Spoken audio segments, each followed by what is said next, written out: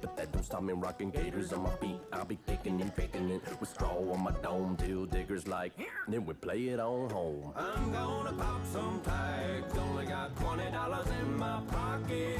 I'm a hunting, looking for a come up. This is stinking awesome. I'm gonna pop some tags, only got $20 in my pocket. I'm a hunting, looking for a come up. This is stinking awesome.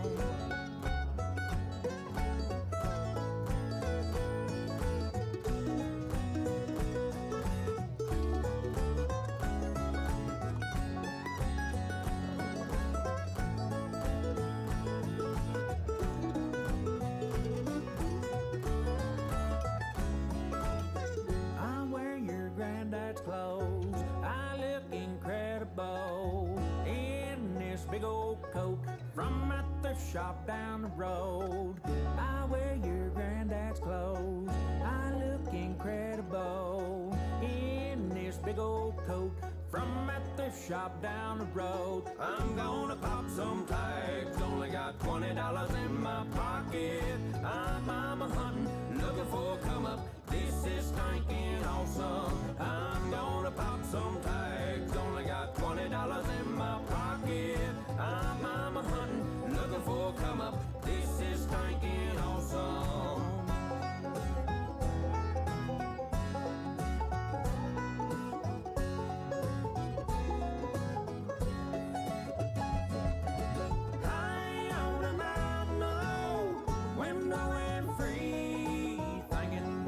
Days that used to be.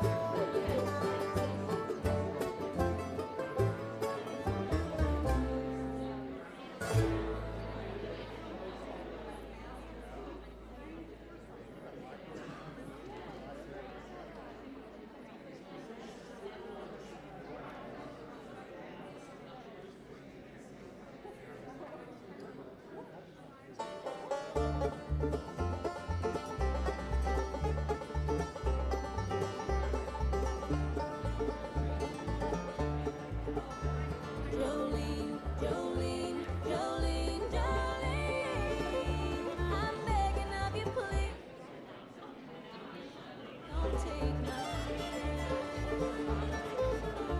Jolene, Jolene, Jolene, Jolene, please don't take him just because you can.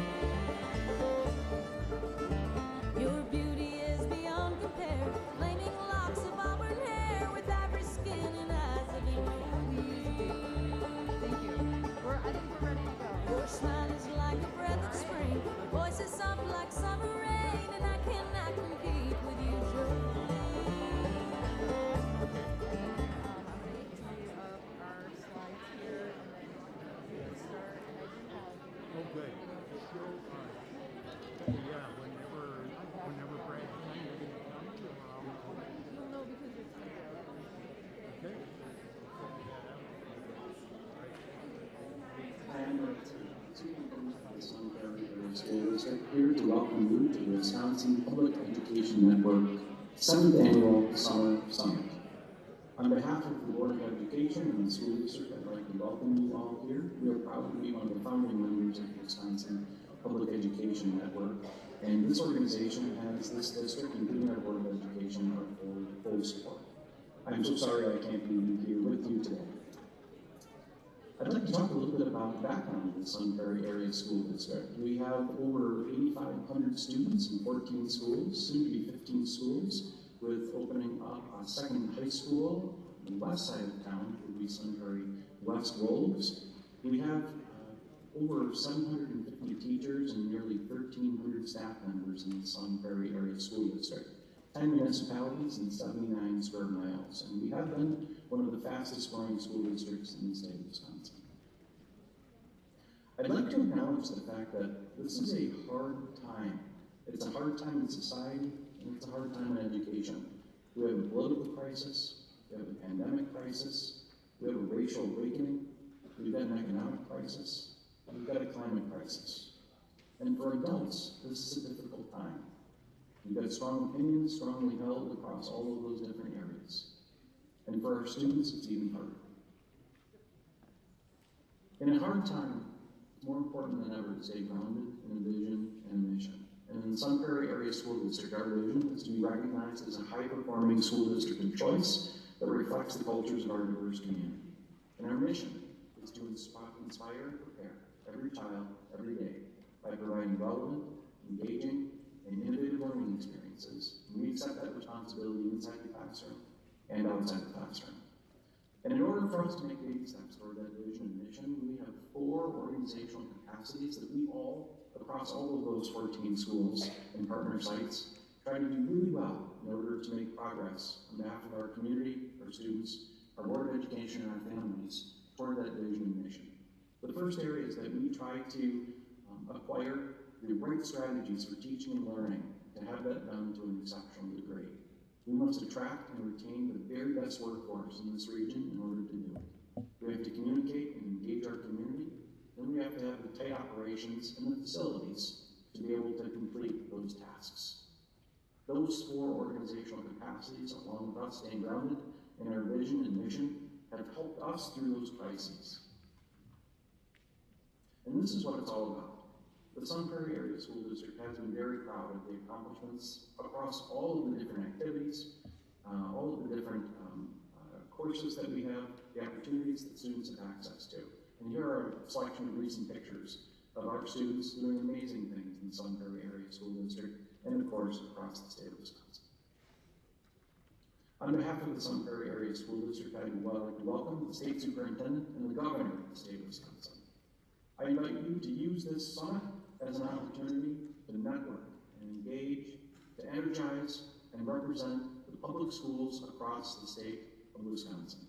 I wish you the very best in the Summer Summit. Take care and enjoy.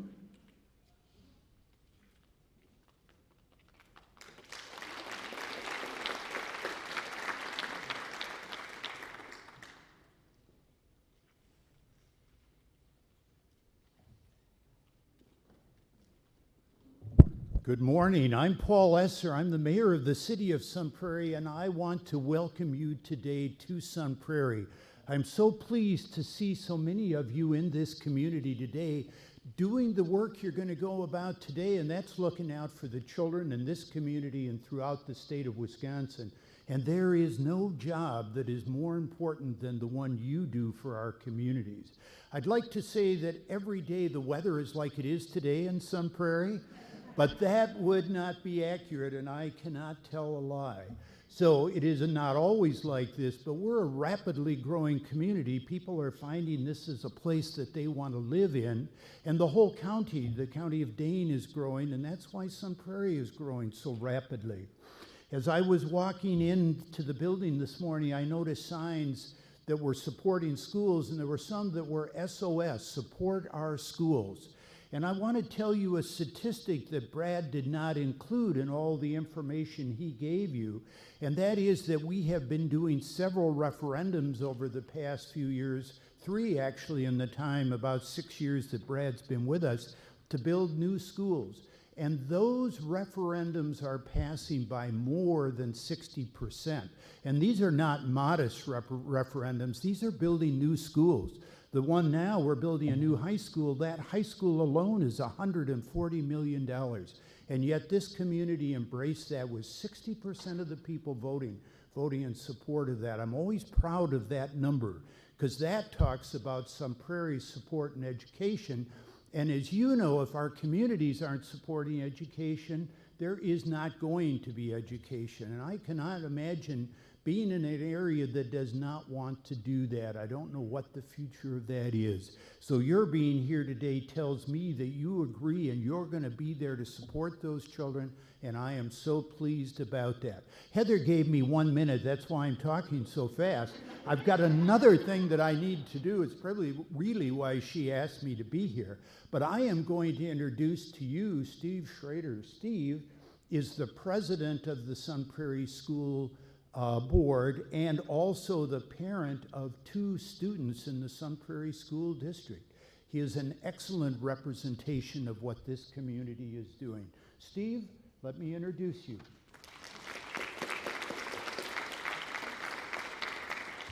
Well, good morning, and welcome to Sun Prairie. And Mr. Mayor, thank you, and thank you for your leadership. We're really honored to have the governor here, as well as our new state superintendent, Dr. Underly. So I also want to mention that Representative Gary Hebel is also here, and we're really proud of what Gary does in the Assembly for public education.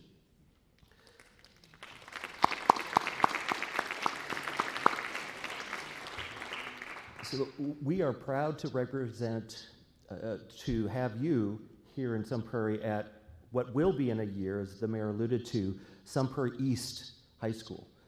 We are building what will be called creatively Sun Prairie West on the west side of town, and it'll be open in a year. And we're really grateful for the community for their strong support of public education in Sun Prairie. And while we're very proud of our facilities, we all know that buildings don't teach kids, people teach kids.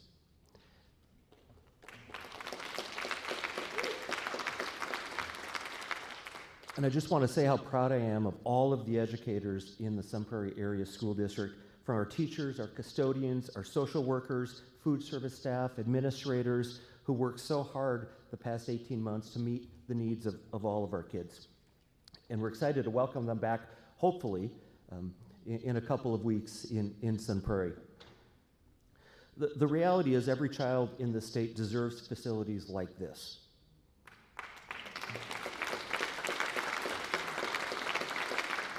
And we need to address the inequities in the state of Wisconsin when it comes to public education. We're failing far too many of our students, and that's very subtle, Heather. I think. I guess I should speak faster, Mr. Mayor, like you did. But I really appreciate what WPEN is doing to especially address inequities in the state. And just very briefly, one of the inequities that I just wanted to talk about as it relates to advocacy, which is what we're also trying to do in the Sun Prairie Area School District, is to talk very briefly about standardized testing. Our school board a few months ago unanimously passed a resolution stating that we will move away from the almost exclusive use of standardized testing to assess student learning.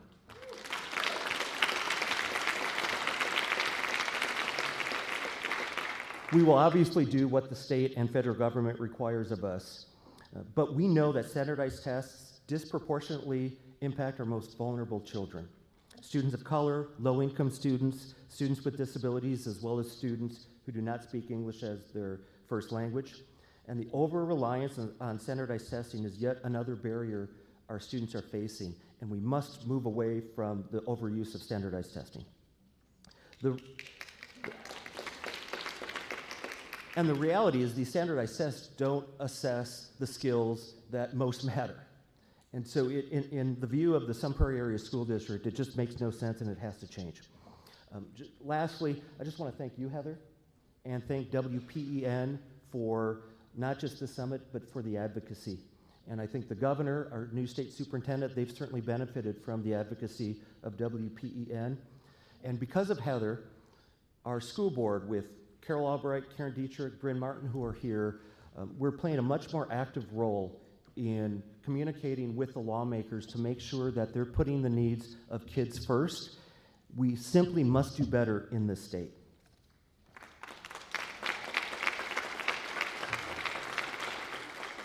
So again, welcome to Sun Prairie, and it's my pleasure to introduce a friend of mine, Kathy Pagel.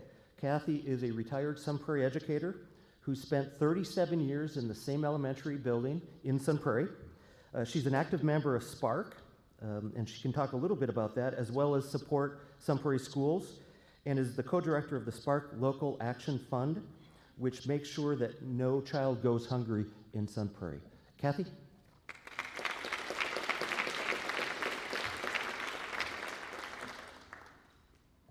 Thank you, Steve. We are so happy to have a school board that supports kids as well as ours does. I am Kathy Pagel, and I am a member of both Spark and Support Sun Prairie Schools. And on behalf of both, welcome here to Sun Prairie. We are proud that in this community, we come together to support our schools and support each other. As we begin this day of important conversations about how we can do more of that across the state, we would like to lift up one team in Sun Prairie that has been doing just that. The recipients of our 2020 Spark Local Action Award, Kathy Walker and the entire Sun Prairie Nutrition team, who worked so hard during the pandemic year to make sure no kid went hungry in our community. You can read more about their efforts on page 11 of our program. Please join us in taking a moment to applaud Kathy and her team.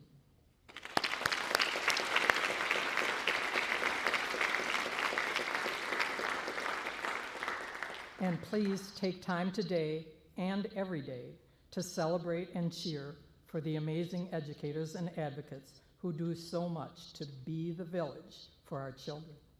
Please make yourselves at home here, and thank you for joining us today.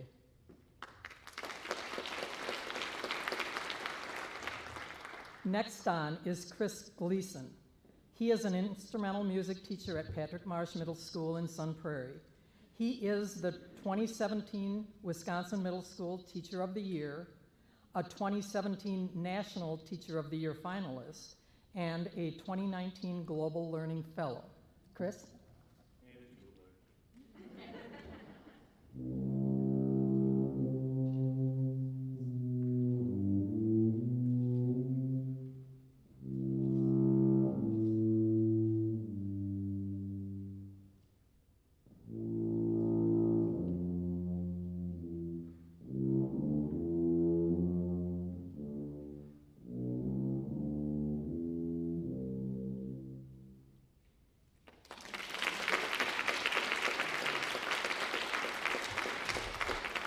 That is not an early entry into the talent show this evening. Last year was one of the most challenging years of my 24-year teaching career. How many would agree with that assessment? Yeah, okay. At one point, I found myself teaching a lesson on Zoom to a 6th grade flute player who I couldn't hear or see. Picture me sitting there silently at the computer and then saying, "Good, use a little more air." All right, was that better? And then waiting patiently for the chat to say, "Yes." The theme of this conference is Closing the Gaps for Wisconsin Children, a call to understand and resolve the obstacles to success that face our students in their public schools. In my brief time, I'm going to shine a light on 2 systemic practices I think that create gaps for our students. But first, let me ask you a question. What was the name of the tune I just played for you? Nope. It's called Number 96. Actually, some refer to it as 60 and others 23. Let me explain. In 2017, there was an artist named Ariana Grande who recorded a version of that tune, and it made it to number 60 in the UK. Nicholas David, a contestant on the 3rd season of the show The Voice, took his version to 96 on the Billboard charts. And 23, well, that's how many notes I just played. Referring to Over the Rainbow as one of these numbers seems absurd, doesn't it? Clearly, it doesn't represent the depth and meaning of this music, yet we do this on a daily basis to our students, teachers, and school districts. I believe that a single letter and number does not convey the complexities that it's meant to summarize. Not only are they inadequate for communicating learning and growth, but they also cause harm. Research has found that traditional grading results in learners thinking less creatively, avoiding challenging tasks, and losing interest in the topic. As Alfie Cohen once said, any aspect of learning or life that appears in a numerical form seems reassuringly scientific. It's easier to measure efficiency than effectiveness, easier to rate how well we're doing something than to ask whether what we're doing makes sense. Not everyone realizes that the process to coming to understand ideas in a classroom is not always linear or quantifiable, or in fact, that measurable outcomes may be the least significant results of learning. What did Einstein say? Not everything that counts can be counted, and not everything that can be counted counts. The second systemic issue is our continued reliance on standardized tests. Why are we still using these to drive our decision-making in education? Many of these tests are rooted in eugenics. Eugenics is the study of how to arrange reproduction within a human population to increase the occurrence of heritable characteristics regarded as desirable. Carl Brigham, the father of the SAT, was a eugenicist, just like Lewis Terman before him. These tests were built upon the belief that some races, quote, were superior to others. Brigham insisted that American education was declining and, quote, will proceed with an accelerating rate as racial mixture becomes more and more extensive, unquote. Folks, it's been 100 years since the dawn of these tests, mired in racist ideologies, not to mention poor predictors of future success of students. Social scientist Donald Campbell put it best: the more any quantitative social indicator is used for social decision making, the more subject it will be to corruption pressures, and the more apt it will be to distort and corrupt the social processes it's intended to monitor. In other words, when test scores become the goal of teaching or education, they both lose their value as indicators and educational status and distort the educational process in undesirable ways. There's no measurement system in the world that can assess what matters most in life: integrity, determination, empathy, resourcefulness, connectedness, a thirst for knowledge, passion, creativity, adaptability, the aptitude to not just read books but also faces, confidence, kindness, respect. These are the qualities that adults who are truly prepared and engaged possess. They are beyond testing, and they are what we must actively cultivate in our students. I believe that we can create vibrant, thoughtful learning spaces where students as young as kindergarten can grapple with our deepest, most enduring questions. We can design our teaching for wonder rather than performance, for curiosity rather than testing, and for innovation rather than compliance. Let's change these outdated, harmful practices. Let's stop narrowing the curriculum in an effort to raise scores on bad tests. It's time to celebrate our students' diversity and curiosity. It's time to move beyond grades and tests. And it's time to provide our students with the hope that their dreams that they dare to dream really do come true.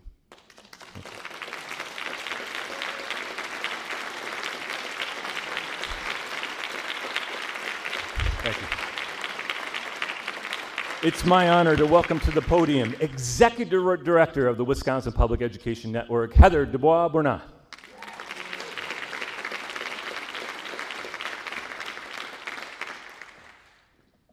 Thank you, Chris. As we begin our day of conversations on the topic of closing the gaps for Wisconsin students, we must first acknowledge that we stand today on sacred land of the Kickapoo, Miamia, Ochethi-Sakowin, Peoria, Sauk, and Meskwaki, and the Ho-Chunk people, in a state that benefits immensely from the contributions of the 11 sovereign indigenous nations that have shaped Wisconsin and our local communities. We meet today on this land in classrooms that have always underserved Black and brown students, in a state that has entrenched policies that discriminate against students with disabilities and students in poverty. We acknowledge this honestly, humbly, and with a renewed resolve today to do right by all of our children.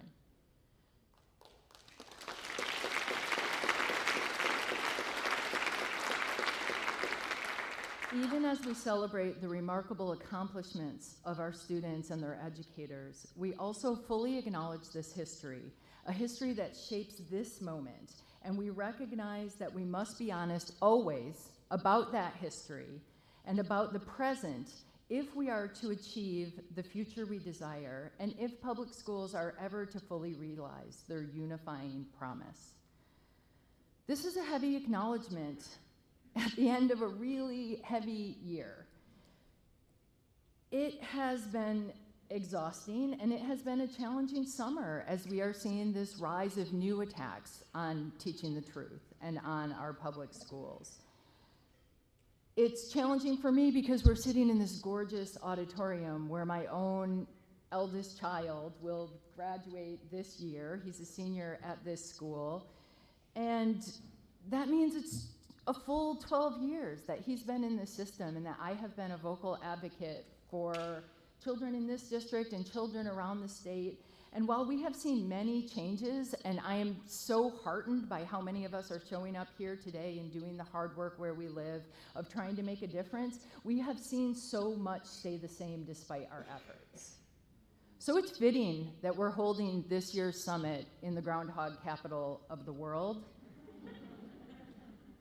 Because after this year of infinite loops, and after a year when yet another budget has underserved our children, I, like so many of you, am just sick and tired of being trapped in this infinite Groundhog's Day of satisfaction with the status quo that is underserving our children.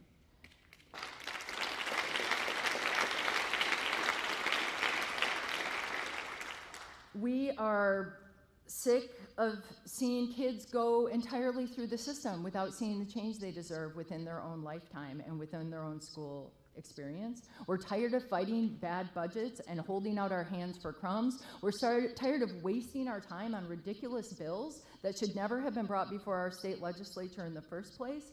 We're tired of harmful rhetoric that pits us against each other and makes it so challenging to even talk about these things without being accused of being partisans ourselves. We're tired of the test and punish system that pits kids against each other and makes it so hard to determine how and where they are succeeding. And we're tired of being distracted from all of the mountaintop goals and the change that we seek by dog whistles and politics. It's time to disrupt this Groundhog's Day cycle and do something about it. We need to wake up to a new tomorrow for our kids, and that's why we're here today. We are here for one reason and one reason only: to demand better for Wisconsin students.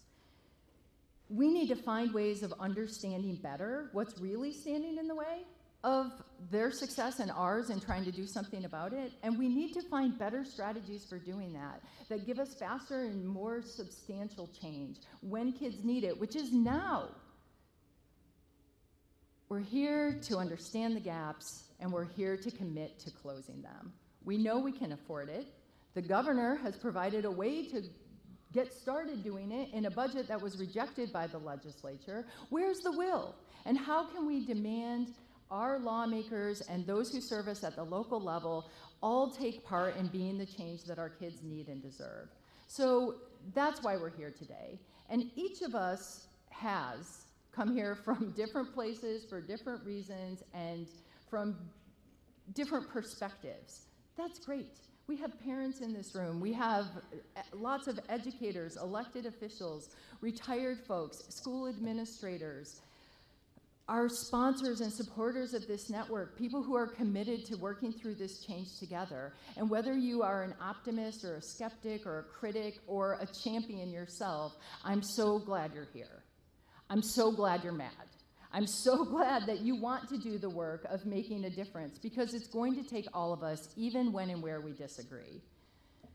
So let's resolve to care more about what happens to our children and what we teach them and how.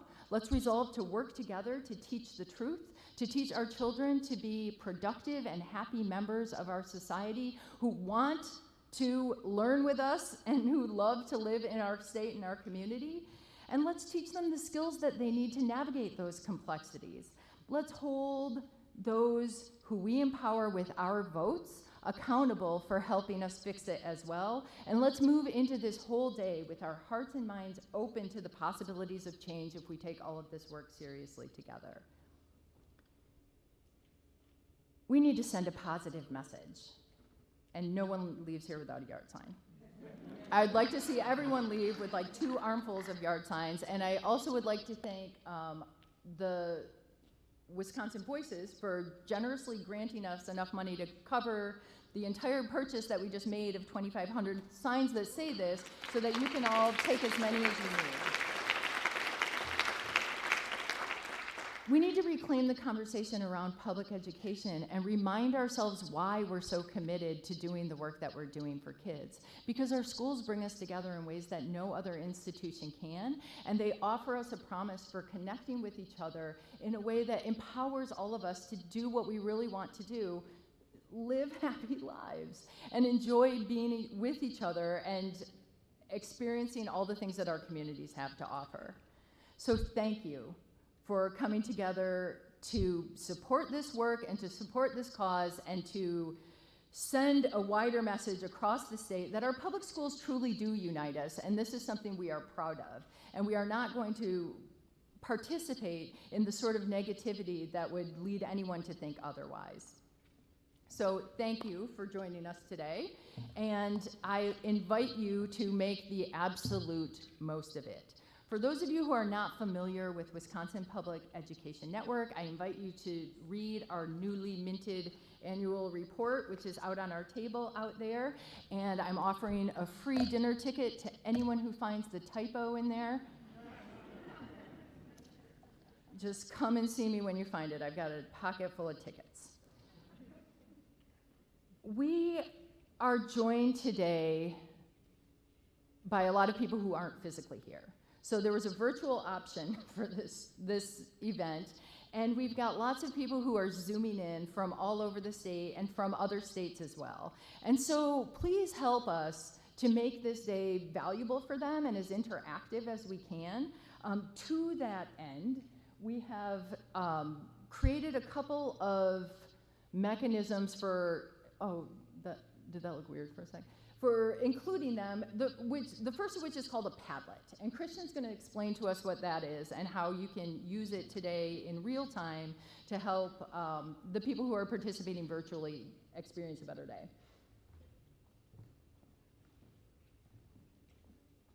All right, so I'm going to say hi to everyone here and hi to everybody on Zoom that I already had a conversation with from 8:30 to 9, which was fun, and we went over the Padlet. But as Heather said, each of us is only seeing half the picture today. So every room you're in is actually twice as full as it looks because we have people zooming in as well.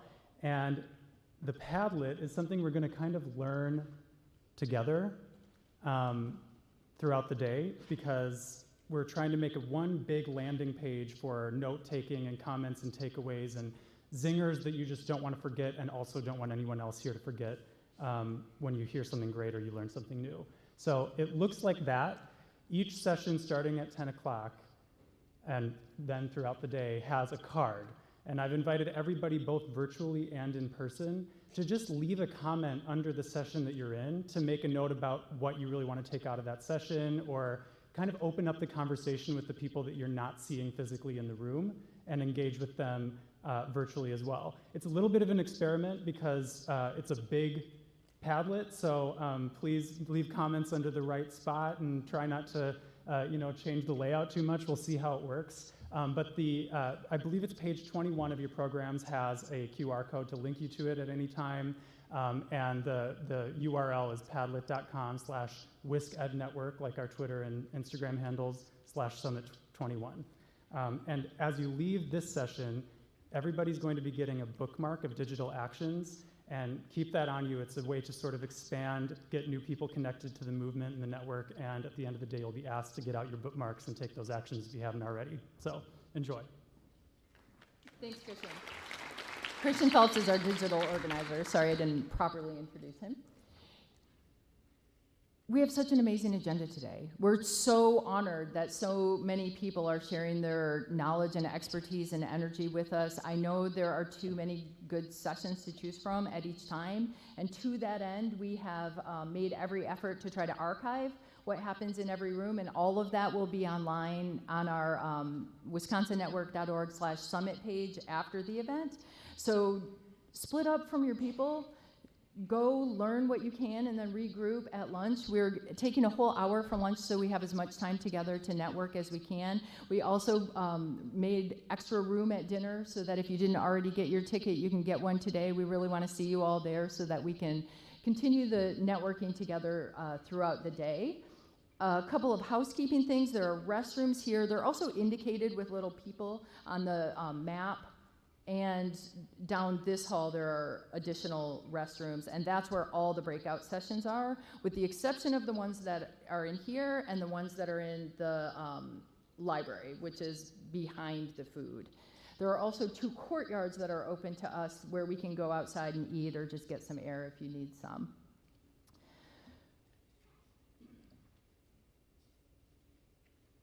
I'm here to listen, learn, engage, and connect, and it feels so good to be at an in-person event with all of you again. Thank you so much for joining us today, and I thank now our special guests who are really here to kick off this day for us officially.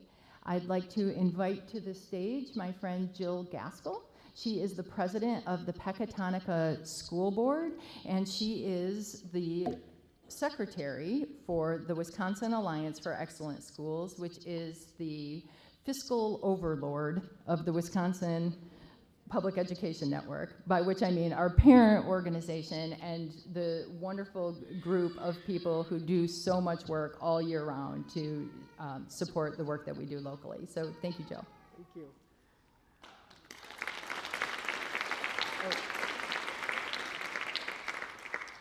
Sorry. You don't need to applaud me because I'm not the one you came to hear speak. But I am Jill Gaskell from the Pecatonica Area School District. In late June of 2013, we tragically lost our superintendent, Gary Nice, in a car accident. We suddenly needed to start a superintendent search. We hired Dr. Jill Underly, who had lots of experience in lots of different areas, but no administrative experience. We hired her as our principal in the elementary school, and we hired part-time a former superintendent who agreed to mentor Jill and then moved her into the superintendent role after a year. From the beginning, she was innovative. She first proposed a trip for our students to go to Italy. I was a parent chaperone on that trip, and we have been friends ever since. She started a summer daycare a summer day camp because daycare in our area is very hard to find. She extended that with before and after school care and then all day 4-year-old kindergarten. She also made more opportunities for our older kids to get college credits while they're in high school and for other kids to get more exposure to the trades who may not be interested in going to college. 2 years before the pandemic hit, we went one-to-one with Chromebooks. She wasn't seeing the future. We had 1 year where we had more than 10 snow days. You may recognize Pecatonica from the name scrolling across the bottom of your TV. But when we did have to close down for the pandemic, all the kids had devices and they knew how to use them. We actually did not have much in the way of learning loss. I knew Jill had political aspirations because we both attended a class that was training people to be candidates. All through the class, she was making notes and making lists and planning ahead, and I'm like, oh my God.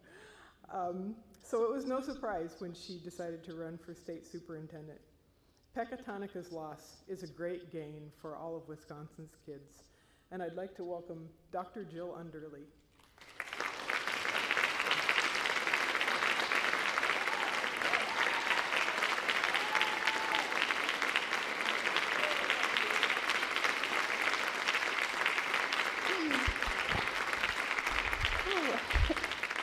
Good morning. Good morning. Hello, friends. Hello, family. Thank you for that very kind introduction, Jill. There's so many good friends of mine here, assembled here today. This is one of my favorite professional development opportunities. So, and it's truly an honor to be addressing you today as Wisconsin State Superintendent of Public Instruction.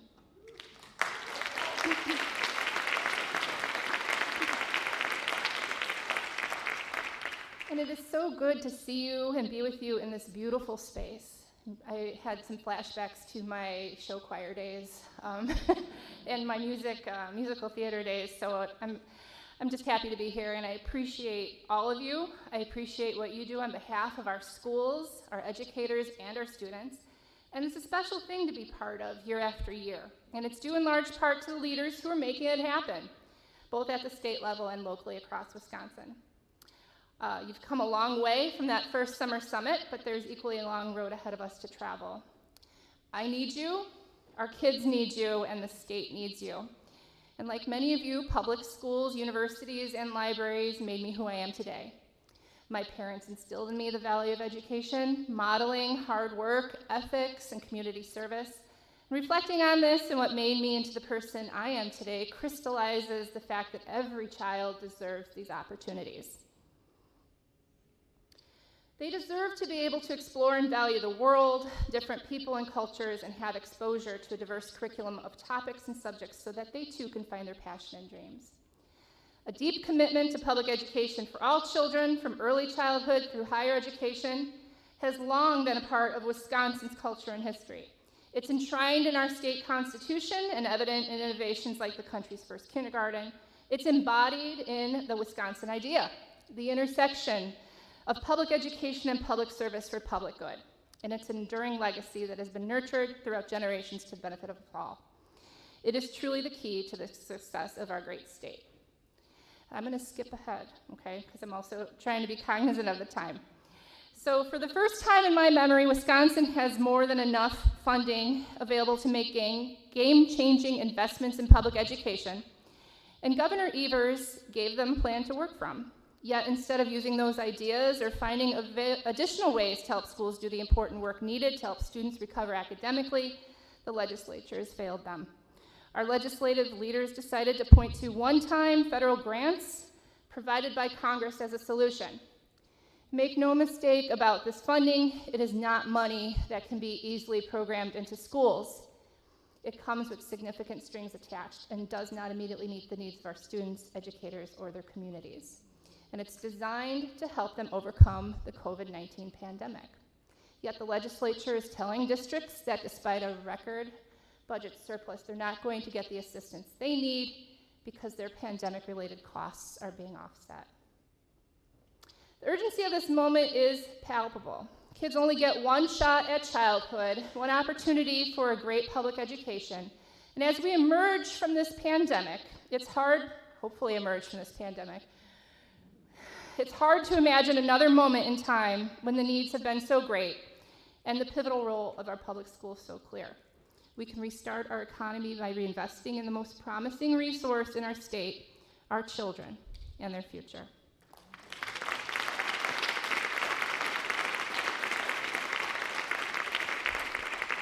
It's really reflecting on the past 10 years, an entire decade of austerity. We graduated a class in 2020 that knew nothing other than cuts to public education, and that needs to set with us. That's an entire generation of kids who started in first grade through high school graduation that were not afforded opportunities. We're failing our kids.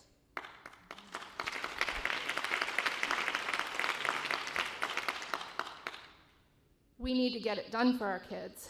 And speaking of getting it done for our kids, I have the privilege of introducing our next speaker, a member of our WPEN Perfect Attendance Club, and a man who keeps kids at the center of every decision he makes.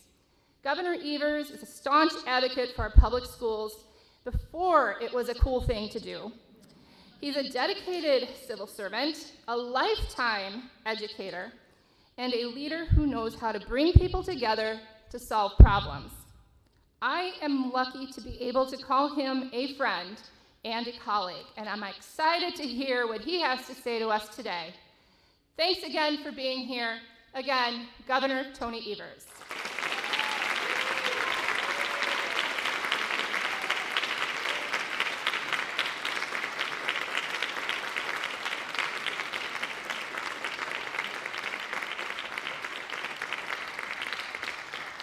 Good morning, everybody, and happy birthday, Superintendent.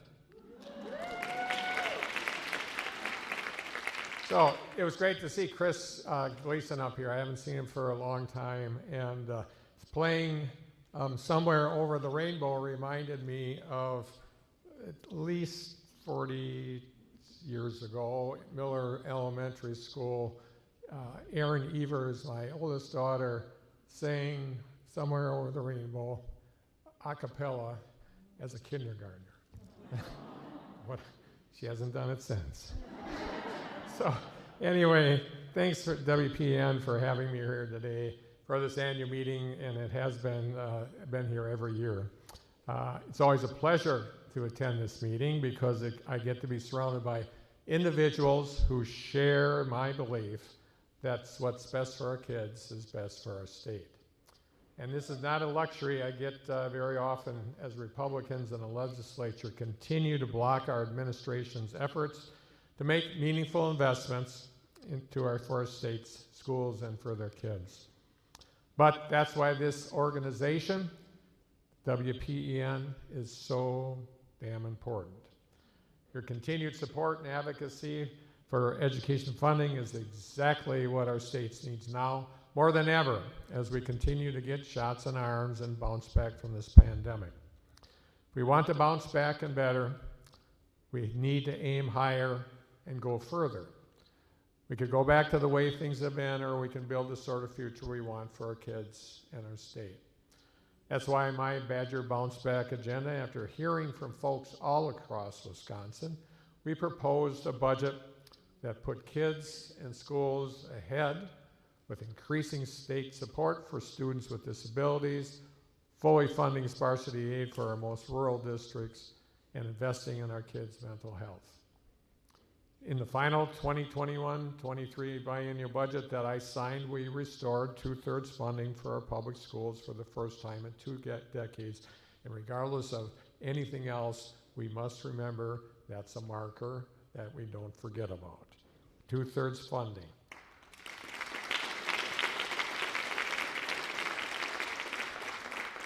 The final budget added $408 million in general school aid. I understand the difficulties with that because that's not aid. That is money to lower property taxes. And provided $89 million to increase reimbursement for students with disabilities, including $19 million additional for school mental health programs. Now that's all great, but I don't have to tell you it's nowhere near to where we should be. Now, back in February, I warned that Republicans were going to give a false choice between investing in the priorities that the people of the state care about and saving tax dollars and spending within our means. And folks, in many ways, that's exactly what the legislature did, especially when it came to when we came to our kids and our schools. It presented an absolute false choice. But after long 8 years of politicians making decisions for all the wrong reasons, I ran for governor of the state, and I promised that I always put people first before politics, that I would always try to do the right thing, and that I'd work to find the common ground, and that would make decisions based on what's best for our kids and our state. Vetoing this budget, in its entirety, would have jeopardized $2.3 billion in federal funds for our schools when they needed it the most. And frankly, I wasn't willing to leave it up to chance that the Republicans would come back in and pass a meaningful budget in a timely fashion, and I can guarantee you they would not have come back in. So while I signed this budget, I vetoed $550 million to transfer to our budget stabilization fund, which already holds a record high balance, to ensure state resources would be readily available to invest in our kids and our schools. And last week, I called the legislature into special session to invest that $550 million in our kids and schools, with more than $400 million of those funds going towards increasing per pupil aid by $146 per student and $200 million for special education aids. And while disappointing, frankly, it wasn't surprising that Republicans gavelled in and gavelled out without a single word of debate. It's breathtaking. Frankly, the Republicans had a chance to do the right thing, do what's best for our kids, and they chose to play politics instead. They had time to go to Madison for another political stunt, but couldn't be bothered to even consider investing more money into our kids and our schools. Frankly, and that's just wrong. The answer, frankly, is fair maps. Keep that in mind.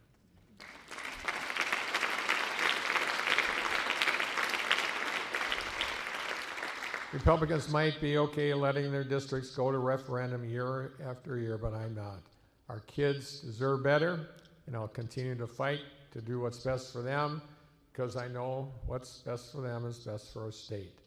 And that's also why I am directing $100 million of our COVID-19 relief funds to provide new funding for our schools to help cover the expenses.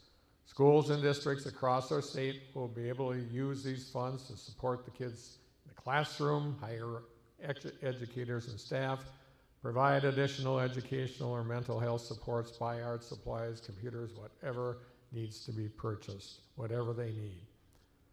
With another year approaching during a global pandemic, I know educators, parents, and kids are worried about what this might bring. We will continue to follow and trust the science and public health experts every step of the way to keep everyone healthy and safe.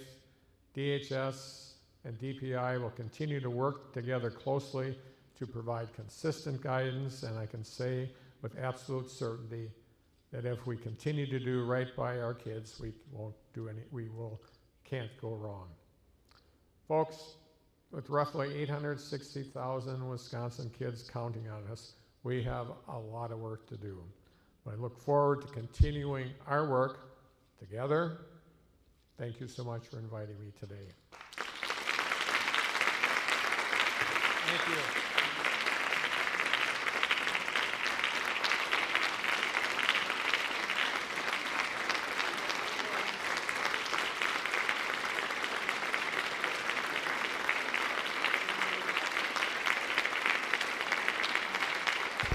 Thank you, Governor Evers.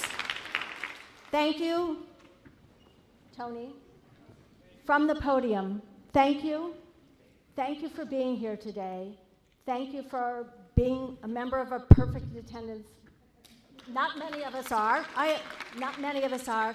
But also, thank you for believing in kids, and thank you for believing in what's best for kids is best for our state. But most of all, thank you for being brave, and thank you for your integrity. Thank you, Governor.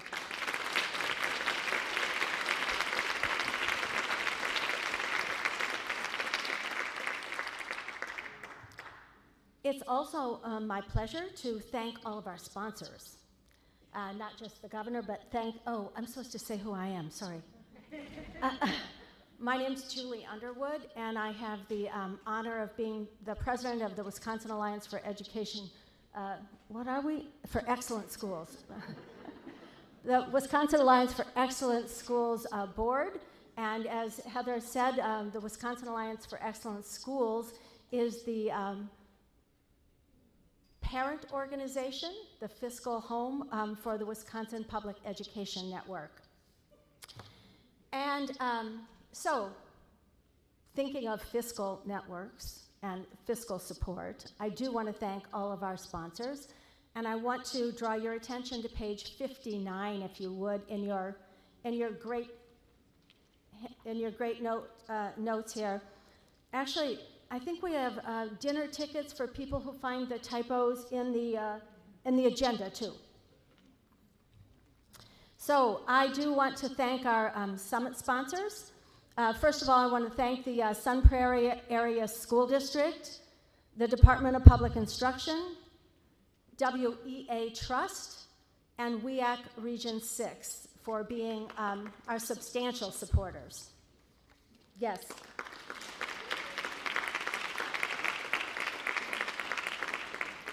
Also, I want to thank America Scores Milwaukee and Milwaukee Scores, the Association of Wisconsin School Administrators, also known as ASA, Bray Architects, Buck and Honeys, Findorf, Fresh Coast Candles, Foundation for Madison's Public Schools, Cabuson's Bus Limited, Salvatore's Pizza, not buses, they have pizza, the Wisconsin Education Association Council, and also known as WEAC. I mean, lots of us pronounce these acronyms, although pronouncing Wisconsin Public Education Network is hard. So, the Wisconsin Public School Relations Association, thank you very much.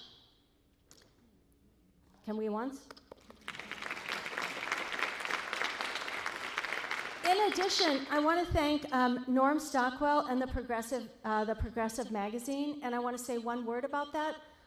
There are copies of the Progressive magazine for this month where they did a very special issue on public education. I urge you to pick one up. I also urge you to support the Progressive magazine. They have supported us, and they have certainly supported our values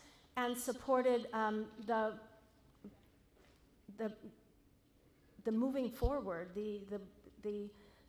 all of the needs that we have for Wisconsin public schools, and they've done a great job of that both in our state and nationwide. So thank you, Progressive Magazine. And they are out at the table, the copy of a complimentary copy of this edition on education.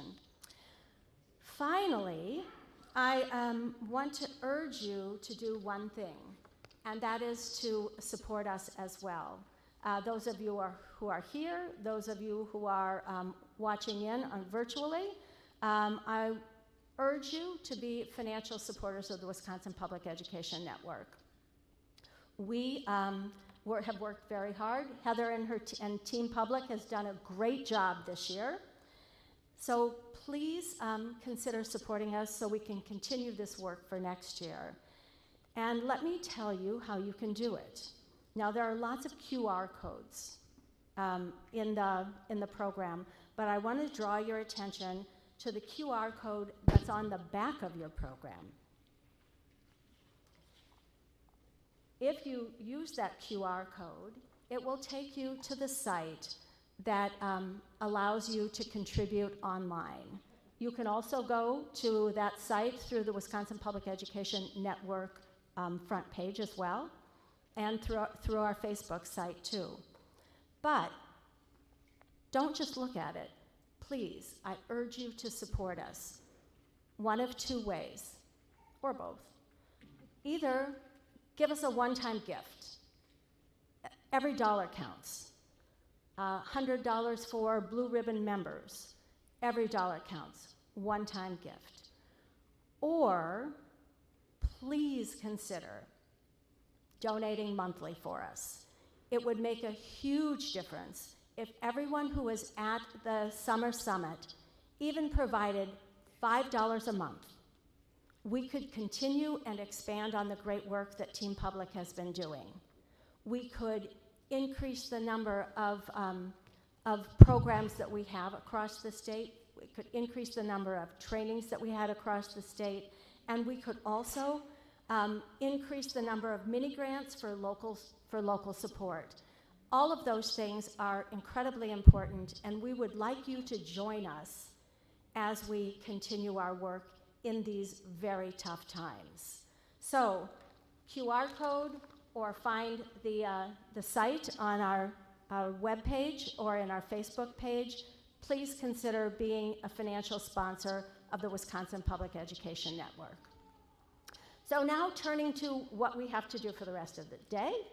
It's time to go to our breakouts. They're in this booklet. You have a map, you have the agenda. Please attend all of the breakouts. We have an incredible array of presenters this year, lots of people to talk to, and lots of people to talk to, and lots of people to learn from. Thank you very much for our very first session. And anything else I need to say from anything else? There, Heather, are you going to send us on our way? Yeah, we're ready to go on our way. I just forgot to mention what I was supposed to say about the auction and drawings. Jenny is out there with an amazing array of stuff for you to check out, bid on, gift for a friend, and you just need to know that everything closes at 2:25. So if you're interested in partaking in any of that, make sure you check it out before then or during the lunch. And then the other thing that I kind of powered through when I saw we were short on time was that our dinner now has 100% more lieutenant governors at it. So if you want to see Lieutenant Governor Barnes, please join us at dinner. He's going to be our guest and our guest speaker, and we're looking forward to visiting with him tonight, and hopefully you too. So that's it. Thanks, Julie. Thank you. I will see you at the breakout sessions. Thanks so much.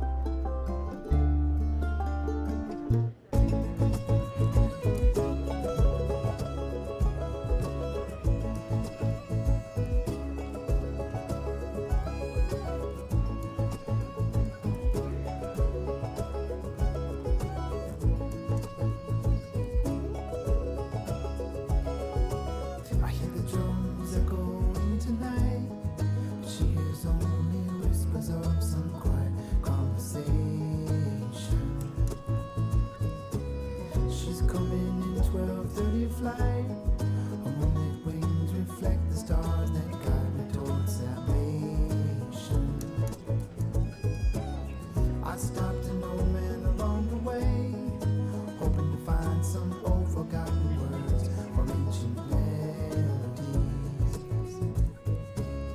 He turned to me as if to say, hurry boy, it's waiting there for you. It's gonna take a lot to drag me away from you. There's nothing that 100 men or more could ever do. I blessed the rains down in Africa. Gonna take some time to do the things we never had.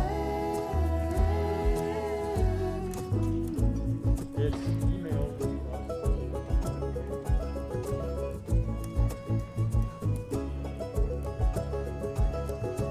The wild dogs cry out in the night as they grow restless, longing for some solitary company. I know that I must do what's right, sure as Kilimanjaro rises like Olympus above the Serengeti. I seek to cure what's deep inside, frightened of this thing that I've become. It's gonna take a lot to drag me away from you. There's nothing that 100 men or more could ever do. I bless the rains down in Africa. Gonna take some time to do the things we never had.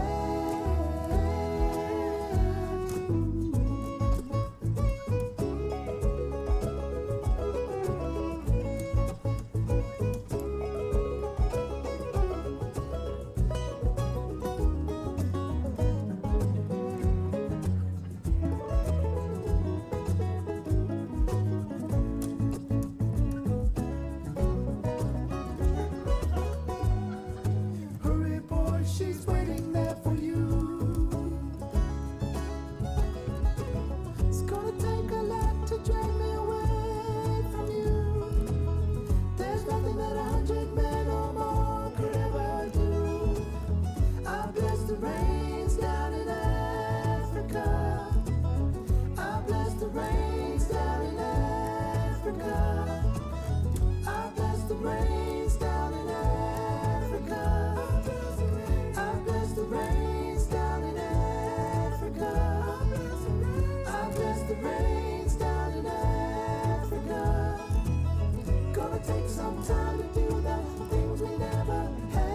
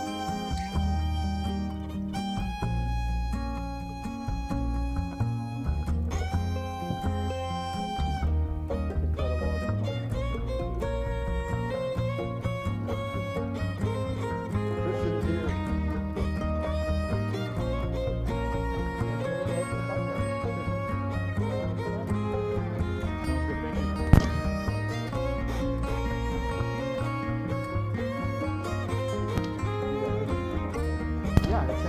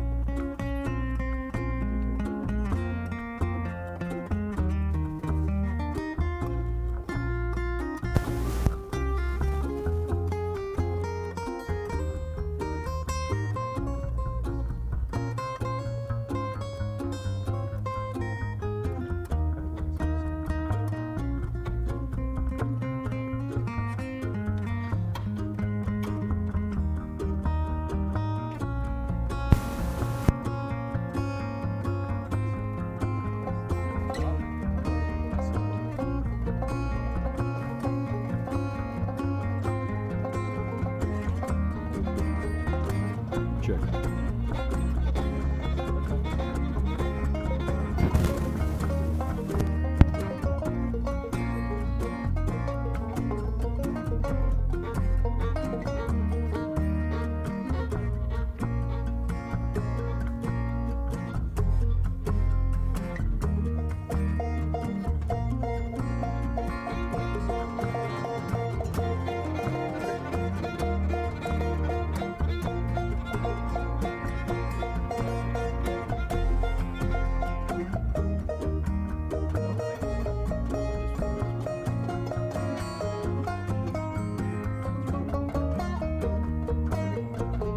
Yep, what's up?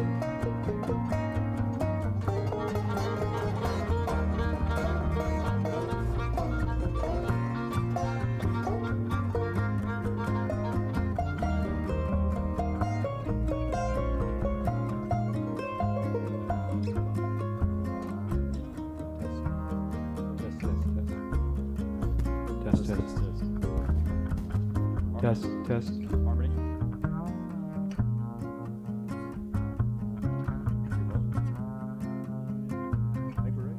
Okay. Good morning, everybody. My name is Chris Steele. I'm the Legislative Policy Manager for Milwaukee Public Schools and have been with the district since about 2002 in a governmental relation capacity of one sort or the other. I'm a board member of the Wisconsin Public Education Network, the Wisconsin Alliance for Excellent Schools, which is the backbone organization for WPEN, and spend a lot of time in the state capitol during the budget process in particular that we just went through, and have over time have had the great opportunity to work with Kim Kokel, who I'll let you introduce yourself, sir, but we've done everything from, he's invited me up to the Rural School Conference, and you have the experience of why he's a Milwaukee guy at the Rural School Conference, and you go through that, and not too long ago I had the opportunity to go down to Louisville for the National Rural Schools Conference, where they were very welcoming, I think, of me as well, and not only at the state level, but at the national level, as we have worked as a team and worked through WPEN. It's been a wonderful partnership to see how we can make sure that we're representing all schools together, not getting pitted against each other, and making sure that there's a true sincerity in working for and on behalf of students across the state of Wisconsin. Good morning, everybody. My name is Kim Kokel. I'm the Executive Director of the Wisconsin Rural Schools Alliance, former high school administrator for 34 years in public schools. My last 15 being in the school district of River Valley, which is Spring Green, Wisconsin. And we have one of our famous alumni, Representative Sandy Pope, so is with us today. Thank you for being here, Sandy. Appreciate it. And yeah, Chris and I got thrown together my first year, I think, 2015, when I took over as the Executive Director of the Wisconsin Rural Schools Alliance. We presently represent 167 rural schools. When I started, we were at 124. So we're continuing to grow and getting bigger. I'm also on the Ways Board, as Chris is, as part of WPEN. And, but yeah, Chris and I got thrown together that first year at the WPEN conference to do rural and urban challenges. As we're putting the program together, we started laughing at each other because we started to realize we're not as far apart as we thought we were.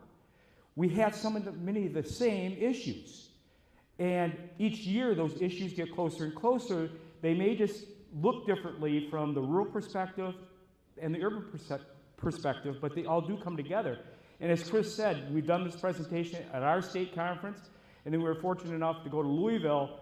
And I was talking to a bunch of my colleagues from other states going, why are you working with Milwaukee Public School? You're rural. I said, why wouldn't you? And then I started explaining what Chris and I had done starting in 2015. So these people all came to our breakout session, and they walked out and they go, you know what? That made a hell of a lot of sense. You know, pardon my French there, but you know, it really did. They started realizing us working together doesn't allow the legislators to divide us, especially at budget time. And that's what we were running into up to 2015. You know, they're pitting the urbans and suburbans against the rurals. Can't do that anymore because we're fighting together. And so it's been a really good partnership. I've loved working with Chris, and we just seem to kind of work naturally together. It's kind of funny. You know, and I have to give Chris, he does have rural background, so we allow, that's why we allow him in. He has relatives at, what, Darlington? I lean hard on Darlington. Leans hard on Darlington. Darlington, Wisconsin Street, go Redbirds. But, so thank you so much for having us here this morning, and we're gonna go ahead with our presentation. So if you've been to the conference before, I think a lot of, first of all, I want to thank Heather and Christian and appropriately acknowledge the folks who are meeting with us via Zoom. And I think there's a way to interact via the chat, and in other ways we may have some questions that come to us. So if you're watching this, and as Christian said, this will be an experiment, but thank you for joining us via Zoom. We actually have Zoom people right there. Oh, the Zoom people right here? Oh my goodness. Okay. Hi, people. So, wow, this is going to be more of an improv act than I thought. If you're at this conference, if you're an education advocate, if you're new, I think what WPEN has done as one of the measures for advocacy is to make sure when there's a community in our state and you get a lot of energy behind a referendum or a moment, and you get a core group of people and that moment is there and you're very alive with it, there's a natural fall off afterward. You can't live your whole life trying to pass a referendum, but we do need people to stay in the world of advocacy. And so there's a pattern that WPEN has adopted, the highs and the lows of the advocacy moments. And I think we've had a little bit of time since the state budget was signed, and obviously you heard from the governor and the state superintendent this morning. But what you're going to see today, by and large, is kind of a reflection of what has happened over the last year and a half. And I really appreciate Kim's perspective, because there are different perspectives across the state in terms of COVID, policy, budget, state and federal level. But this is kind of really to walk us back through and kind of do a grounding in what has just occurred. I'm very concerned, and we were over in the hall, and I had a middle school teacher, Mr. Silver, where you read 1984 as part of your middle school education, and you learn about doublespeak and other things. And as you get to the end of the budget process, I think we're all aware that the different sides will frame it as they will.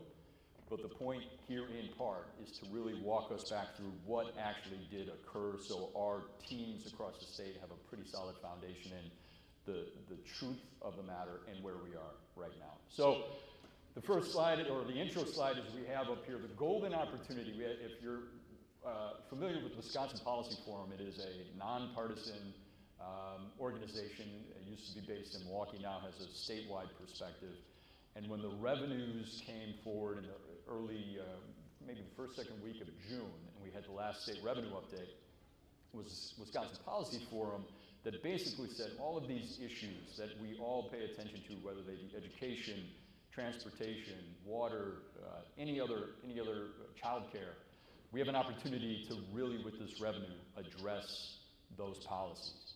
And they put out this wonderful piece that a lot of people really got behind, and they referenced this golden opportunity. So the golden opportunity faded a touch, unfortunately, with this budget, but we still have $1 billion opportunity, which we're going to walk through as we get to through this program.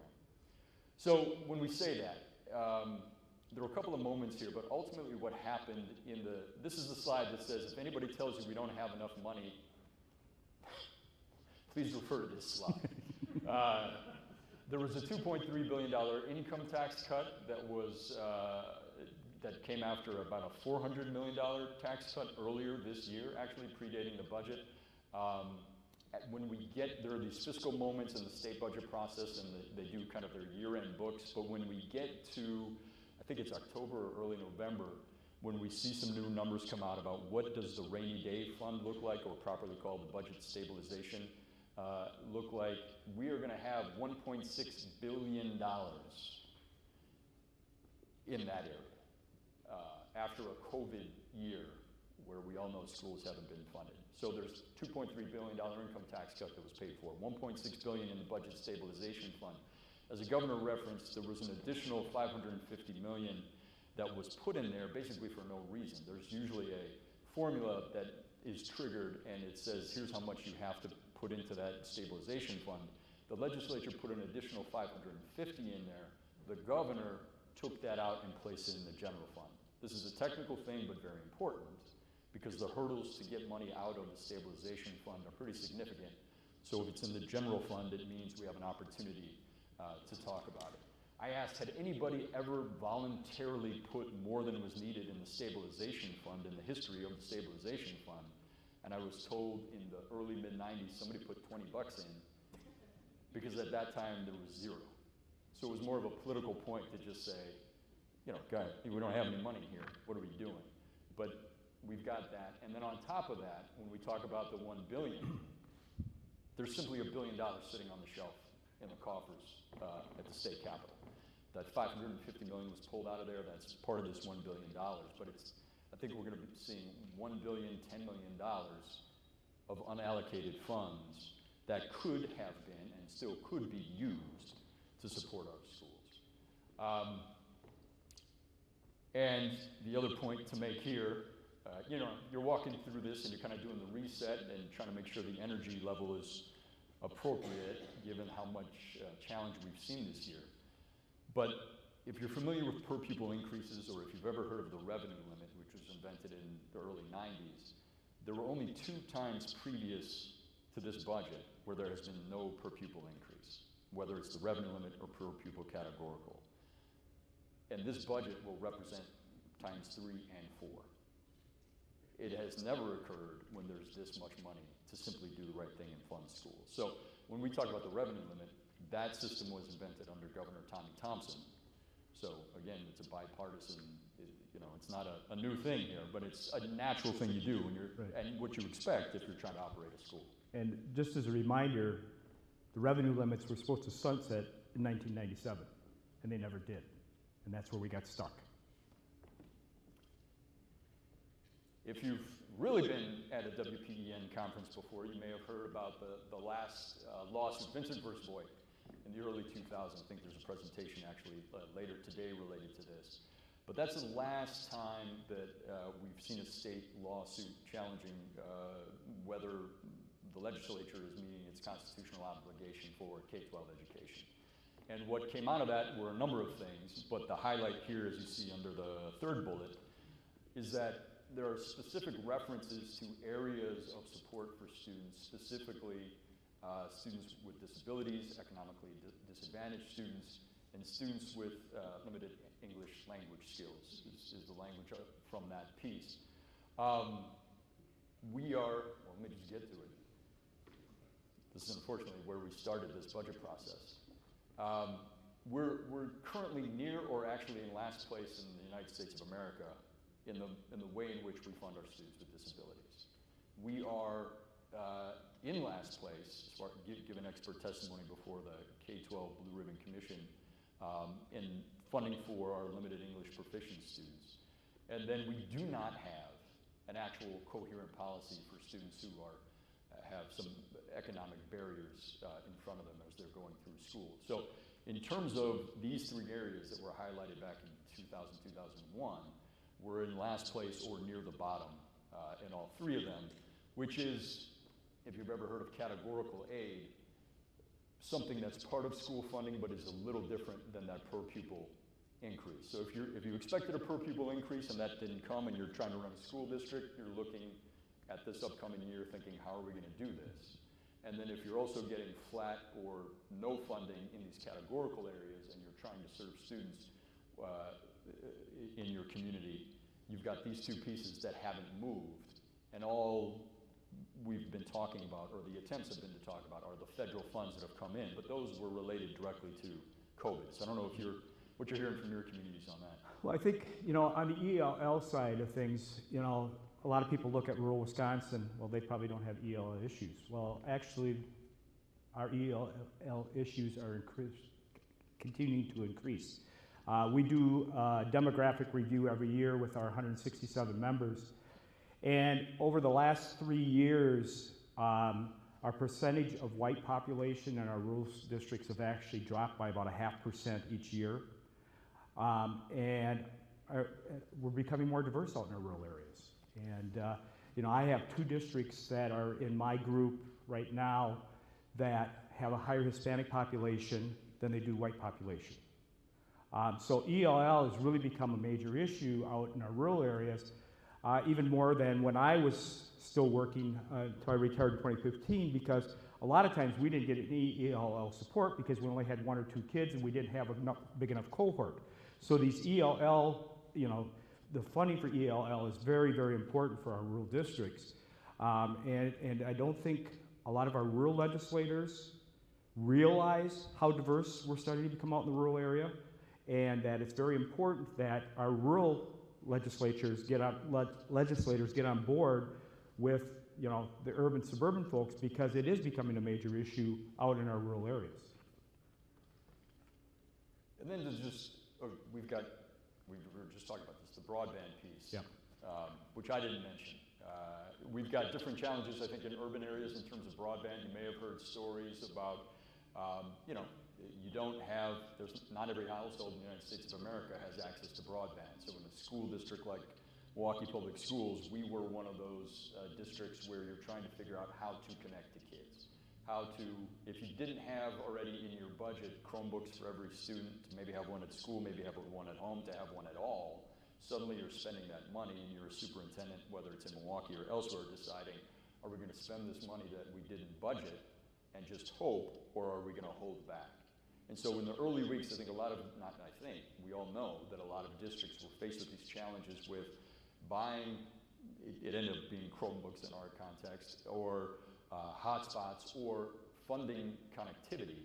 How do you get that done? We saw experiments with buses out into communities. We're trying to do any kind of thing to get Wi-Fi into homes. And even if you do get families connected, now families are in this moment, how do you get school children educated if you've got brother or sister in the room, everything we've all just experienced. So the early days of this, whatever the cost was, and we talk a lot about the technology, but it was just figuring out how to, I think it was Superintendent Wauwatosa who said, the most affordable way of educating kids was how we were doing it last week. And we just entered into this new phase where I think decisions had to be made locally. Yeah. Well, out in our rural areas, we've got kids that can't even get connected with hotspots. And we had many of our districts that were buying hotspots for kids, when we had to do the basically 24-hour pivot. So a lot of money was spent on, like Chris said, Chromebooks and hotspots, but then we started to find out that wasn't even going to work because kids couldn't even get connected with hotspots. So we actually had school districts that were using their bus routes at the time to make sure kids were fed, running the bus route every day, dropping off food to kids to make sure all kids were fed.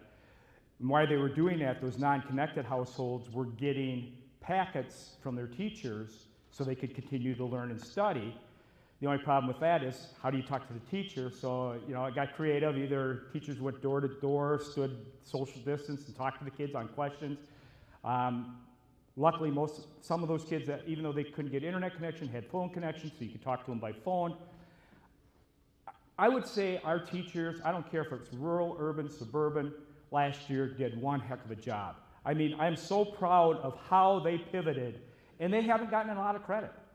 And a lot of times they still get beat up by many of our legislators, especially on the GOP side. I'm sorry. And I don't know why. Why has public education become such a political piece? In this state, public education was always a bipartisan piece. And for some reason now it has become this Heather talked about it.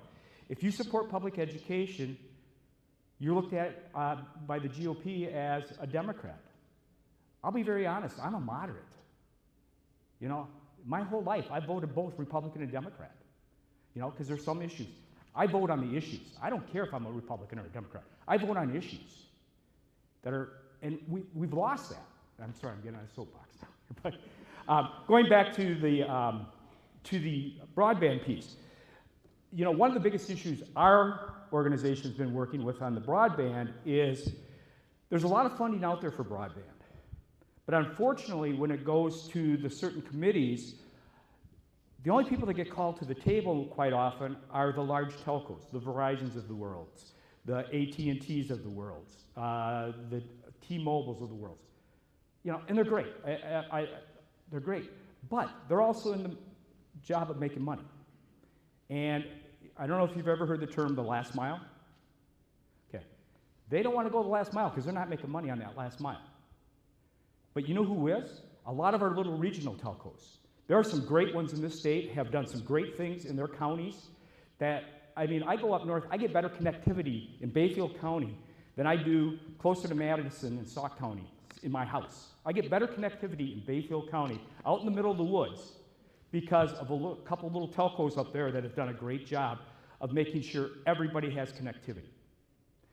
And we need to look at ways to get money to more of these local regional telcos, because guess what? They're invested. They live there. They live there. So it's important to them to make sure everybody has that benefit. And so when we start talking about the broadband money that's going to come in from the federal level and things like that, we've got to be able to get those smaller telcos to the table and work with them to make sure that everybody's getting connected.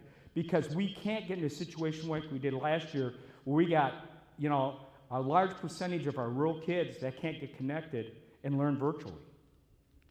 Every kid should have the same right. You know, and in Chris's point, he talked about, you know, on the urban side, the connectivity's there. It's the cost that, you know, because of the high poverty and things like that, and we have that out in the rural areas, the high poverty too, but it's that cost to get connected.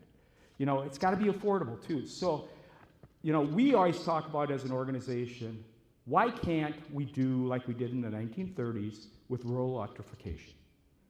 It could be done the same way with internet connectivity. And you bring that up to some legislators and they look at you like, because guess what? And I'm going to say this. Guess who's supporting them? Those large telcos. They don't want that. So it's really important that we continue to push our legislators to bring these regional telcos to the table so they can have a chance at this federal money to better connect our rural communities and our urban, make connectivity affordable for our urban folks. So, just to walk, kind of little history to hey, Chris, I wanted to, can you go back to yeah, sorry. The very top, the disabilities piece. Again, we didn't touch on this real deeply, but this is a really key piece. If you understand how funding works in the formula, is that if a school district has, you know, certain students that have disabilities, and we're only getting funded, what are we at, 20% right now? If they're not fully funded, that money comes out of the general fund to offset those costs. So each percentage point we go up on the disability side leaves more money on the general funding side. And now we're not pitting disability kids against, you know, regular education kids. You know, and so this disability piece is a very, very key piece. And the higher we can fund students with disabilities who have the right to be in our buildings and have the right to be educated, the better everybody becomes, because there's more funding on the general side. So it's really important that we remember that when we're talking to folks, that that disabilities piece, funding piece, is really key. You know, at one time, you know, when things were kind of starting to fall apart with the budget, we said, take all the money and put it in disabilities, because everybody wins it. Everybody wins. So. Okay. Okay. Yeah. Sorry. There. I just had one last soapbox to get on. So that's a good, I mean, that's where we're starting. The other piece here is just, again, to root us, not to depress people, but to just root us in some facts here. You'll see the fourth bullet point that we have now fallen below the national average in terms of the per pupil funding. So the Wisconsin maybe that we grew up in and think about is different than the one we're seeing today, at least fiscally, and I think those are all key points. Because again, we're trying to make sure that we're fact-based, going to our legislature, probably more importantly, going to our communities and media, members of the media at this point, with these pieces of information, just so that we're not hearing two stories, one that may be a little more colorful and less rooted in fact than the one we're experiencing and the one that superintendents are experiencing. And just to go through the timeline, many of you lived through this, but I do think, I mean, the superintendents along with the teachers in the state deserve a lot of credit, because we kind of, you know, if you were like me, you heard the rumblings of COVID coming and what does this really mean and how lethal is it and how is it, you know, how does the virus spread? But in our circumstance, at least in Milwaukee, I think this is playing out, you had some superintendents who were looking at each other saying, do we have to close things down? because we all could go back and talk about the national conversation. But there wasn't clear guidance that gave superintendents an order. It was, you're going to be left to your own devices in many, many cases. And that's difficult not only to make the decision because you're shutting down school in a way that nobody has ever done before. People are looking at each other like, are we crazy? We're going to shut down school and tell parents all this? And then depending on where you were and what the moment was, as we all know, over this period of time, if you make the decision, then the pressure's on you. The political pressure, all the pressure is on you while you're also trying to serve the needs of students. So our superintendents deserve an incredible amount of credit because it was right around that time that we were realizing at the school level, okay, we've got to shut things down or we're really going to do this, and we began to do it. Some were more prepared for the pivot to virtual than others. March 27 is when the CARES Act passes. Then you're in a moment trying to figure out, you're already spending money on money that you don't have on things that you think you will need based on the information that you have. So you're taking a risk on how you're spending your school funds and trying to do it in an appropriate way.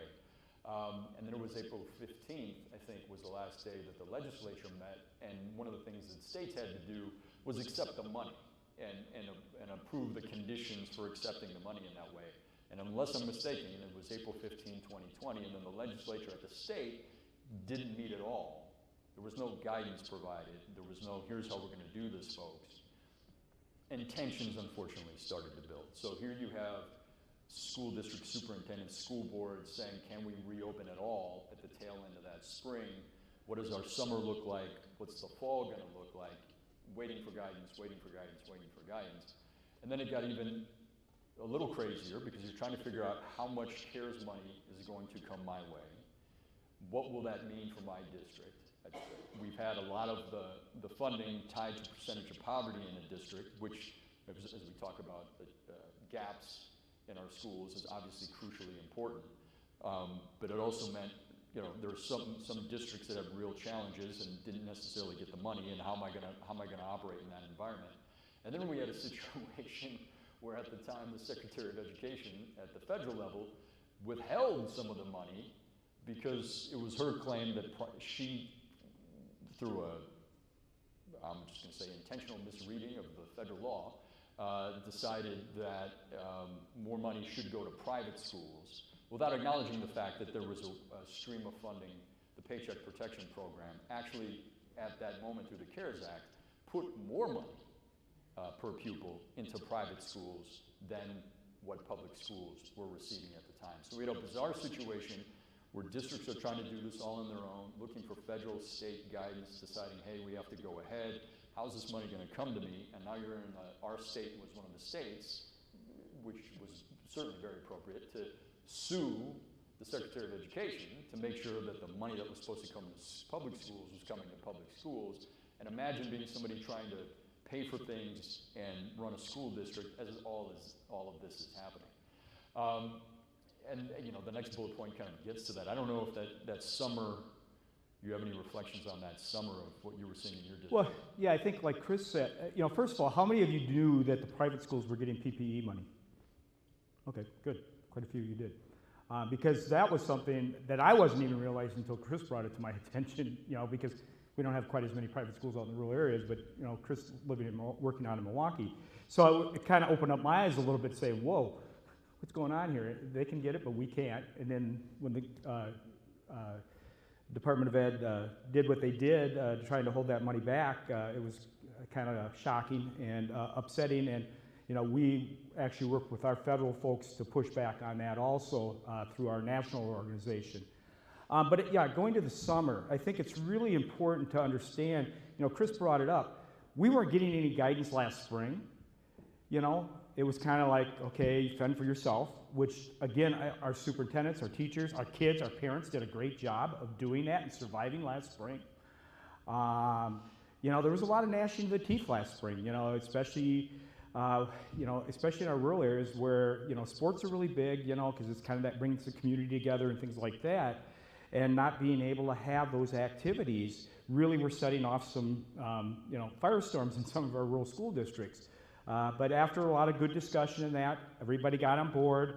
Kind of the same thing with masks, you know, got to get on board with wearing masks. You know, you had the mask folks and you had the non-mask folks. Well, if you're going to require us to wear masks, we're not sending our kids to school. If you're not requiring us to wear masks, we're not sending our kids to school. So again, it took a lot of community effort, communities getting together. And it took till about fall. You know, we spent a lot of the summer, a lot of our rural districts, you know, and I'm sure you guys did the same thing, without any guidance, trying to figure out, we know we're probably going to have to open up just like we ended up at the end of the year, that we're going to probably be closed or have to come up with some other model. And this is where I get really frustrated with some of the actions that some of the legislators took, is they started pitting, again, trying to pit rural versus urban versus suburban, because you know, we opened in the fall. Our rural folks found, because of the lack of broadband, plus we're smaller, we could socially distance better, the best thing for our kids was to come up with a plan that we could get all of our kids in school, social distance, wear masks. And again, we had the gnashing of teeth with the mask and that, but we finally got past that. Most of our rural districts were open every day with very few closures. They did a really good job. We had a spike in a lot of our rural districts right around Thanksgiving, but that was really the only time a lot of them had to close down. For our medium-sized districts, what we found was the hybrid model worked better. Some kids in, some kids, you know, on a rotating basis. You know, kids were in 3 days, the other group of kids were online, and then they would rotate. My grandkids were in that situation, and it seemed to go well, because when we opened up in the fall, I know my oldest granddaughter, first grade, was just so happy to see her friends again. You know, even if it was only 2 days a week, 3 days a week, but it made a big difference. Now, for the larger districts that had the connectivity and so many students, the best thing for them was virtual. So everybody did what they felt was best, local control. How many times have we heard local control, especially out of our GOP folks? You know, they believe in local control. Well, until they don't like what we're doing, which we found this spring when the mask mandate came back. And it caused a lot of problems in a lot of our districts. But, you know, so we spent the summer, all districts did, doing a great job working with their local health folks, just as you guys did in Milwaukee and as they did in Madison, Sun Prairie here. We did the same thing out in our rural areas, and we opened up, you know, to the best of our ability, either face-to-face, hybrid, or virtual. Again, doing what was best for your staff and your kids. And that's the way it should be. It shouldn't be one way or the other is better. You know, we all know face-to-face is the best. But in this pandemic, none of us have ever dealt with, you do what's best for your kids and to keep everybody safe. And again, why did that become political? It shouldn't have, because everybody did what was best for their kids. So as we headed through the summer and into that fall, you know, again, the legislature didn't meet. You've got school districts out there wondering, is there going to be a way beyond the CARES Act to get some state funding? We're not seeing any of that happening. Boards and superintendents are mindful of the amount of money they're spending to try to control the virus. And one of the interesting things that occurred in this point, and I've got this bolded because it's easy for us to get on the phone, which we did a lot, and ask people to really put themselves out there. But I don't know if anybody in here was able to have one of our virtual convenings with the Learning Policy Institute. We had some national experts who really sat down for a second and said, one of the things that we're not doing enough still is talking about the long-term cost, right? We're talking about operating a school in real time, not also talking enough about what are the long-term implications and what funding will be needed to help students. When we hear political conversations in the moment, it's all about, well, you were able to do that, as opposed to you are going to need money for this. So the Learning Policy Institute was essential in our conversations, I think, with WPEN, because they were able to forecast based on other circumstances that they could get some financing around, how much it was going to take nationally to support schools through this moment. And the dollars were big, and we've seen big dollar figures. But we as a group, I think, were able to kind of look that funding level in the eye and say, okay, are we going to ask for these levels of funds? And all the information that we had was, yes, we're going to, because we have the justification for that ask, I think, as we're seeing now and as we're going to see going forward.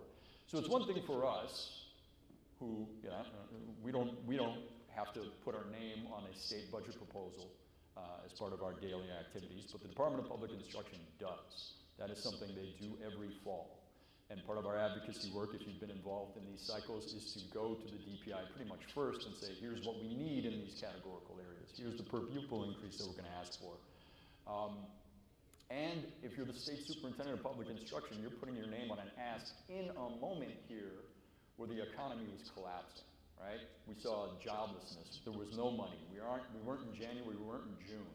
So the fact that the Department of Public Instruction, Carolyn Stanford Taylor and her team, came out and asked for, looked at the data, and then asked for a $1.48 billion budget increase for K-12 education, I think demonstrates just an incredible amount of leadership in a moment of uncertainty that kind of she uniquely had to navigate through and her staff had to navigate through, because they were looking at other districts and other entities that weren't making that ask because the refrain was, well, we just don't have the money. And I think their version of leadership was, let's recognize and ask for what the students are going to need, and they did, which sets the stage for the rest of the discussion. So that's a moment in time when I was reflecting back, and that leadership, I think, was immensely helpful, because my next point in time is, here you have a state legislature that hasn't met since April 15th, and they say, okay, well, now we're going to consider a COVID relief package, and as part of that proposal, they retroactively defunded public school districts. The way it was phrased was, if you're not in person 50% or more, we're going to transfer $371 per pupil back to a family. Policy wasn't coherent. It was just a kind of the brewing fights about in-person, not in-person, masks, not masks. There was nothing coherent about educating students with the policy. It was, from my point of view, just a political move. Let's do that. $371 per pupil means retroactively defunding MPS by about $25 million. In a moment when you've exceeded your budget because you're trying to buy all these other things for this virtual education world. So again, it wasn't just an MPS moment, it was a lot of other districts, whether you're doing hybrid or virtual up to that period of time. And again, this is December 1st, this is pre-vaccine. Why are we in this moment where we're even considering something like that? So you had this, on the one hand, this moment of leadership from the Department of Public Education for their credit, and then this other hand, this unfortunate moment where this isn't really about the kids, this is a political thing. Well, and the other piece that was real, as Chris said, there wasn't a lot of definition in it, and what did that 50% mean? You know, it was hard to decipher how you were going to figure out what 50% in person. And even though a lot of our rural districts were face-to-face, they were panicking with that idea because some of them had to close at different times. And that definition was so unclear, many of them were starting to panic that they were going to get caught in the same $371. And, you know, I think initially that probably was brewed to kind of attack all the schools that were 100% virtual. What they didn't realize, they were also attacking a lot of our medium-sized and rural districts that were hybrid and face-to-face, not considering the closures that they had and not having a clear definition. So it really kind of ran from all the way from, again, urban, suburban, all the way to rural. As Chris said, there really wasn't a lot of forethought when they threw it out there. I think it was more just, we're going to get you type moment. And again, to bring us back, the last bullet point here, December 27th. We talk about the CARES Act, we talk about ESSER 2 and now ESSER 3. So there were 3 moments of federal enactment where the funds came through. But if you're a state, or if you're a superintendent, if you're anybody, you didn't know if that moment was going to actually arrive. You've probably burned through your CARES Act fund. There is no additional support coming from the state, whether that was because funding wasn't available at that time or not. There simply wasn't. You're trying to operate a school district, and then if you remember at the very end, right after Christmas, we had President Trump, and there was a moment, is he going to sign this or is he not going to sign it? And then ultimately he signed it. But the level of uncertainty, even though that seems maybe a little silly looking back at it, if you're really trying to run a school district and figure out where your money's coming from, that's a real moment in time where you're desperately in need of those funds and they're not quite coming through. Usually what happens with these federal pieces of legislation is that there's an understanding between the feds and the state, and there are a couple of boxes that the state has to check off and say, we'll thank you for the support, we will promise to do X and Y and Z. Department of Public Instruction is usually is the entity that fills out all the paperwork and says, here's our compliance plan. And then there's a review process where it goes to the Joint Committee on Finance at the state level. Most often, or in the history, the vast preponderance of the time, you'll have maybe what's just passes review. They may not even meet on it, and a certain amount of time expires. Nobody brings it up for a meeting because they think it's fine, and our relationship with the feds goes into effect, and that money comes down. What happened this time around, however, was that the Joint Committee of Finance did call a meeting, and my recollection, unless somebody else was privy to it, 10 minutes before that meeting occurred, put out a new plan for how a subset of those federal funds could be spent. So in a lot of ways, and you've seen this, and I've mentioned it earlier, there was a formula where the federal funds were tied to the Title I formula, which is a formula that supports students in poverty. If you're a district that has high percentage of students in poverty, that formula played out in a way where you had some assurance and understanding of what dollars were coming to you. But given the amount of money we're talking about, roughly 10% of that federal money, the state legislature, or the Joint Finance Committee specifically, could decide who gets that and why. And there was this moment in time where school districts were expecting, because they had the DPI plan in place, that they would get a base level of per pupil funding. Here's a dollar figure. My business manager can understand what this dollar figure is. Size of relief, because we are now going to be able to either pay for the stuff we already bought or fund the circumstances that we see in our future.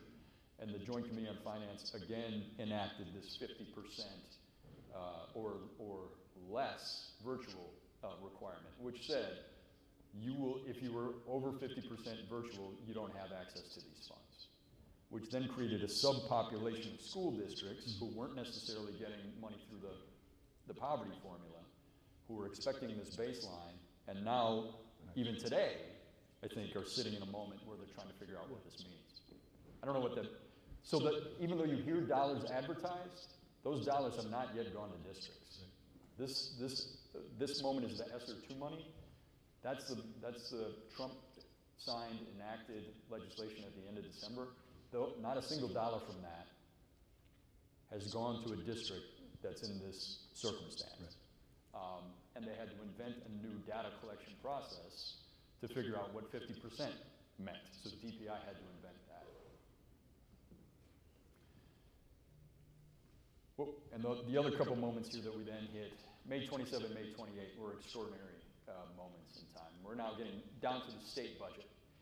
So we have a state budget process going on. The Joint Committee of Finance meets on the various policy pieces in the overall state budget, and May 27 was Education Day. We didn't quite know what to expect, and this is always a moment where in the week ahead of it or more, you're trying to, what have you heard? Hey, Cam, what have you heard? You know, what are they gonna, what's the per pupil gonna be? Yeah. Are we gonna do this? Are we gonna do that? And that was the day that we found out, and what was proposed in an omnibus motion was that there was gonna be no per pupil increase of spendable money for kids, and there was gonna be no state aid increase. The governor referenced $408 million. That didn't happen this day. So there was no aid increase, there was no per pupil increase, and there was only this very minimal, it was advertised as $500 million. You look under the hood, it looked like $128 million. And then you really discern how much funding over a 2-year period is going to be provided to schools across the state. It's $112 million of actual spendable money. Even under that $112 million, a good portion of that went to special education funding, but because special education costs go up, the funding, in essence, goes to make it feel, when you're trying to operate a school district, like you're just receiving level funding in special education. So it's no school district in this state, certainly on May 27, and I don't think now, through the state budget process, feels like there has been a funding increase despite what you may hear from anybody coming out of the legislature. What was extraordinary, though, is because of this federal-state relationship, this never happens. In less than 24 hours, the Department of Education wrote a letter to our state and said, you are out of compliance with your agreement to receive the federal funding. So the federal dollars that were going to come into the state were suddenly in jeopardy. And only Wisconsin and Texas placed themselves in that circumstance. So we went from kind of this moment where you're hearing political advertising about funding for education. As I just described, there wasn't a lot of funding for education, and there wasn't even the basic aid coming into the system. And by the 28th, you have a newspaper story because it was so unique that the Department of Ed would send us a letter saying, you're out of compliance. So that is where we were for a period of time and trying to struggle with it until June 7 hits, where in January, revenue estimates went up. The governor was actually able, with those revenue estimates, to propose a $1.6 billion education funding plan. In June, as stated by Bob Lang, who runs the Legislative Fiscal Bureau, and we all kind of live in his world during these budget moments, we had an additional $4.4 billion. So that was when the golden opportunity moment that we referenced arrived, and the thought was, okay, we've got this letter from the Department of Education. We didn't do a per pupil increase. Whatever else is going on politically, can we just please settle that? Senator Alberta Darling, a Republican, had multiple conversations with her school districts, and she said, we've got this $350 million, let's actually give that to schools to spend for special education and per pupil. So this wasn't a partisan thing. But even then, what the legislature did was figure out a way to technically honor the agreement with the federal government to get the federal money down, but not provide any funding increase despite this incredible moment of revenue that occurred. So as the governor referenced, we have a state funding system, if you've been around this for a while, that is really a property tax limitation system disguising itself as an education funding system. The revenue limit is a limit that was invented to basically hold down property taxes. So there's a way that you could then take $408 million, put it into this funding formula, but if you don't increase this revenue limit, you have not provided more funding to schools. You have lowered the local community's property tax impact. That's how it was invented, that's why it was put in place. But the agreement, when Governor Thompson put it in place, was that there would always be an inflationary increase. Whatever per pupil amount we need to have to at least meet inflation, which again, given our needs, that's just an inflationary increase, is a very minimal to basic standard. They didn't move that. So they just took this money, they put it in the system, and when the feds looked at it, it complied with all the statutory language to what they had passed, because I don't think they'd anticipated that if you got $4.4 billion, you would not fund your schools, right? So that is a circumstance we're in today with the state budget. And then, Kim, I mean, this is going across all districts. We have, even the governor, to his great credit, you know, he found an additional $100 million of federal money to provide to school districts as a per pupil increase. Right. And if you've been around this for any period of time, you hear the term funding cliff and one-time money. So the federal dollars, one, are supposed to go to help us through a pandemic that nobody's ever seen before. That's the use of that money. It's not to operate your school system. Two, it's one-time money. So business managers and superintendents and others across the state are trying to figure out a way to spend those dollars knowing that they are gone in 2 to 3 to 4 years. And then three, even with this very much needed per pupil increase, the difficulty we're all going to have is going to be explaining to our school districts that you're going to see this bump up in this year, but in year 2, it goes away. So even though the funds are needed in this moment, when you get to the following year, you're going to have school boards trying to explain how this is feeling like a funding cut, because that money was one time, went away. And that's one thing when we put out our press release after the budget came out, is that was one thing we talked about is, you know, relying on all this one-time money we are going to hit the fiscal cliff. And when you hit that fiscal cliff, there's only one way you're going to be able to fund your schools, and that's referendum. So far, so good. You know, somebody brought it up earlier today that we've been passing referendums.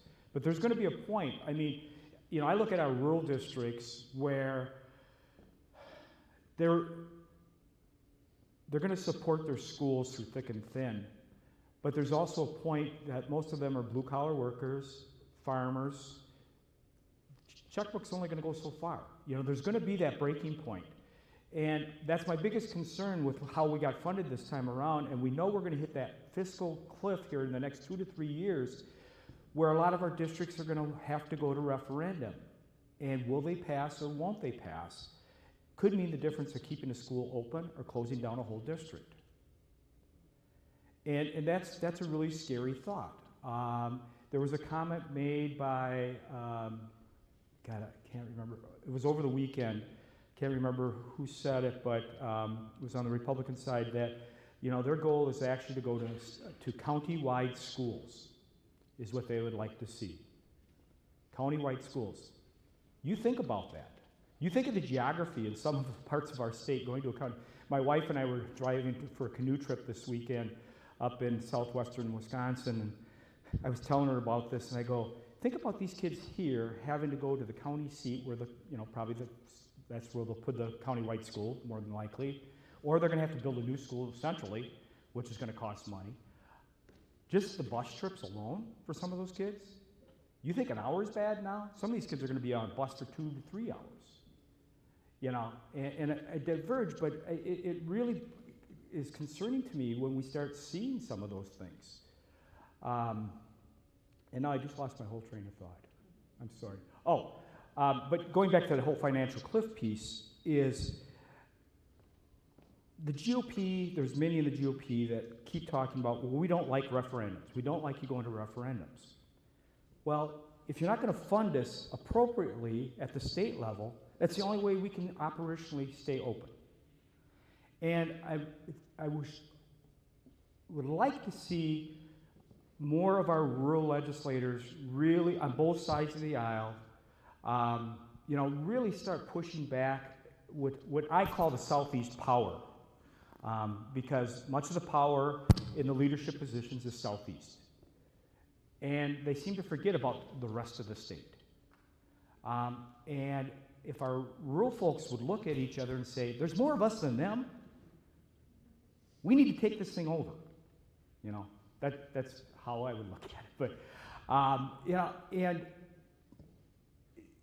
I think that would bring more balance back if some of that leadership was spread out between urban, suburban, and rural. I just don't see that right now. And, you know, as we get to that fiscal cliff and we start getting referendums, we're going to start hearing, well, you know, here goes property taxes up again.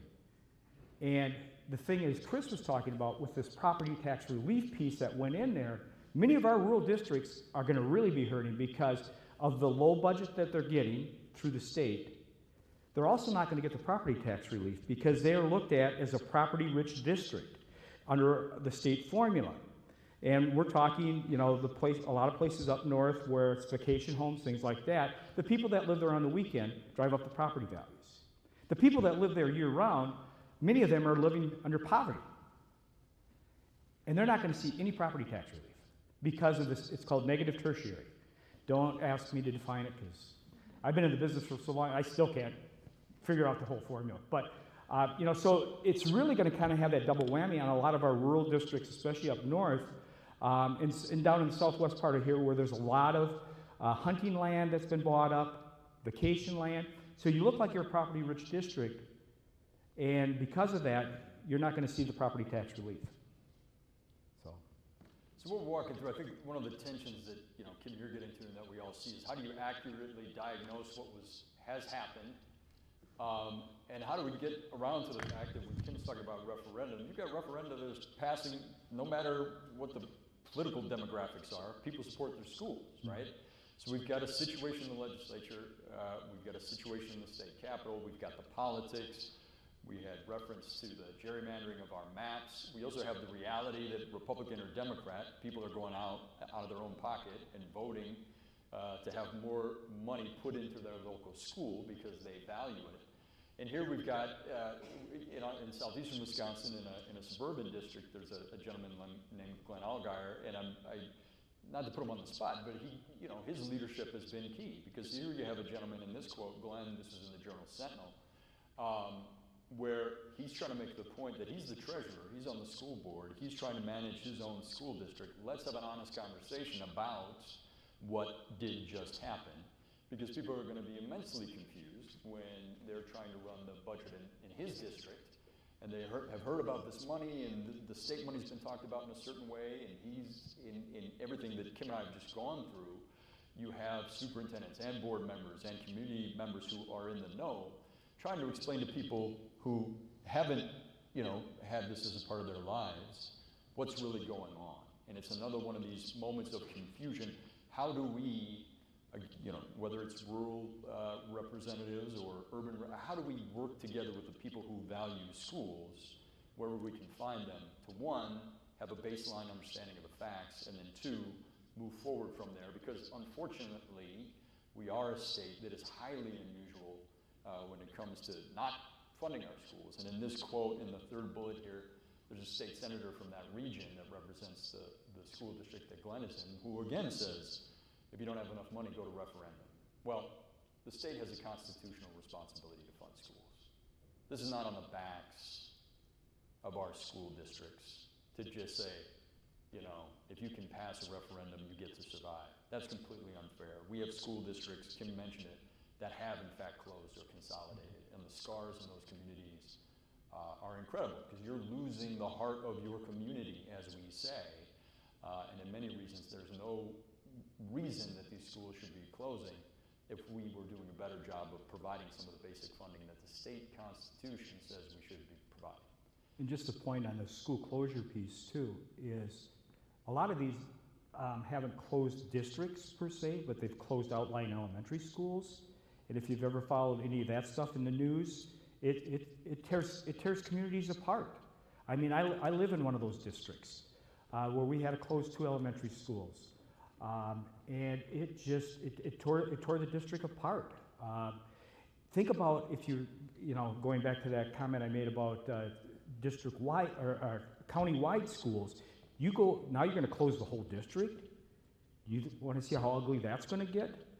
After what we've seen with these closing of the elementary. So I think that's a really key piece to kind of keep in mind as these discussions maybe start coming up. And on the referendum side of things, I actually have rural districts that part of their budget cycle, every 2 to 3 years, they know they're going to an operational referendum just to keep the doors open. And their communities will support it. But there again, where is the state support? So we don't have to do that all the time. And as you saw this morning, with the election of a new state superintendent, Jill Underley, she's come out immediately. And I think her support will be and has been key to really shine a light on the situation that school districts are in, because superintendents, if you're still and we've seen record numbers of retirements or people getting out, district administrators and others, how do we support our people who are supporting our kids? It's crucial. Another year like this is something nobody wants to go through, obviously.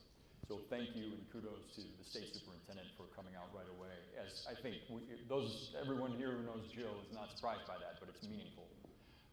And again, just to the point that our state is unique. Texas and us were the only two that got these letters from the Department of Ed saying, hey, you're going to have to do better. And you have states like Michigan, Ohio, California, just to name a few, that with the revenues they had said, let us attend to some of those age-old policy problems and fix them with the revenue that we have. And some of these are led by Republicans, some of these are led by Democrats. And I'm sure there's somebody like me in each one of these states who would tell you why they didn't get a perfect score on the improvements they made to their funding system, but nonetheless, not only did they do the baseline funding, but they are taking the opportunity to improve. So, what can we do? There's a $1 billion, $10 million sitting on the shelf, metaphorically, in the state capitol of unallocated funding. We have more. Anybody who says we don't have funding for schools, I walked through that at the beginning of how we've spent our money.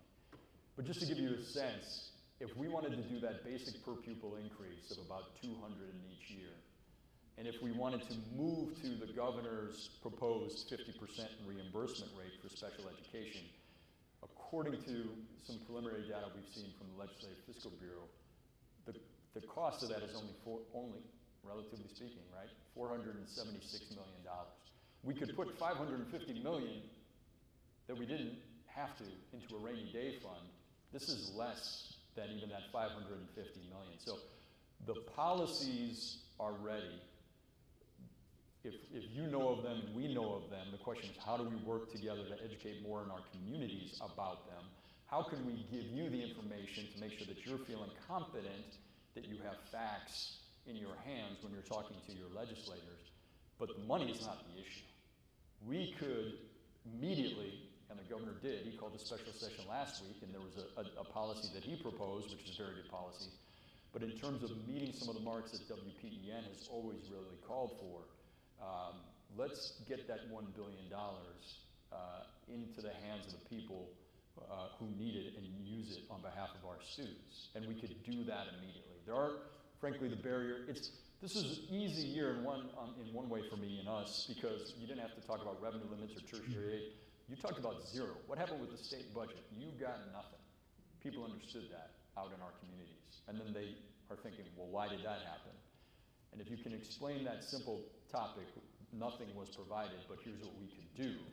Can we generate enough momentum to go into the future and really get, oops, it just went away. Way to go, Chris. Way to cut me off. Sorry. Get the money paid for. What Chris is trying to pull that back. You know, Chris talked about it in the opening title, is the whole idea of this great report that the Wisconsin Policy Forum put out, which is a nonpartisan group. It is a perfect roadmap.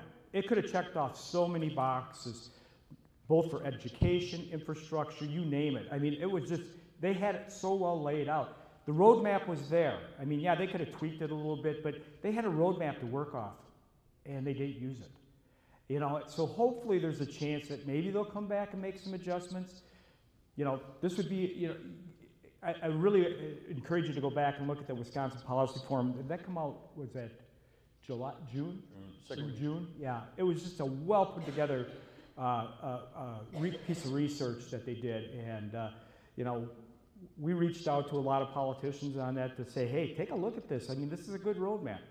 And like, we're still trying to get it up. The other piece is, I'm going to say this very sincerely, you are the people that will make the difference.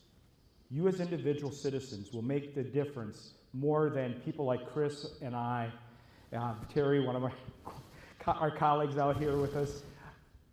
It's to the point they don't want to, you know, they don't want to listen to lobbyists. They want to hear from you. And so that's why, you know, I think a lot of us are changing our approach to things, getting out and talking more to the constituents also, saying, you need to bring the voice forward like WPEN does. You know, because we as a voice are looked at completely different than you as a voice. Even though I am a taxpayer, you know, it kind of bothers me sometimes that they don't want to listen to me as just a taxpayer, but, you know, I do have that lobbyist attached to me. But, you know, so I think it's really important for us to talk at events like this and to really encourage you folks to be vocal, talk to your legislators, you know, even if they don't want to listen to you, keep talking to them. Just annoy the heck out of them. You know, keep pounding on them, because sooner or later they've got to listen, or they're going to lose your vote, or they're going to lose your vote. So we're back up, but that's it. That's what, I mean, we have policies that we can rally behind, and I think that's what we intend to do. And thank you for listening to us. It's probably a cathartic exercise as much as anything else for Kim and I. So hopefully it wasn't overwhelming. We have a little bit of time, and I don't know exactly how we're handling questions, but we can handle, or certainly try to field. There's one in the back there, I see. Go ahead, man.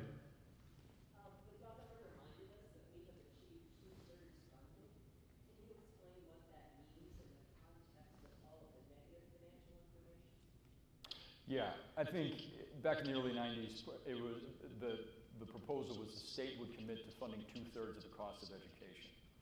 The phrase that always is in my head with this is 2/3 of what?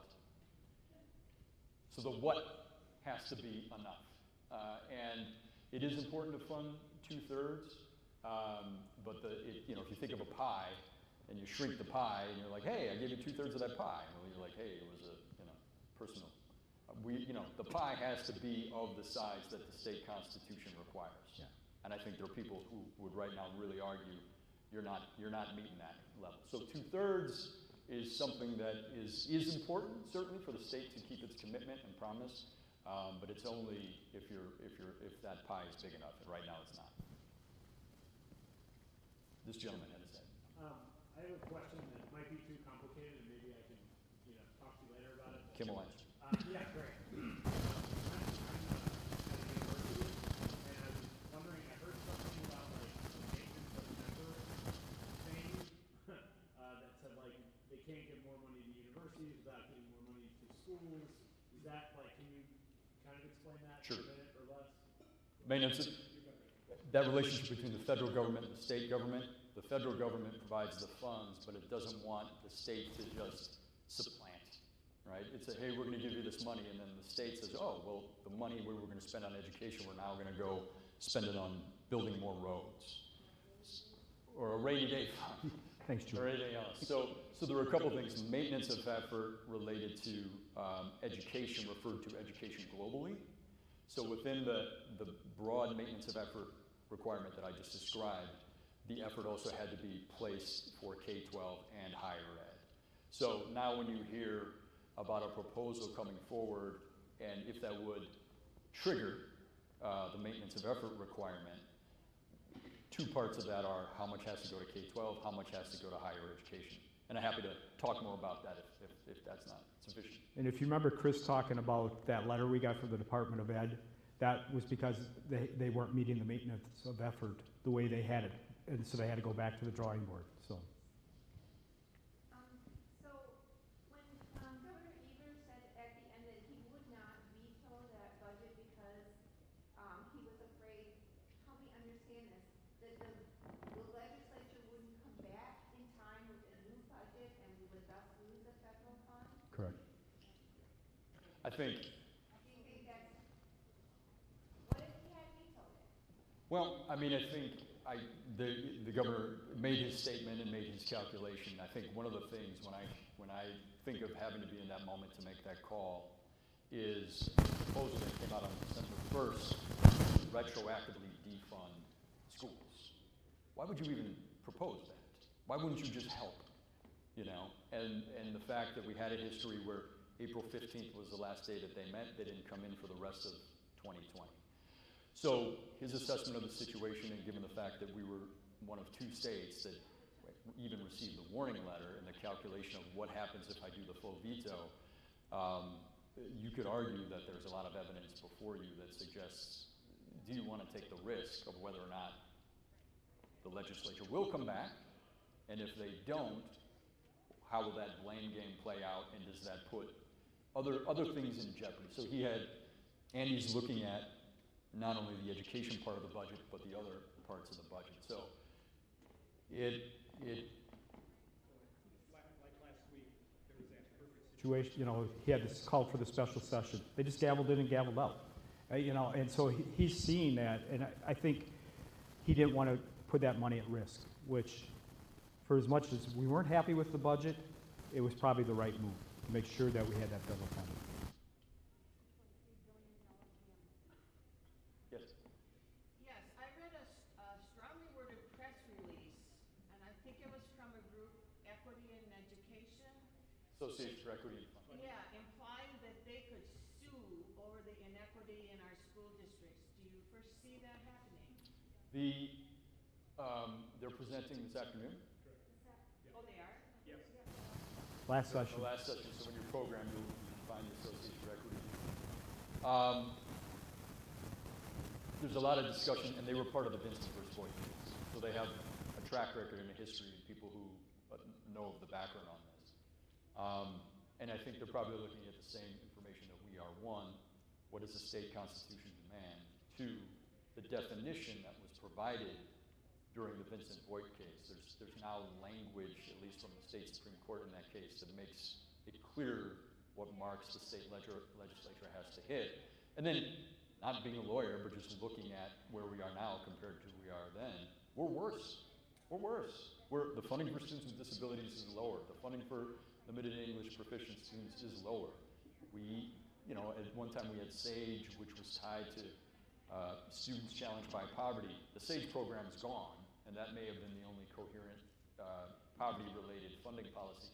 We don't have a weighting system that says, of course we all know that these kids are brilliant, but they've got a couple more barriers in front of them. How do we provide them the funding to just knock those over? It's not their fault, it's our fault. So, if you're just sitting down having a chat and look at the state funding system and the fact that on top of that, we're no longer the Wisconsin that we were even in the 90s, seems a relevant discussion. Yes, probably the last one, I think. So a lot of literature, like Republicans are putting out, they're saying, we are providing historic funding to schools.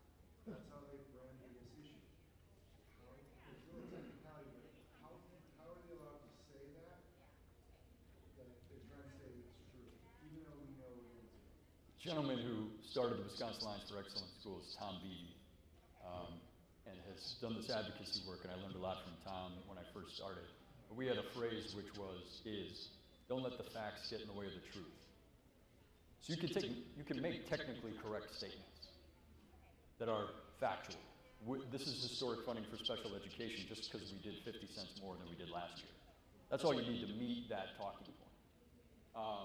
But the truth of the matter is, our reimbursement rate has fallen to a historic low. We used to reimburse students with disabilities at about 70% in the state of Wisconsin. If you're a student with a disability in a private school in this state, your reimbursement rate is 90%. 90. You get 90% reimbursement. Your public school, you get 28%. So that's part of this process is how do we root ourselves in kind of the facts. You're going to get stuff thrown at you all the time. You're going to probably have a conversation with somebody where they say, but I heard this. And then it's how do we just lock these facts in so we're all feeling confident and trying to make the change we need. So. Yeah, simply in the South Milwaukee School District, we're saying spendable. Spendable. What do you mean spendable? We're getting 0 and 0 prepared for a referendum in a year. And South Milwaukee's been a great leader actually during this time, so kudos. Yeah.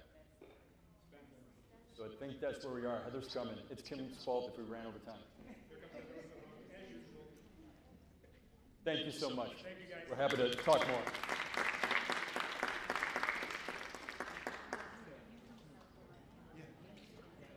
I only sit.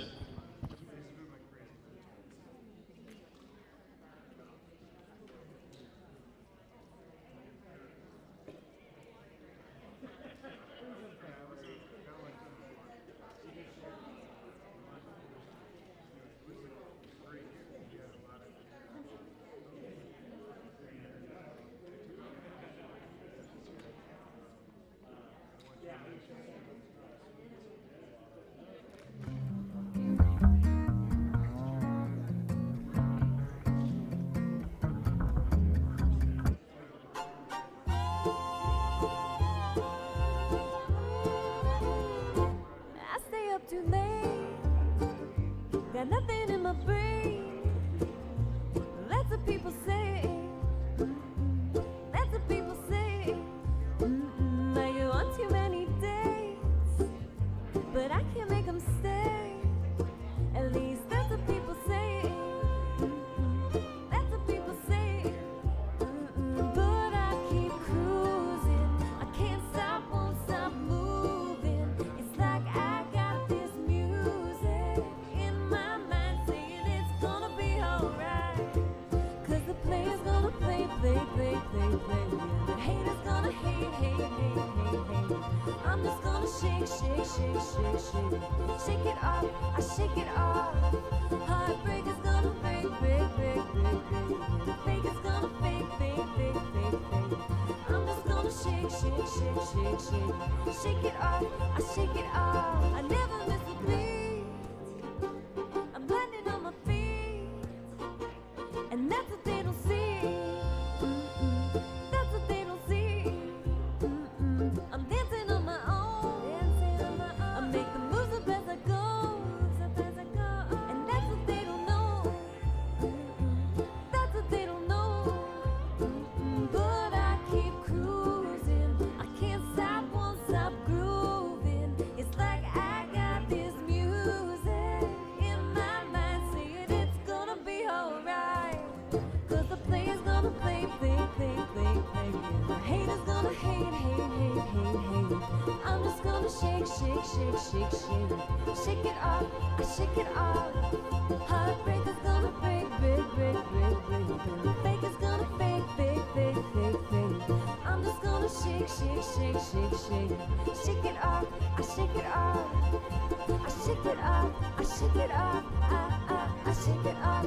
shake it up, I shake it up, I shake it up, I shake it up, I shake it up.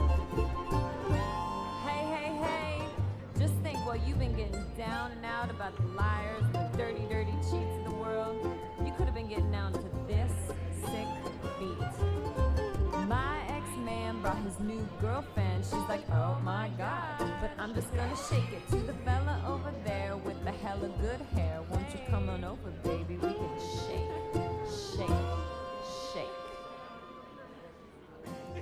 Cause the player's gonna play, play, play, play, play, and the hater's gonna hate, hate, hate, hate, hate.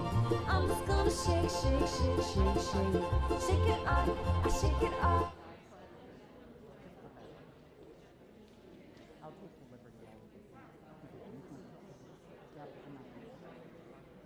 Heartbreaker's gonna break, break, break, break, break, and the faker's gonna fake, fake, fake, fake, fake. I'm just gonna shake, shake, shake, shake, shake. Shake it up, I shake it up. Shake it up, I shake it up, I shake it up,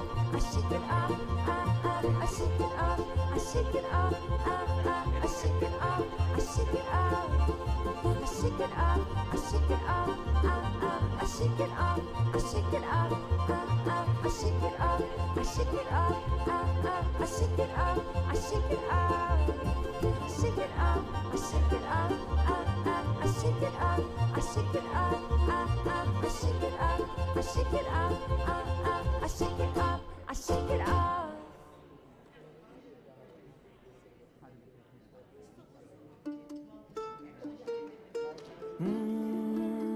Let me talk to him. Let me talk to him. Let me talk to him. Shorty got them apple bottom jeans, boots with the fur. The whole club was looking at her. She hit the floor. Next thing you know, shorty got low, low, low, low, low, low, low. Got them baggy sweatpants and the Reebok with the straps. She turned around and gave that big booty a slap. She hit the floor. Next thing you know, shorty got low, low, low, low, low, low, low. She got them little feet, little arms. She roll up at the powder, shout it straight up off the phone. I make a move.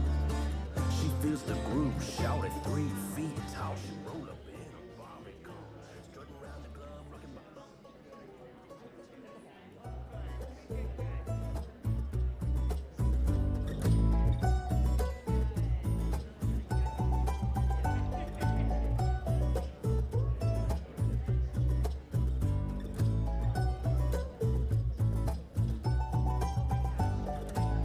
Traveling in a freighter combi,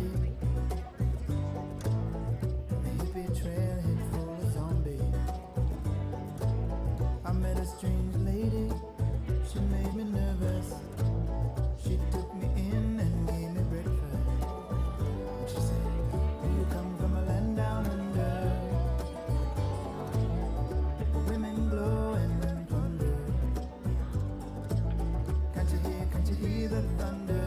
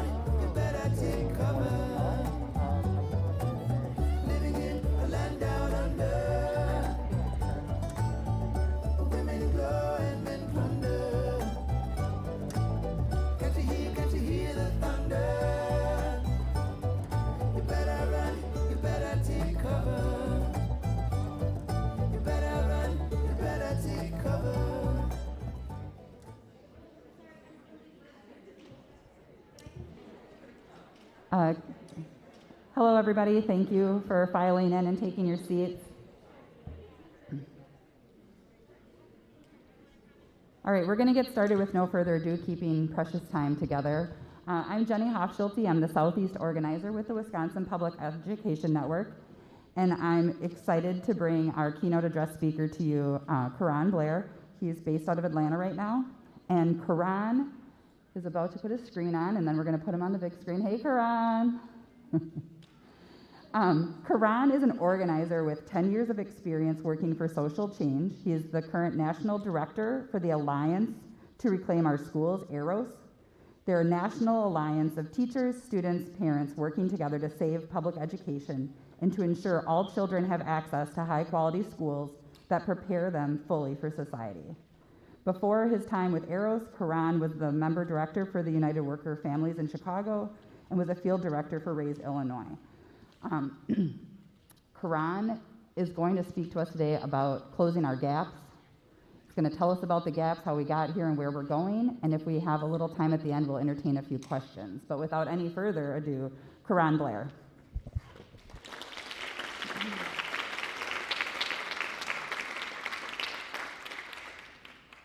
Well, thank you, Jenny. I have to, I've been doing this for some time. I think that bio was written maybe when I first came to AROS. My first paid, I organized on campus. My first paid organizing campaign was 2007. So we've been trudging along, and along the way I've learned a lot about both organizing and what it takes to build and power the kinds of movements that we're hoping to build. It's good to be here, and there is a strangeness to this. You know, I know some people are there, some people are on the Zooms, I'm on the Zooms, and what a world and what a way in which we are all sort of just rolling with the punches and trying to figure things out as we go along. And the tenacity, the creativity, the adjustability of our species, of our communities, has to be acknowledged. And yeah, so I just wanna shout out the folks who pulled this off, and I appreciate you allowing me to be here virtually. I'm going to set a timer because I was given 30 minutes and we're right about 5 minutes. I'm going to put 25 minutes on the clock just to make sure that we are adherent to time. All right, here we go. A rat done bit my sister Nell with Whitey on the moon. Her face and arms began to swell, and Whitey's on the moon. I can't pay no doctor bills, but Whitey's on the moon. 10 years from now, I'll be paying still, while Whitey's on the moon. The man just upped my rent last night, because Whitey's on the moon. No hot water, no toilet, no lights, but Whitey's on the moon. I wonder why he's upping me, because Whitey's on the moon. I was already paying $50 a week with Whitey on the moon. Taxes taking my whole damn check. Junkies make me a nervous wreck. The price of food is going up. And as if all that crap wasn't enough, a rat done bit my sister Nell with Whitey on the moon. Her face and arms began to swell, and Whitey's on the moon. How come I ain't got no money here? Whitey's on the moon. You know, I just about had my fill of Whitey on the moon. I think I'll send these doctor bills, air mail special, to Whitey on the moon. That was a poem written decades ago by Brother Gil Scott Heron. And those words and the comparison and the provocation that it invites remain relevant for us today as we talk about the current state of things and the state of our communities and schools. By now you have heard that Jeff Bezos spent 11 minutes, not on the moon, but in space. And people all over the interwebs were speculating as to what it is that Jeff Bezos and his cronies are spending all this money to get to space. 11 minutes. Some people on Black Twitter in particular asked, if you go to space and you don't spend the night, did you actually go to space? 11 minutes. Estimates say that that trip to space cost $5.5 billion, and it is fair to say that that is an underestimate.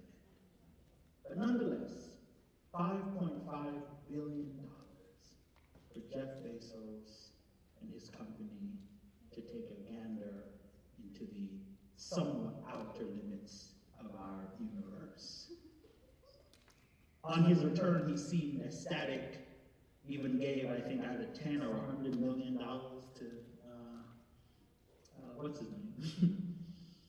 and what is being heralded is that his adventure into space is somehow beneficial for all of us.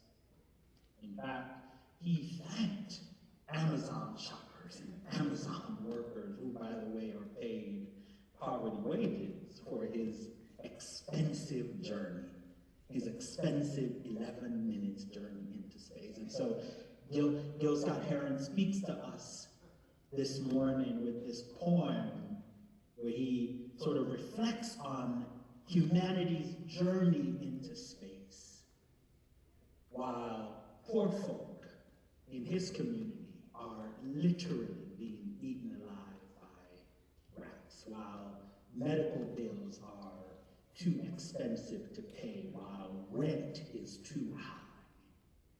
And yet some of us are exploring with some frivolity the outer limits of space. This is not a knock at spatial exploration, right? Some could argue that there is great value in our species understanding what is all out there and how we interact meaningfully with that. But what cannot escape us is that while Jeff Bezos and other very, very wealthy people explore trips to outer space, young people in classrooms on this earth are struggling with the resources that make learning possible and allow learning to thrive. And so we got to ask questions about that. And that has to unsettle us as people who are interested in this notion of the schools our communities deserve, and this idea of closing gaps and making room for equity to thrive. Because as I see it, the conversation about equity and closing the gap in this moment, the analysis and the interrogation of Bezos' action serves as a good starting point for this conversation, because it illuminates this idea that we are not having a conversation about what gaps do or do not exist from a place of lack and from an inability to actually close those gaps. The conversation we are having is really and ultimately and fundamentally about political will. In this country, will we muster up the political will to do right by our children, by our communities, by our educators who spend their time working hard in the classrooms around this country? Is there political will to do that? And understanding that we are not in fact having a conversation about whether or not we can afford to close the gap, or whether or not we can afford to make things equitable, or whether or not we can make sure that young people and parents and communities and educators and school staff have the schools they deserve. Once we understand that we're not talking about whether, or it is not a question of can we afford it, it is a question of will we afford it. So Bezos is on the moon or in space, 11 minutes, $5.5 billion, and we still here trying to have this conversation about gaps and closing gaps and how do we close gaps. Whitey is on the moon and kids still don't have all the tech they need to learn in this tech-dependent learning environment. Whitey is on the moon and we still trying to make sure that educators are paid well and paid competitively and given enough time to rest and being paid for the summer. Whitey on the moon and we still can't figure out how do we fully fund Title I. But what the Bezos has to be done, like I said earlier, is not, it's not this, can we afford it? And I am pausing here because at the working arrows, whenever we talk about racial justice and racial, and equity and closing the gaps and making sure that all of our young people, all of our students, all of our educators, all of our communities have what they need, the response from legislators, from city council people, from school board, is often one about the availability of resources. And so we have to deal with this idea that we're not talking about you need the money to afford it. All right. Hey Nelson, if you can go on mute. Oh, I'm so sorry.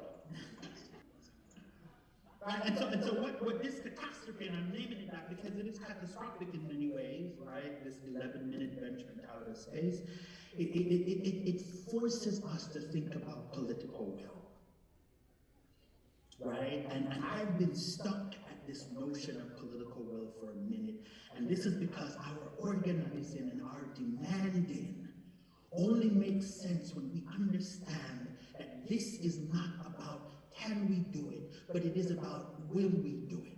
And the conference that you have put together, the conversations that you're going to have, the unions that you are building so they are stronger, is really about in what ways and to what extent are we going to take action that moves the political will of our cities, our states, and ultimately this country in the direction that works best for our children and our communities. Close the gaps.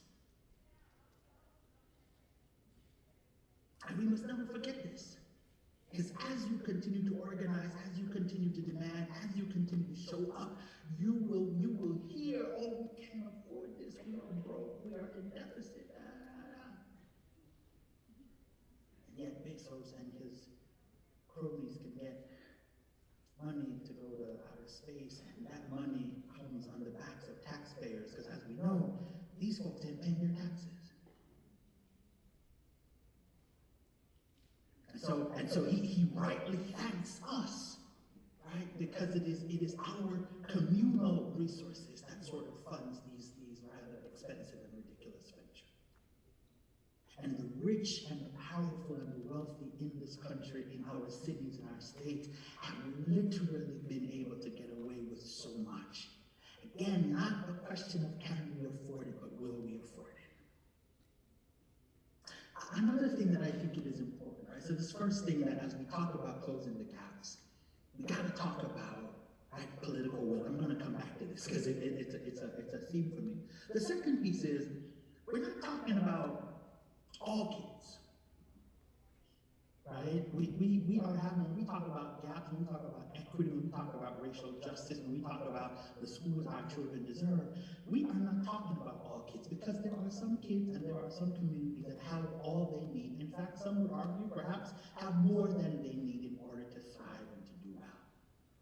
And so the conversation we're having is a conversation about Black kids, brown kids, poor kids in this country, rural kids in this country.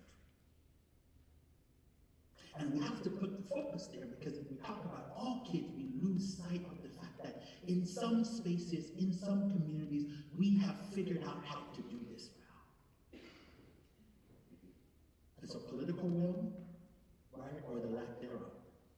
And then the conversation on Black, brown, poor kids, white kids in poor communities. And educators that show up to impart life-changing knowledge in those classrooms. And so there are a number of things I want to offer about how we close the gap, right? And how we engineer a city, a state, a country in which young people, all children, all educators, all parents have what they need, have what they deserve. The first thing, or one of the first things, in no particular order. When I first came to Eros, one of the things that we prided ourselves on saying is, we are lifting up a bold and a radical set of demands. And over the years, I've come to realize that there is nothing bold or radical about saying that educators should be paid well, that school staff should be paid well, that young people should be taught the truth, the whole truth about this country and its history and its contemporary politics. There is nothing bold or radical about demanding the full funding of Title I and IDEA. There's nothing bold and radical about demanding democratic control of our schools. There is nothing bold or radical about saying that educators and school staff should be able to unionize. There's nothing, and so that's the first thing that we have to recognize, that the things that we're asking for, the gaps that we're demanding be closed, they're not bold, they're not radical, they're not leftist, right? They are literally common sense demands. Things that actually position our society, our communities to thrive. Good schools, well-funded schools, curriculum that is relevant, curriculum that prepares young people for meaningful participation in our democracy, parent and community involvement, educator pay, right? Representation and voice on the job, a focus on racial justice and healing, safe schools that are not tethered to the expanding presence of police, ending the school to prison pipeline, nutritious food and refreshment at school, right, that allows learning to happen, wrapped around services that mitigate against the impact of poverty on learning, preparing young people to take exams that will allow them to enter college if they so choose, ending the over-reliance on ineffective and overused standardized testing. Those are the things that we are talking about, making sure that poverty, which is not the fault of any one person, does not get in the way of young people being able to access the promises that lay in waiting in this country. That's the stuff we are talking about. And they are not bold, they're not radical, they're not out of this world. And we are in a position in your state, in your city, in Wisconsin, that we can actually close those gaps. And when we do not, and if we do not, it is not about can we afford it. It is about the lack of political will to do so. So how do we close the gap? One, we recognize what the gaps are, we've just named them. But two, we acknowledge that closing them is not about affordability. It's not about, oh, it's too much, it will cost us too much. It is literally about the fact that those who are in power make choices that stand against this notion of equity and justice and fairness and access for all of our children. And so it is a political orientation or a political reorientation, if you will. And then so once we get that clear, and I'm not suggesting that this is somehow easy, but as advocates, as organizers, you've got to push back against, again, because the first thing you'll hear is around austerity. We can't afford it, it's too much. We got to leave some people behind. All of the numbers, all of the data tell us that we can afford to soup up all of our schools across this country with the resources that make learning possible. We know it. So the second piece is if we're going to make these demands around closing the gaps, and we've just said what they are, then we got to build power. Right? And it's cute to have 20 people, 30 people, 40 people, 100 people, but we've actually got to build power. And here, when we talk about power, we're talking about the ability to manipulate circumstances, the ability to move the political levers in our cities, in our states, in our counties, and that requires more people. Here is a fact. In Wisconsin, if you talk to, 10 people, at least 6, 7 of them will agree with us on most of what I've just articulated. We got to close the gaps, we got to pay teachers well, we got to teach the truth, all the truth. We got to make sure young people are safe, but that doesn't necessarily mean more police. We got to end the school to prison pipeline. We got to have wraparound services that impact, that mitigate against the impact of poverty. Like most people will be like, yes, that makes sense to me. And yet often when we organize or we do actions, if you have 10 people, 7, 6 of them agree, 2 show up. And so part of the work that we have to do is the hard work of organizing that recruits more and more people, more and more families, more and more organizations into our movement. We have to demonstrate to the powers that be that to stand against an agenda around closing the gap and making sure that all of our children get what they deserve, we have to let them understand that it is political suicide to do that. And the only way we do that is by having more and more and more people join our movement to close the gap and get our kids, get our communities the school they deserve. We cannot be satisfied with holding the majority opinion, but having the minority when it comes to taking action to move this agenda. And you who sit here now, you who sit on the Zoom, you are the vanguard. You are the first battalion, if you will, of people who will have to do the hard work of recruiting more and more people, both to our politics and to our actions. If you get a chance, there's a new series on Hulu called Ms. America. And it's about the campaign to both pass and stop the ERA. And as an organizer these days, because we have the Zooms and we have the tech stuff and we have all sorts of stuff, I'm watching these women, and again, it's charged with all sorts of problems, but I'm watching them and they're doing this work of phone bank and calling people and building and growing their listserv and all from payphones. And today we're in a moment where we have all of the technology, right? The most technology our species has ever had our hands on.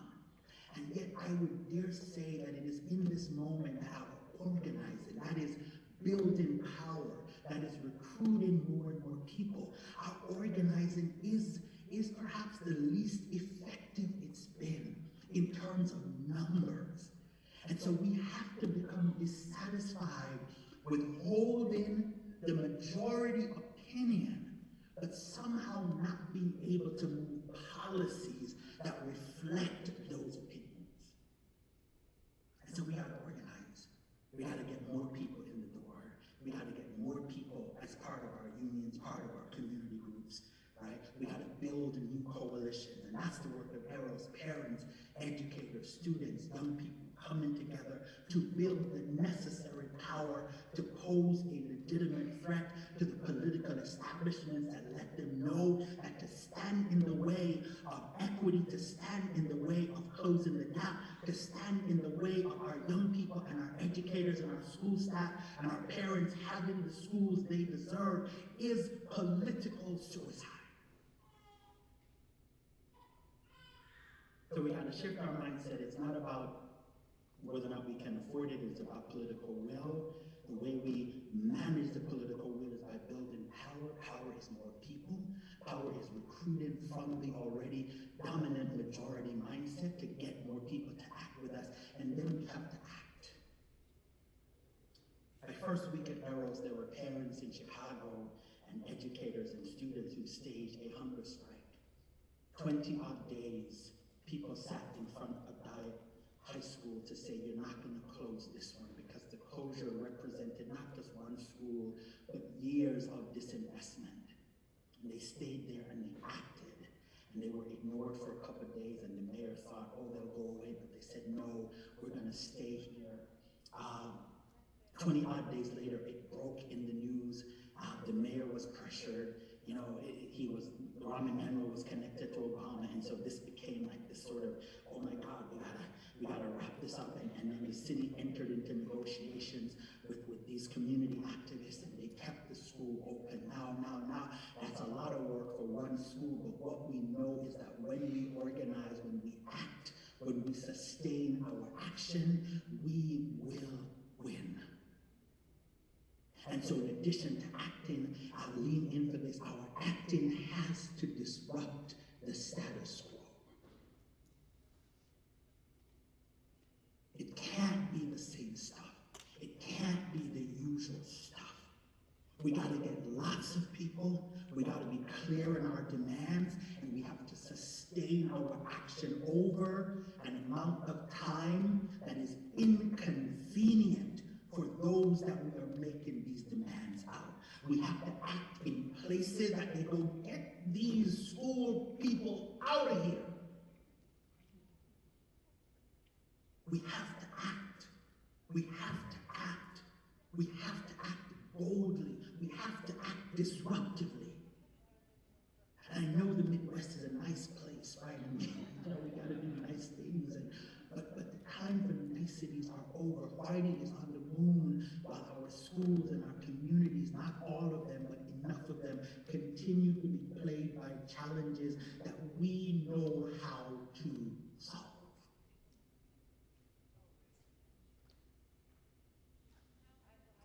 And so here is the charge. Young people, those in the audience, those who are on Zoom, educators, parents, what a year we've had. And so now we're returning. There's a Delta variant. We don't quite know what's about to happen, but we are returning. The schools reopen. I am inviting you in this political moment, charged with the possibility for change, to say, what are we going to do differently? How are these gaps no longer going to be intellectual fetishes? How are we not going to study them no more? We know what they are. But how are we going to spend time saying, what must I do as an individual?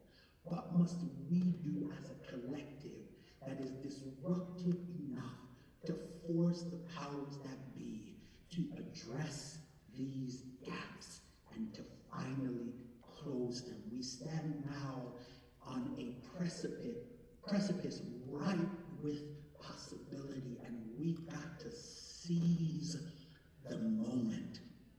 We got to be unrelenting in our seizure of this moment to demand that we do not go back to what was, but that we forge a new and miraculous and possibility-filled future where there are no more gaps. It's possible, and I believe that we will win. Thank you.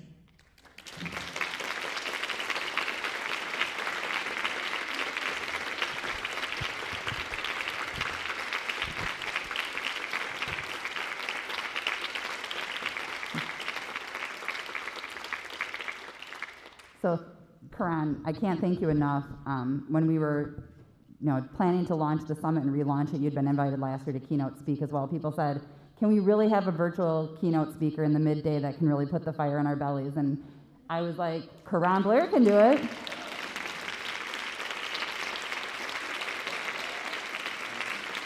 So I just wanted to take one moment to say that not one person in this room heard anything from you that we don't know, but what we don't know is how hard we're going to have to work to win, and I also believe that we will win. We don't have a choice.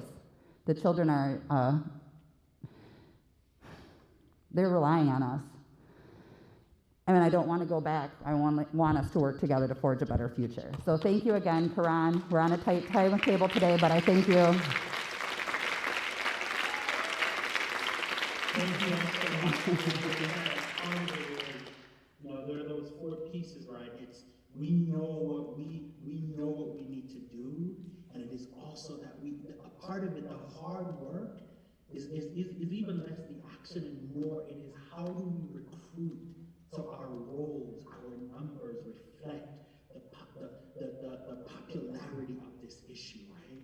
Like how do we get more and more people connected to us than already are? How do, right? So that there's no secret to it, but that is part of the work that our movement, we have gained ground in terms of the popularity of our position, but that is not reflected in our email list, it's not reflected in the strength of our community organizations, right? And that is the work that we have to spend time doing, recruiting more and more people into these institutions that are pushing for the kind of change that we want to see. So thank you all so much. Thank you. See y'all soon.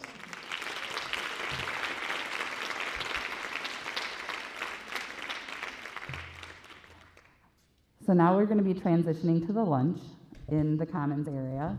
I just want to remind everyone, the thing is still up, but I just want to remind everybody that there are silent auction and drawings available out there, as well as like great tables from community organizations that were really excited to come here and share with you what they're doing in their communities and how you can help and engage in this work. So please check out the tables and enjoy your lunch.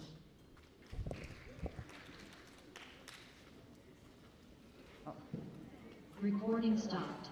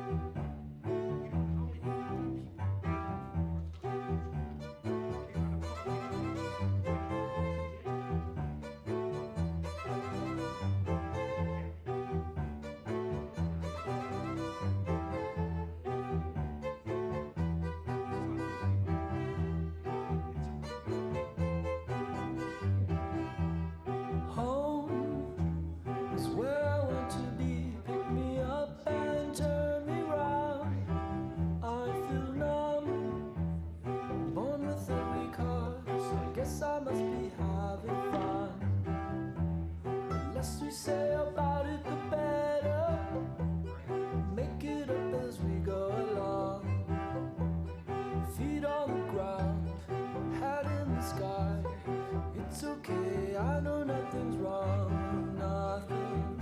Oh, I got plenty of time. Oh, you got light in your eyes, and you're standing here beside me. I love the passing of time. Never for money, always for love. Cover up and say goodnight. Say goodnight.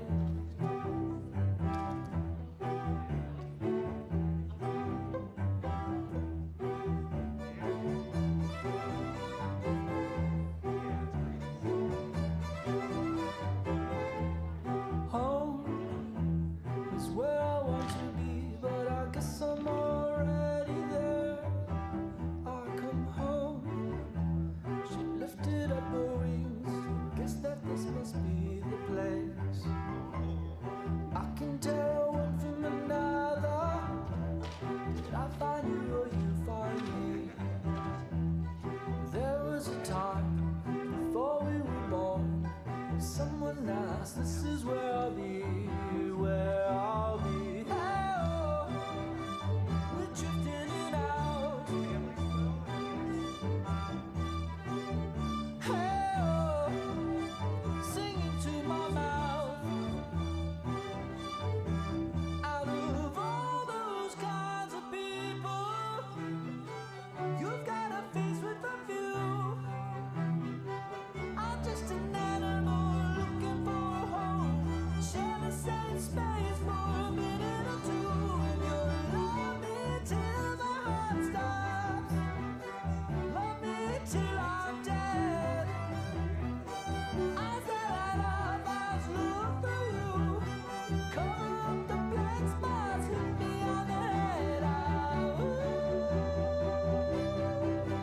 Ah, ooh.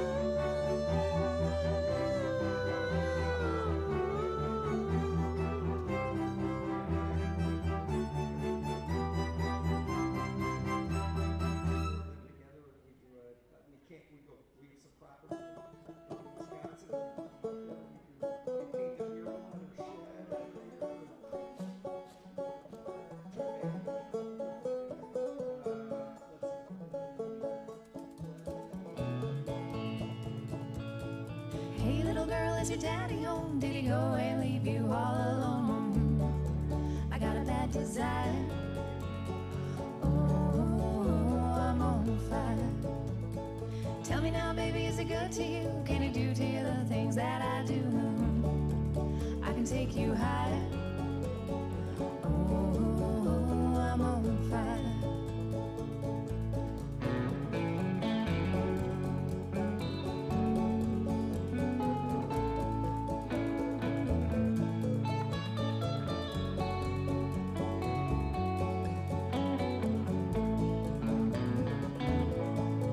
Sometimes it's like someone took a knife, baby, edgy and dull, and cut a 6-inch valley through the middle of my soul. At night I wake up with a sheet soaking wet and a freight train running through the middle of my head. Only you cool my desire. Oh, I'm on fire.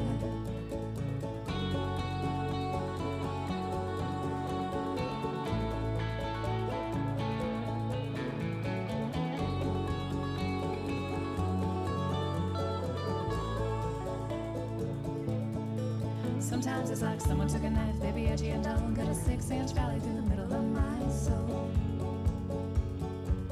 At night I wake up with a sheet soaking wet and a freight train running through the middle of my head. Only you cool my desire. Oh, I'm on fire. Oh, I'm on fire. Oh, I'm on fire. Oh, I'm on fire.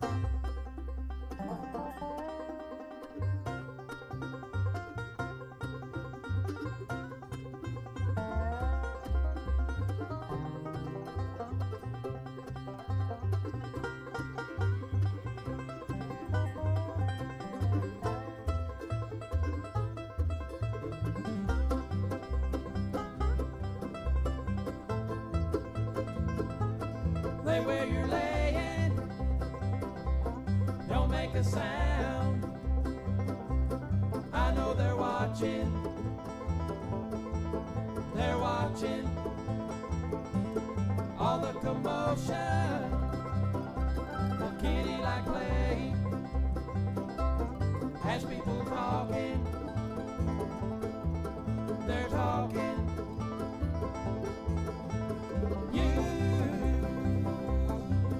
Your sex is on fire.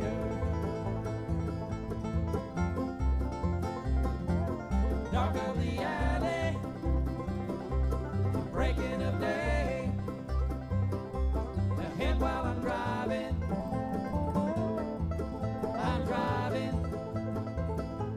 soft lips are open, knuckles are pale. Feels like you're dying. You're dying.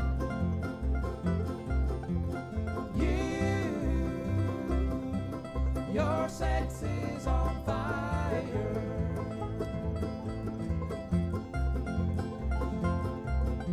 Consumed with what's to transpire.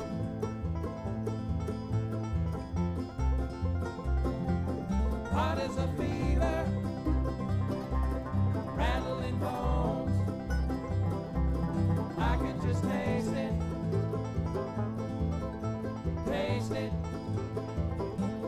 It's not forever, if it's just a night. Oh, it's still the greatest, the greatest, the greatest. Your sex is on fire.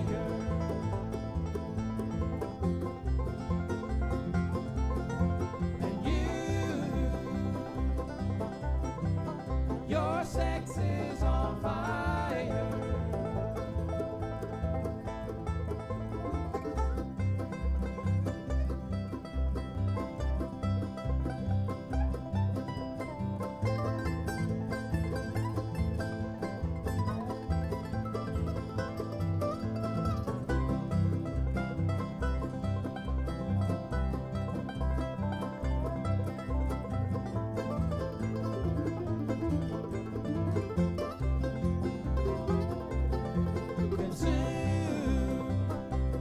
What's to transpire?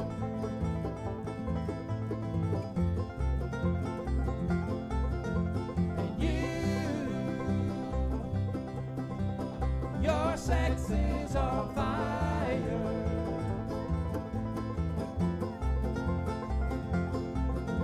Consumed with what's to transpire.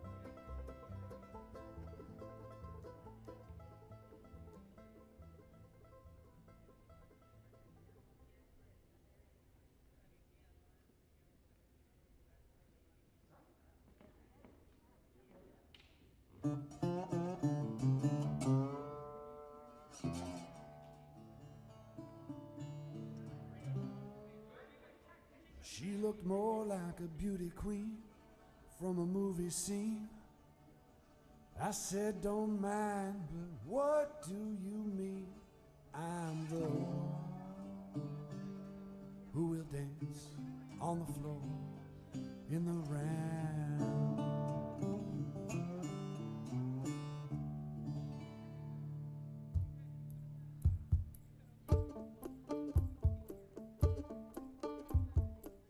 She told me her name was Billie Jean, and she caused a scene, and every hair turned with eyes that dreamed of being the one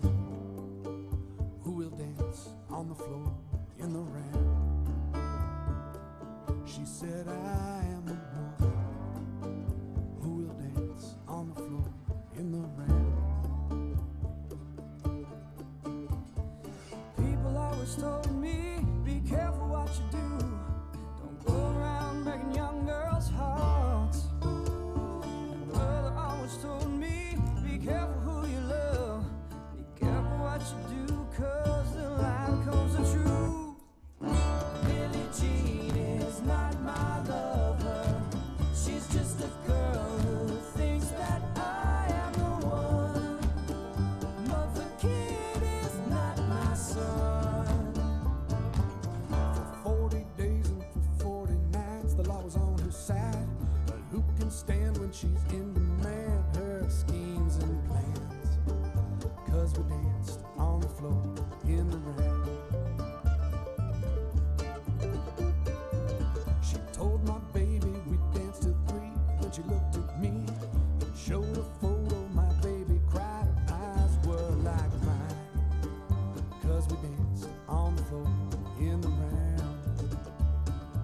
So take my strong advice. Just remember to always think twice. People always told me, be careful what you do. Don't go around breaking young girls' hearts. She came and stood right by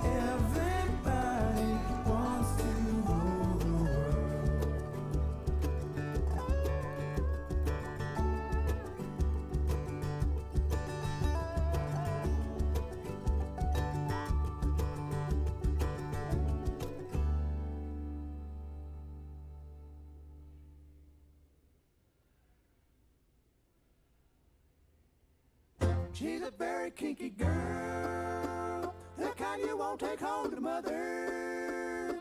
She will never let your spirits down once you get her off the street. She likes the boys in the band.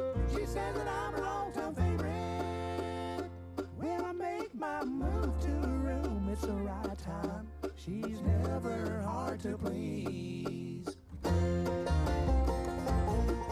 That girl's a super freak, freak, she's super freaky, yeah.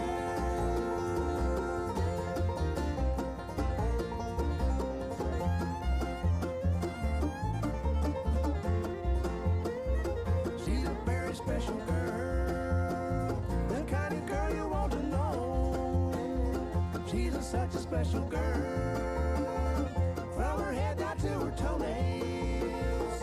And she'll wait for me on backstage there with her girlfriends in a limousine. Girl is pretty wild, now that girl's a super freak, the kind of girl you read about in a magazine. That girl's a super freak, freak, she's super freaky, yeah.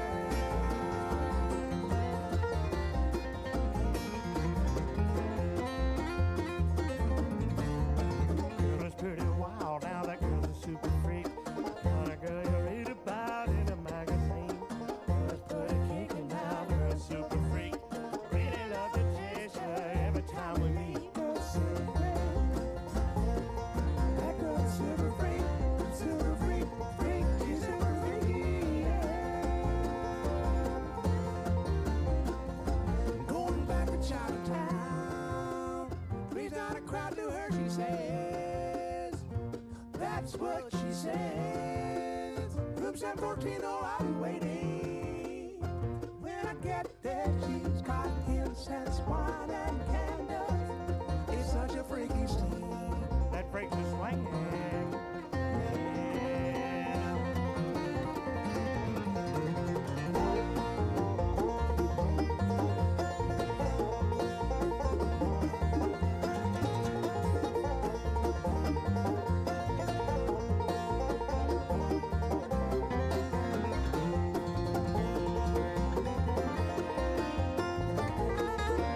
Bless her little kinky heart.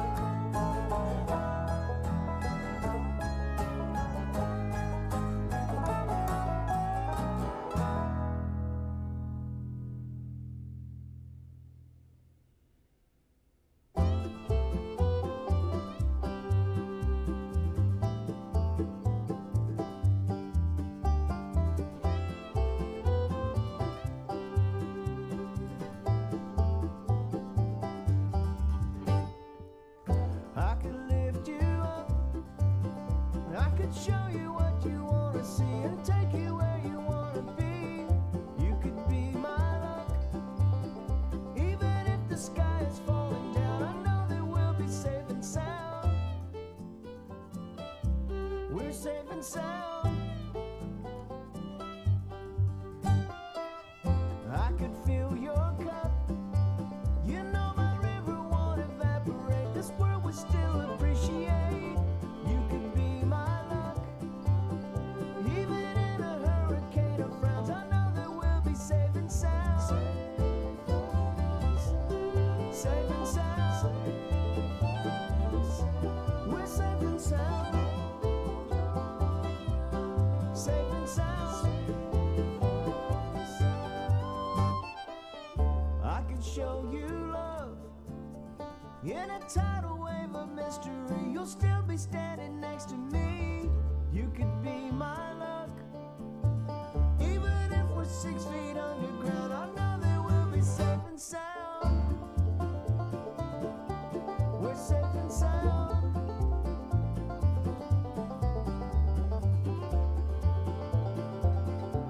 We're safe and sound.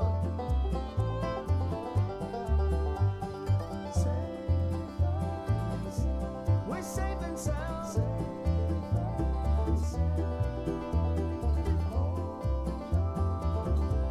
We're safe and sound. I could lift you up. I could show you what you wanna see and take you where you wanna be. You could be my luck. Even if the sky is falling down, I know that we'll be safe and sound. I can lift you up. I could show you what you wanna see and take you where you wanna be. You could be my luck. Even if the sky is falling down, I know that we'll be safe and sound. We're safe and sound. We're safe and sound. We're safe and sound.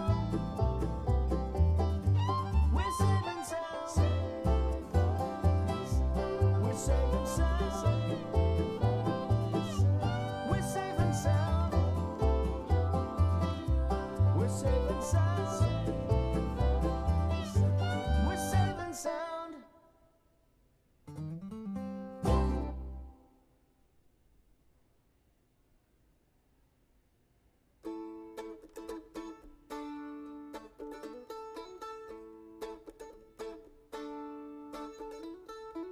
With so much drama in the LBC, it's kinda hard being Snoop, the old double G. But somehow, someway, keep coming up funky as shit nearly every single day. And may I kick a little something for the G's and make a few ends as I breeze through. Cause it's 2 in the morning and the party's still jumping. Cause my mama ain't home. I got bitches in the living room getting it on, and they ain't leaving till 6 in the morning. So what you wanna do?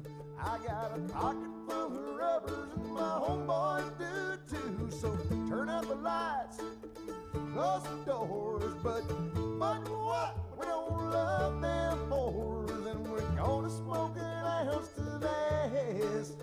Ease up, hose down while you motherfuckers bounce this. And I'm rolling down the street, smoking in, no, sipping on gin and juice, laid back. Money on my mind. Rolling down the street, smoking in, no, sipping on gin and juice, laid back. Money on my mind.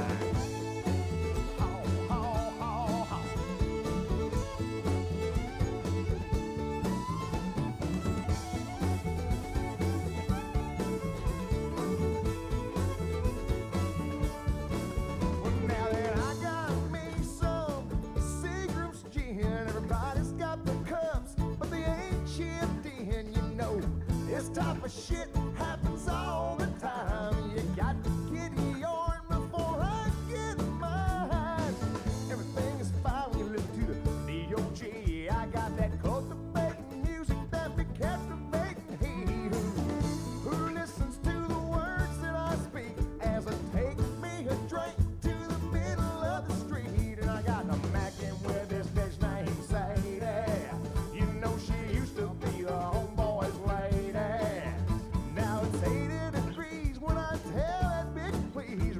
present you taste, 'cause you get none of these, y'all. At ease with the dog pound, feel a breeze, and I'm rolling down the street, smoking indo, sipping on gin and juice, laid back. My mind on money, and my money on my mind. Rolling down the street, smoking indo, sipping on gin and juice, laid back. My mind on money, and my money on my mind.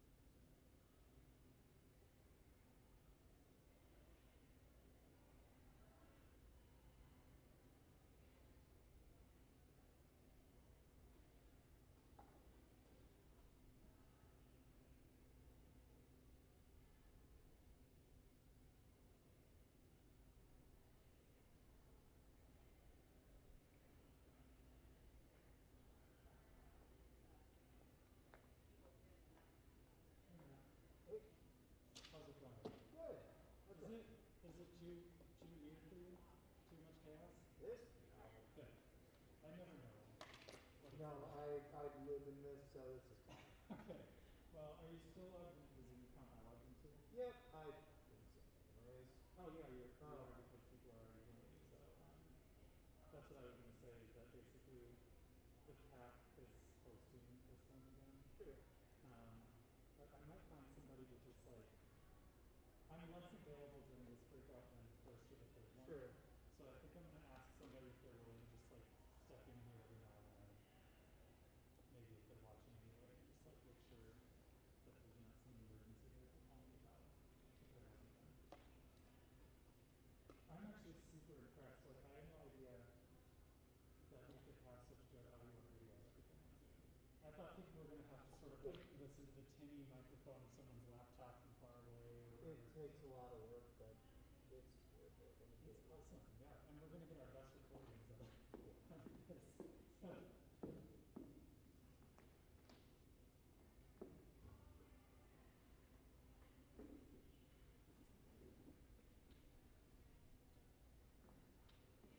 Hello. Hi, Christian. How are you? Hi, how are you? So, we talked to Anna. Briefly. This is her laptop. You can figure out a way for people in this room to be able to.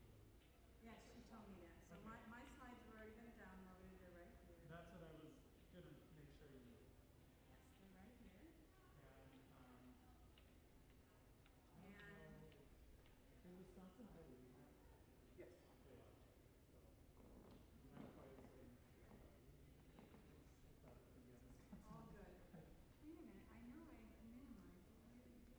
There will be people watching on Zoom as well. And how do I interact?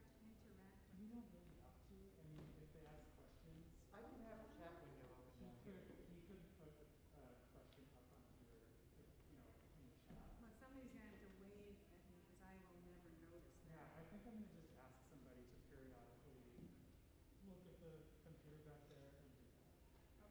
So. Because I mean, It won't be I'm not trying to be a diva, but I just know myself and That is never. perfectly fine. Especially if you're over the computer. Yeah, I agree. I may move, So, walk around a little bit. Put everywhere up if you want All to. right. yourself. You can it's gonna be great.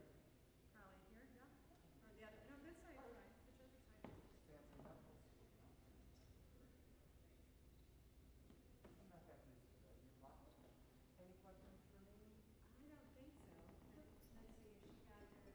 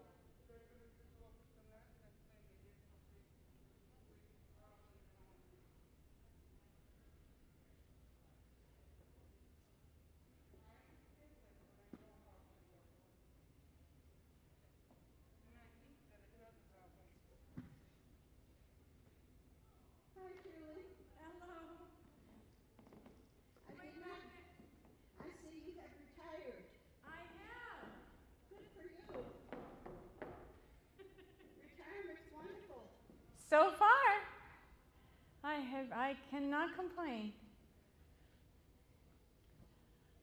Oh goodness, if everybody's going to be way in the back, but that's okay. I'm Mike, so I don't have to shout or anything.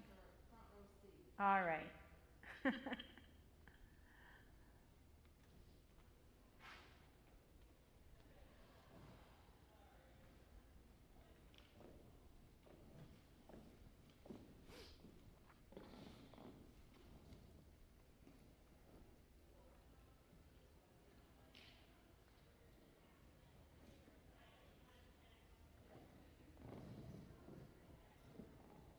Will I know how many people are online? I can put this over here. It should have the names there. Okay. So 3. Does that work for you for a layout? That's fine. That's fine. Yeah. And where is the camera for? Do I have to worry about staying in? Okay, so I don't need to worry about where I am with regard to Zoom.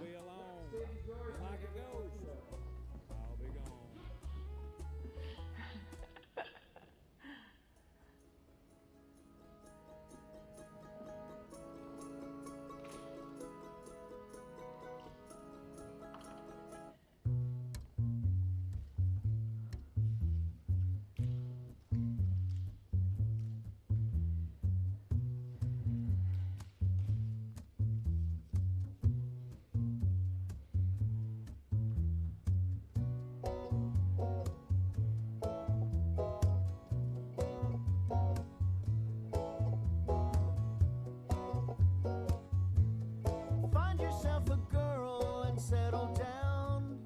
Live a simple life in a quiet We'll give folks a town. couple minutes since it's lunch. Steady as she goes. Steady as she goes. Steady as she goes. Steady as she goes. So steady as she goes.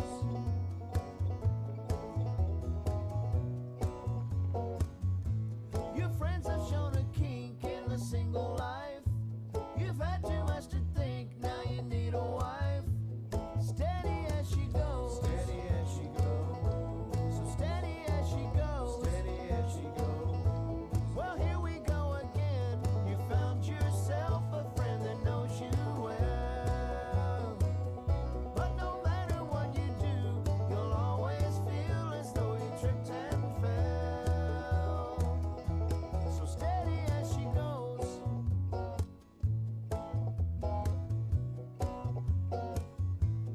When you have completed what you thought you had to do, and your blood's depleted to the point of stable glue, then you'll get along. Then you'll get along.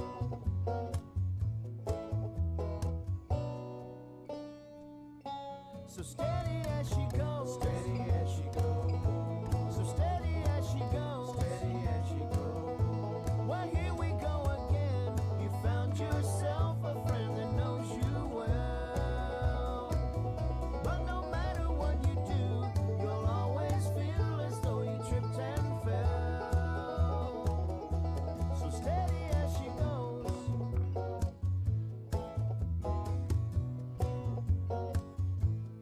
Settle for a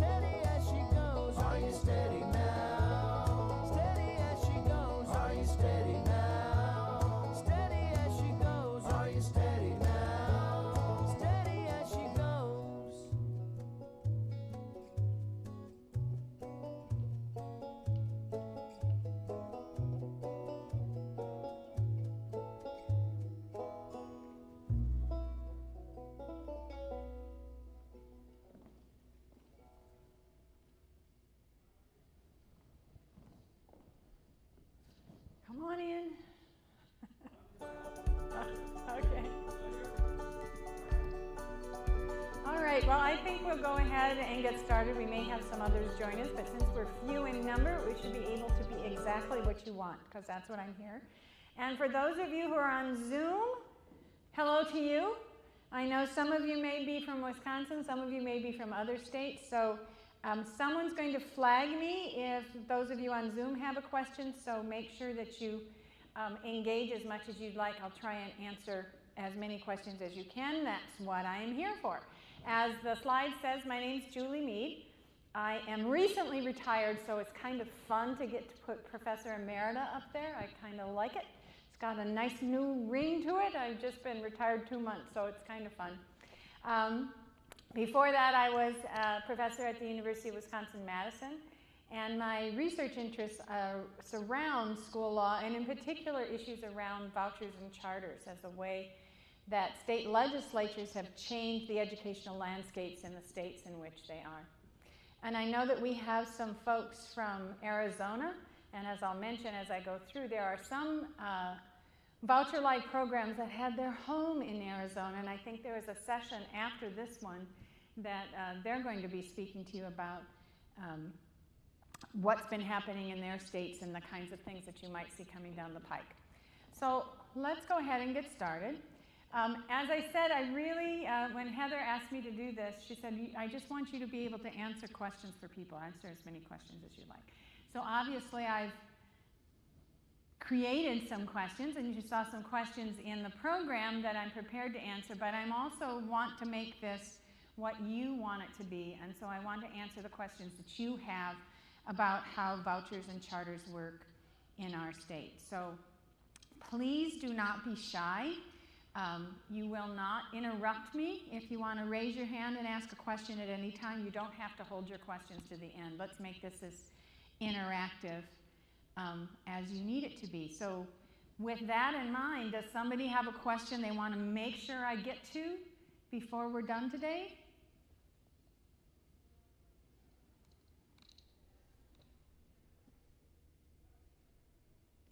All right, I'll head in, but again, please flag me if you have a question that you'd like answered. So let's start with vouchers. So as you saw, the title was vouchers and charters. So I'm going to distinguish between the two, but let's start with vouchers and discuss what vouchers are. And I often use the term voucher-like programs because, as you'll see, across the country, things have spread in terms of various kinds of publicly funded subsidies to private education. And so I lump those all together under the shorthand of voucher. But as I'll show you, there are actually different legislative ways that state legislatures do this. So in a word, what is a voucher school? When we say that's a voucher school, what do we mean by that? Well, we mean that it's a private school that's elected to participate in a state program. The schools that participate in the voucher program get to decide, at least in our state, each year whether and to what extent they want to participate. So they can participate in the program one year and not the next. They can participate in the program by only making 10 seats available, or they can participate in the program by having their entire student body population enrolled as by means of a voucher. So a voucher school is a private school that elects to participate in the voucher program, but they remain under private control, and that's regardless of the proportion of their student body that's enrolled by means of a voucher. For example, the last time I ran the numbers, it was, I don't remember the exact number, but it was over 50 schools in Milwaukee that participate in the Milwaukee Parental Choice Program that are 100% voucher enrolled. Meaning every single child enrolled in that private school is enrolled in that private school with public money. So it doesn't matter how many or what proportion of kids are funded publicly, they still remain a private school under private control. Again, depending on the state you're in, even in our state, although most of our programs require the school to accept the voucher payment and fulfillment of all tuition costs, with the exception of one that I'll mention when we get to it. But some states that's not so. So again, it depends on your state. But the idea is that that state voucher, that amount of money, would go to that private school to educate that particular child. Students and families, depending again on the program and the state and what the program's for, may have to meet some income limits or may meet some other kinds of limits as to be eligible to participate in the program. In our state, for the Milwaukee Parental Choice Program and the Racine Parental Choice Program, the income eligibility is 300% of the federal poverty limit, which is quite a bit more than the median income in the state of Wisconsin. For the Wisconsin Parental Choice Program, the statewide program, outside of Milwaukee, outside of Racine, that eligibility is 220% of the voucher, of the federal poverty level to be able to participate. By the way, in our state, once a family has provided documentation and met that income requirement, they don't have to meet it again. So even if their fortunes change, maybe even widely or wildly, they their child will be eligible to remain in the voucher program until the child graduates from high school, if the parents so choose. In general, federal and state laws that apply to education apply differently in private settings, and part of that is, and this is not a joke, but we talk about the Constitution and how the Constitution applies in public schools. For example, freedom of speech for a public school student, the right to due process for a public school student if they're facing suspension or expulsion.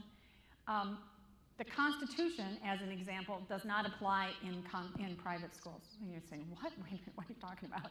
It's because those limitations are limitations on the government, limitations on governmental actors. So those rules that apply to public schools in terms of how they treat their students, as an example, don't apply when we're talking about a private school. And most education-specific laws don't apply. So this morning you heard a lot about special education and special education funding. Public schools have to abide with a federal law called the Individuals with Disabilities Education Act. That law does not apply to private schools. In fact, public schools have to provide services on behalf of the kids enrolled in private schools, even if those kids are enrolled in private schools by means of a voucher. As you probably, oops, where did it go? There we go. As you probably guessed, because I've mentioned in our state, voucher programs are creatures of the states that created them.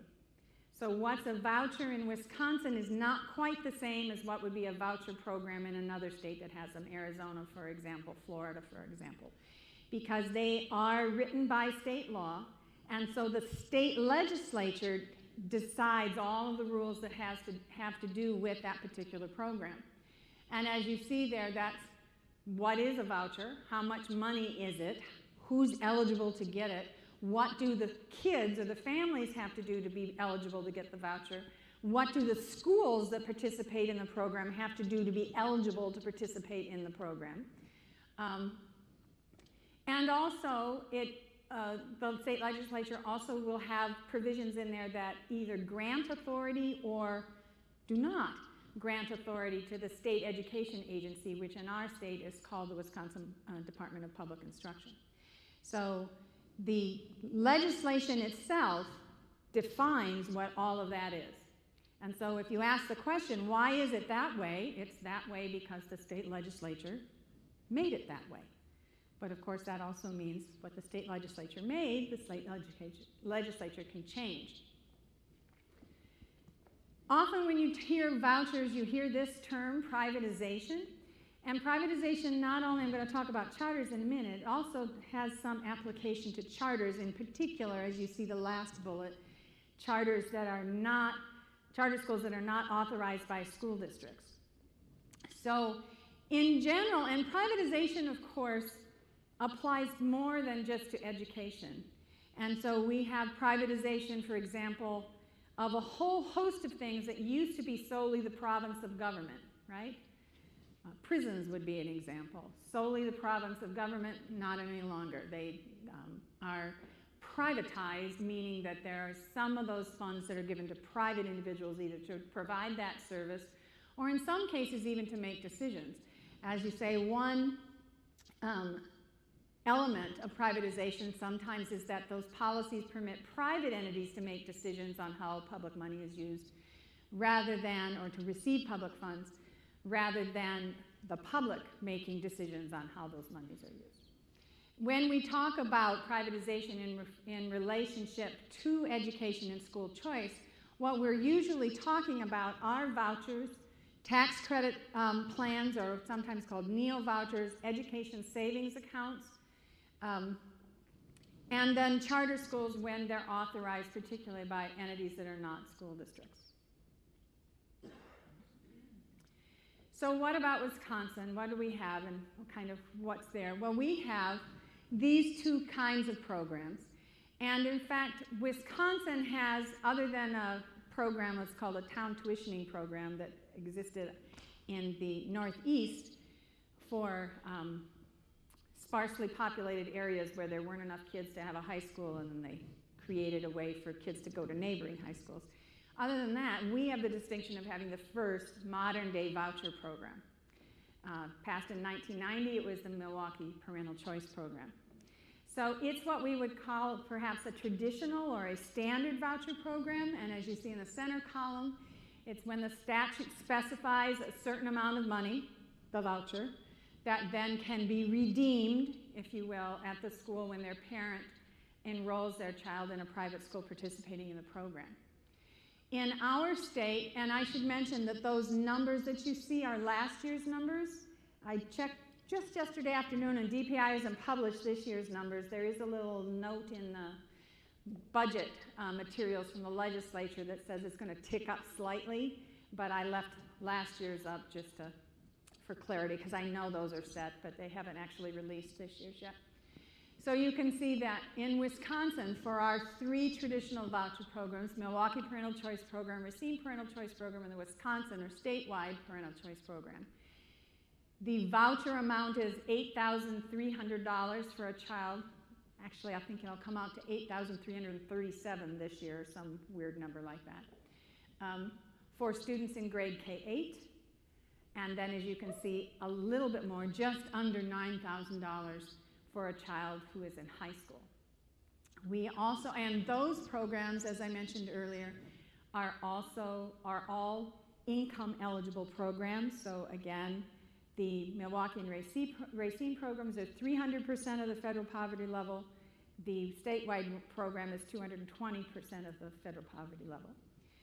The Special Needs Scholarship Program, which is our newest program, if you're curious, Milwaukee's 1990, Racine was 2011, the statewide one is 2013, and the Special Needs Scholarship Program is 2015. So the Special Needs Scholarship Program has no income eligibility. It's eligible for a child who has a disability, a documented disability, and then a school that's willing to take that child. As you can see, the Special Needs Scholarship Program is just under $13,000, but can go up to nearly $20,000 if they can demonstrate actual costs. That actual cost number is 150% of the original voucher, and if the school can demonstrate that there are costs beyond that, they can get 90% of those additional costs. So when if you were in the session with Chris and Kim this morning, he explained that those who participate in this program can get 90% of the costs recouped, whereas public schools only get 28% of the special education costs recouped.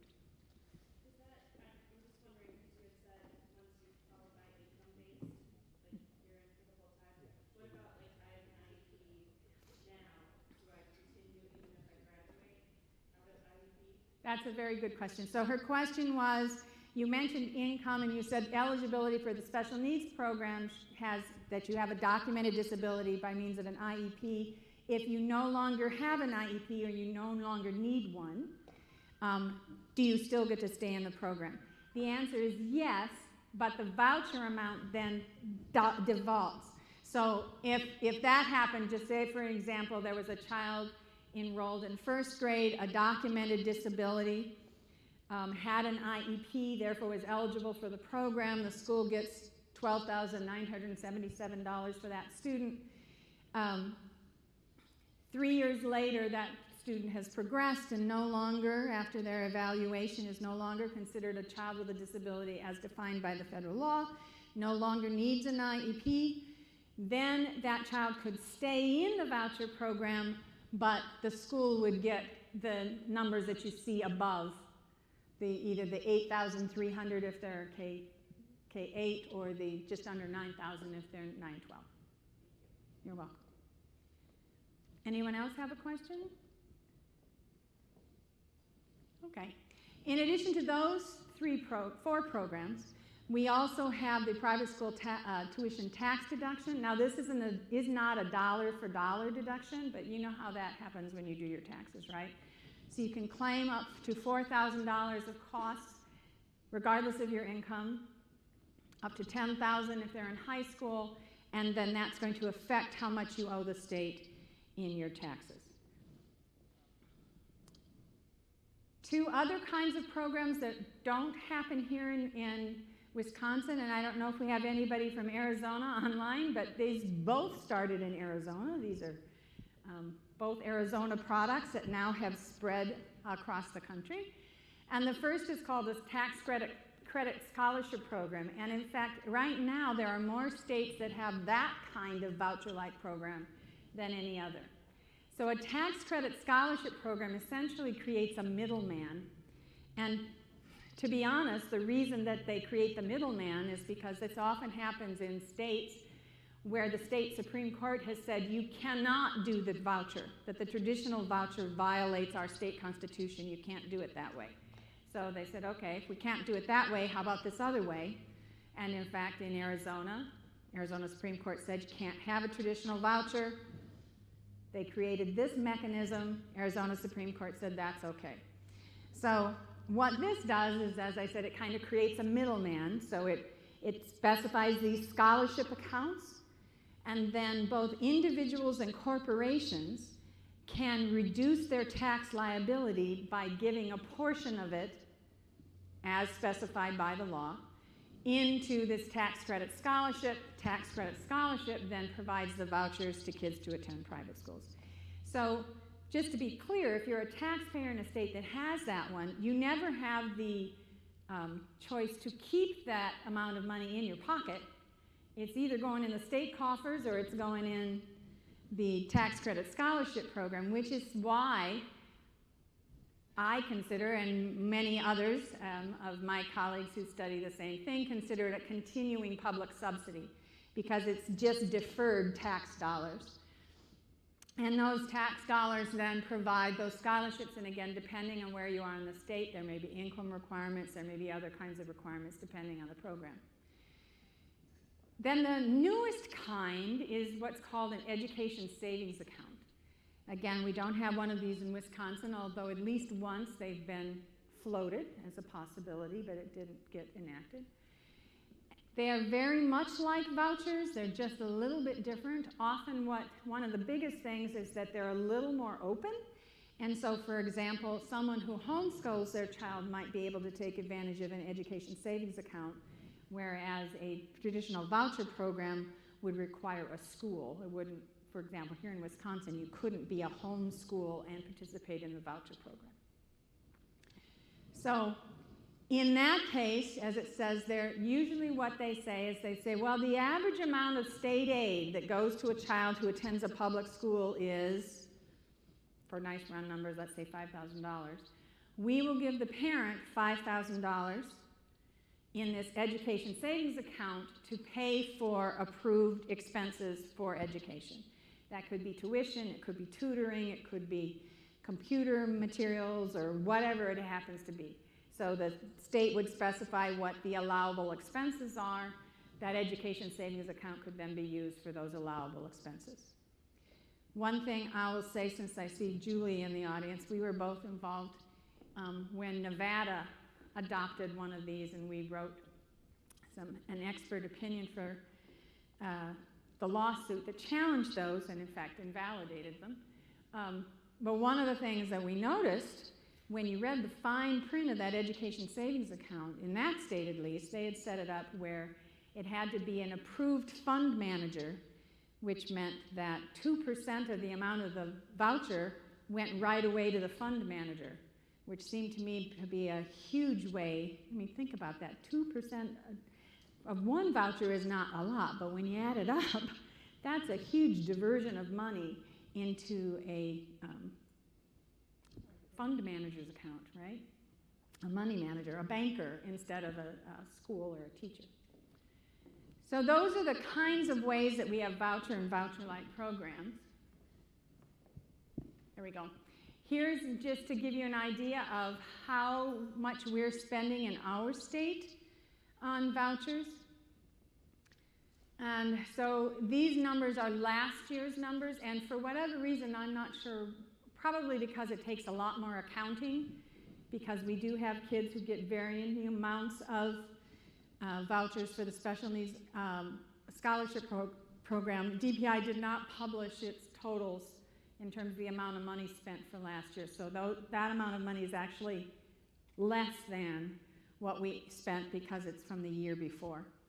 But as you can see, the Milwaukee Parental Choice Program has grown that if it was a school district, it would be the second largest school district in the state. We have, it used to be Milwaukee, Madison, and then the Milwaukee Parental Choice Program. Now it's Milwaukee, Milwaukee Parental Choice Program, and then Madison in terms of the number of kids served. And you can see the cost. The Racine Parental Choice Program, you can see those costs. The Wisconsin Parental Choice Program, another thing I want to mention about that is that by statute, it's limited in terms of the number of students who can participate. This year, it will be up to 6% of any local school district's population or membership can participate in the program. If more kids than that want to participate, then they have to use a random selection process in order to determine who gets to participate. And then the special needs scholarship. So the big number on the bottom, of course, is the one that folks are really interested in. So this Wisconsin taxpayers are subsidizing private education to the tune of nearly $400 million a year.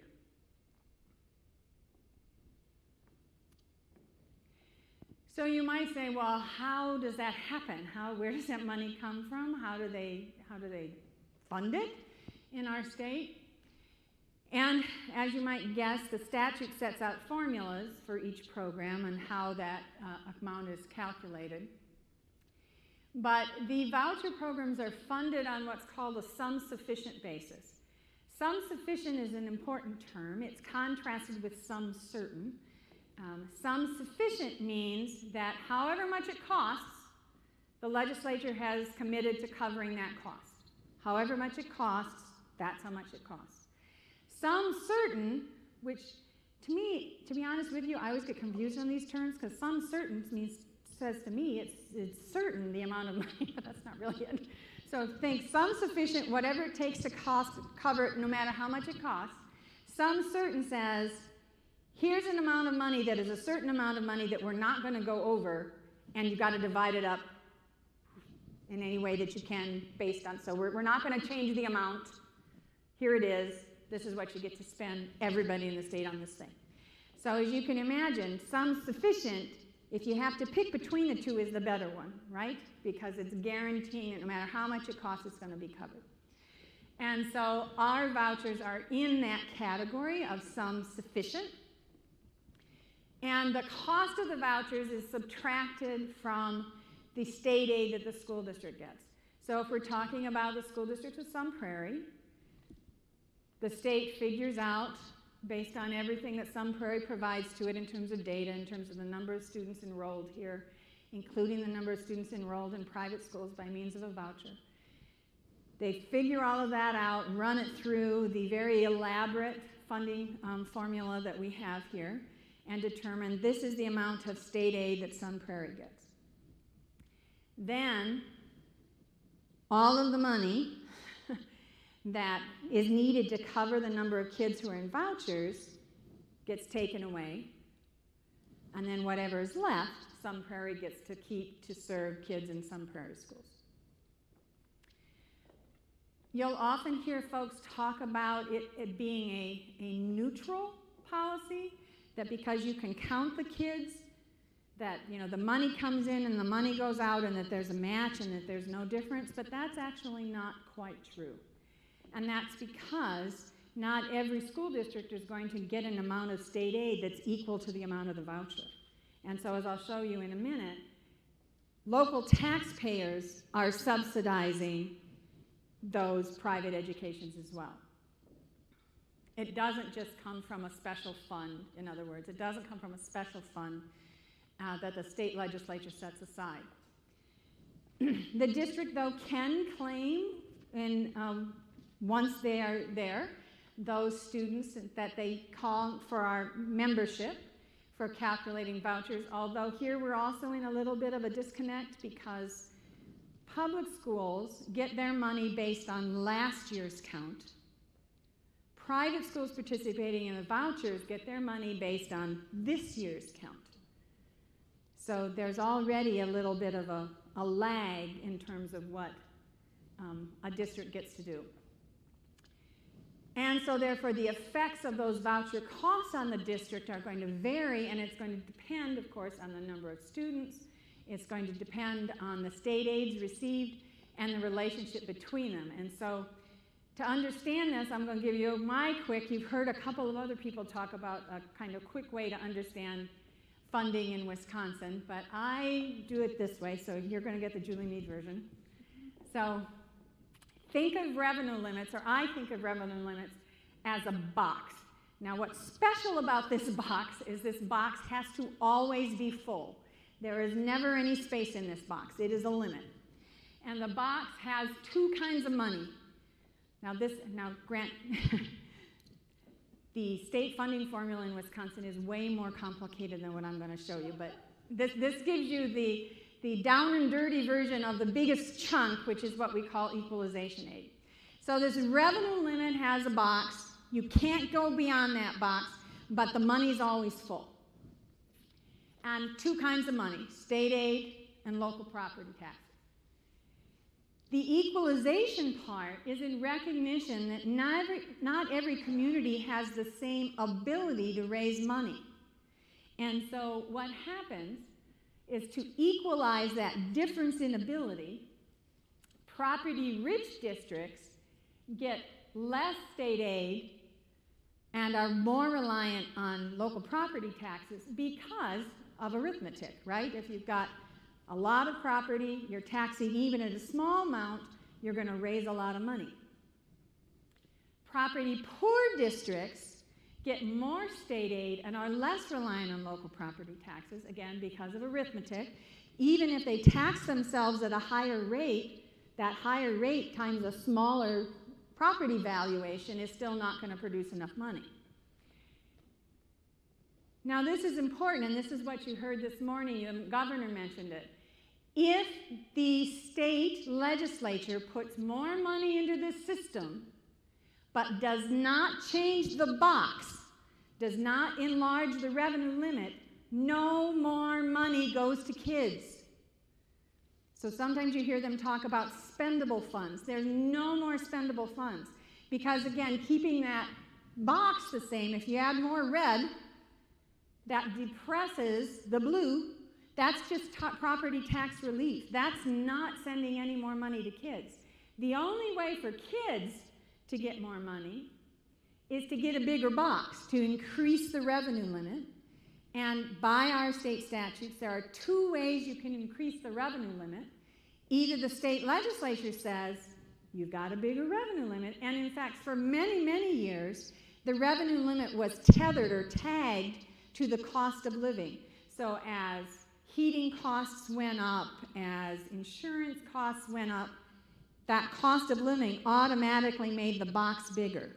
But we took that tether away in 2011, so that no longer happens. The only way to get the box bigger is for the state legislature to make the box bigger, which they did not do in this biennium budget. They elected not to. They did put more money in the system, which will have the effect of lowering property taxes, local property taxes, but that will not have the effect of providing more funds for schools to use with children. The other way to get a bigger box is for the school district to go to referendum. Have you all noticed how many more referendums it seems we have statewide? This is why. If the state won't give you a bigger box, that doesn't do anything about the cost of living. The cost of living is still going up, whether or not the state recognizes it. And so the only way for a school district to get more money to spend on kids is to go to the voters and ask for a referendum, which is what they do. And so you see a huge increase in the last decade in the number of referendums. The other problem, of course, that you might be thinking about is, wait a minute, some school districts are going to have an easier time passing that referendum than our other school districts. Yep. Which is going to have a disequalizing effect. And in fact, that's what's happened. That because not everybody gets the same revenue limit. The revenue limit in Sun Prairie is not the same as the revenue limit in DeForest, or the revenue limit in Stoughton, or the revenue limit in Madison, or the revenue limit in Milwaukee. Every school district has its own revenue limit that has gotten changed over time, either by one of those two mechanisms. And so our system has, in my view, has gotten so out of whack that it's pretty broken. And so it's really, really disappointing from my view, and my own personal view, that the legislature whiffed on the opportunity to make some really deep investments in education to correct the problems that they've been creating over the last decade or more of a system that's broken. So once you know that and how that works, so remember, then all the voucher money comes out of the state aid. And because it's certain, that means that that voucher money is coming out no matter how much other money is left over. So how does it affect local property taxes? Well, the system, the amount of money the state sets aside for education has to fund three kinds of kids, if you will. Kids enrolled in traditional public schools, kids enrolled in independent charters that I'll talk about in a minute, and kids enrolled in private voucher schools.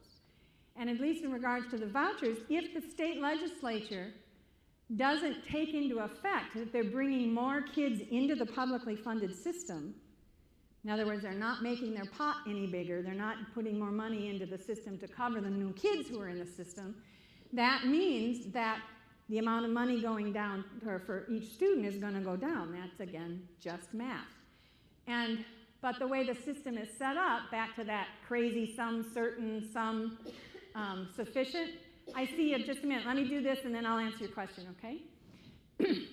The way the system is set up, the first draw, as they call it, goes to pay for all the kids who are in independent vouchers or charter schools around the state.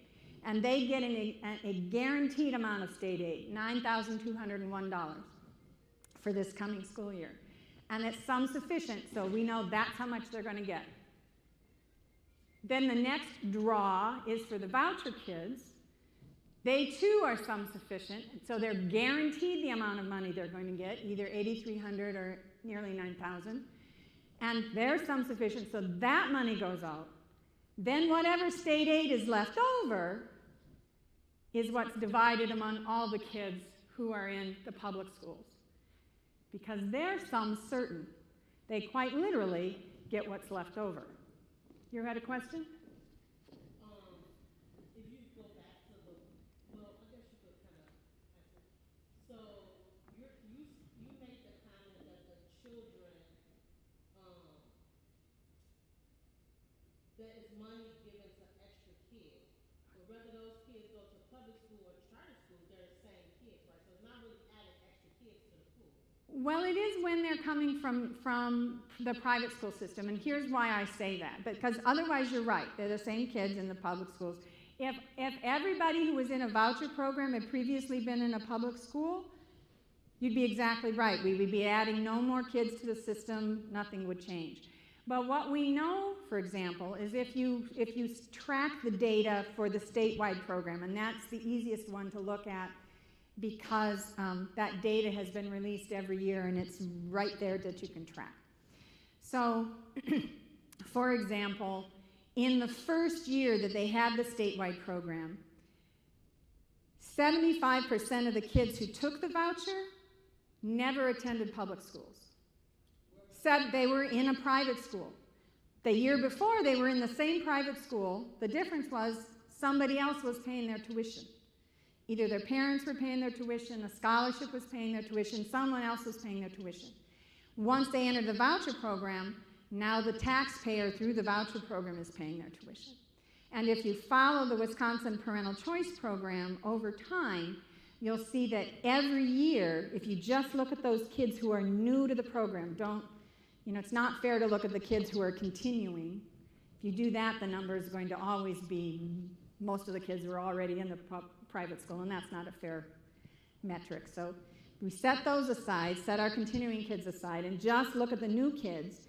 You'll see that the largest number of new kids participating in the voucher program every year were kids who previously attended the private school. But couldn't you argue that then those kids were just coming to reclaim money that was theirs anyway? Because those kids that are in private school who are now going into the public vouchers were entitled to a free and public education as well.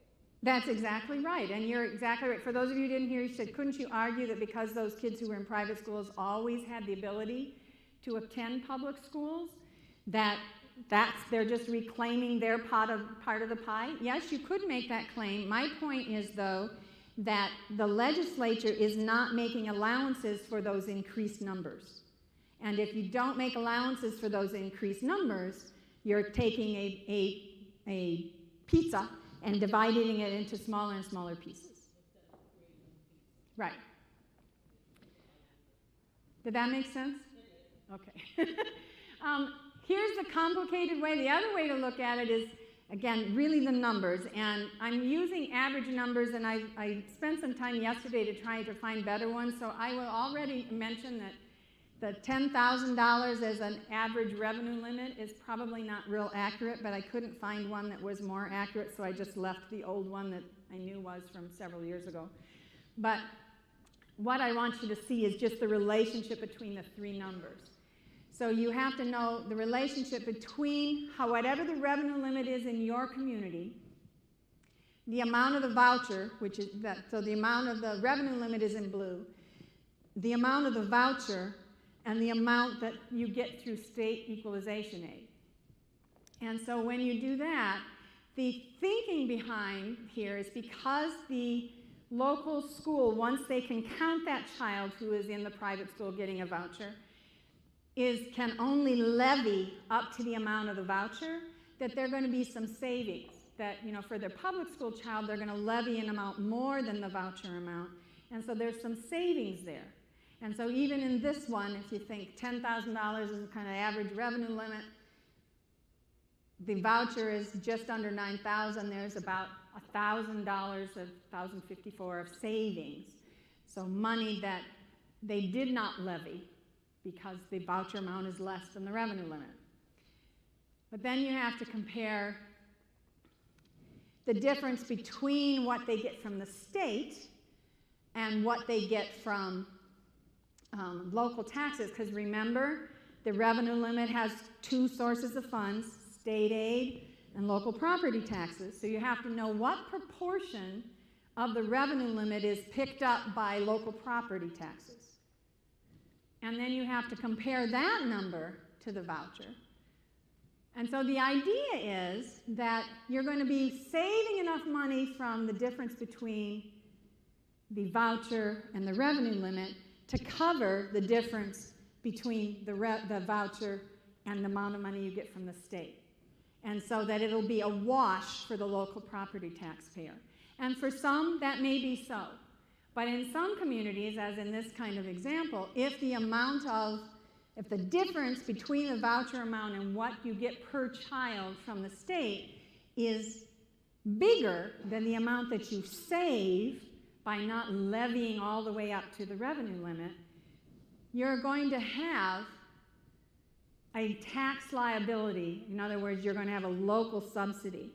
Now, it's really difficult to figure out how much of your local property taxes is going to the voucher programs, because that's not something that is on your property tax bill. the number that says for your school district is actually the school district plus the voucher programs plus the independent charter programs. It's all of that rolled into that one number. So unless your school district breaks it out for you, it's really difficult to understand or to see where that happens. But again, depending, and of course you can see, well, Julie, if you've got a whole lot of state aid, then there'd be a lot smaller difference between the local share and the voucher, and that's true. So you have to know those numbers to know how it affects your community. But for every student who's new that year, who either was never in school before or who was in private schools previously, did not leave the public school, that's new tax liability would be the difference, the total difference between the voucher amount and the state aid. Again, because the money that comes to the school district is based on last year's count, and the money that goes to the vouchers is based on this year's count. We take counts twice in a year, the third Friday in, let's see if I get this right, third Friday in September and the second Friday in January, I think it is. Very complicated. Sometimes, if I'm being real cynical, I think they make it complicated just so it's hard to understand and we don't know what's going on. All right. So now I'm ready to switch to charters. Before I do this, do you have a question? Yeah, does your local community, can they pass a law saying you want to show that tax? I think, didn't Racine do that? I mean, is that something we could bring up to our common council and say? Yes, that is something that you could bring up. In fact, the governor proposed in his proposed budget, biennium budget, he proposed a measure that would require that statewide, but the Joint Finance Committee stripped that out, and that was not enacted. So oftentimes it's called voucher transparency, or some kind of transparency. But yes, I believe Racine has done that on a local level so that you can see. Okay, charters. So charters are a little different.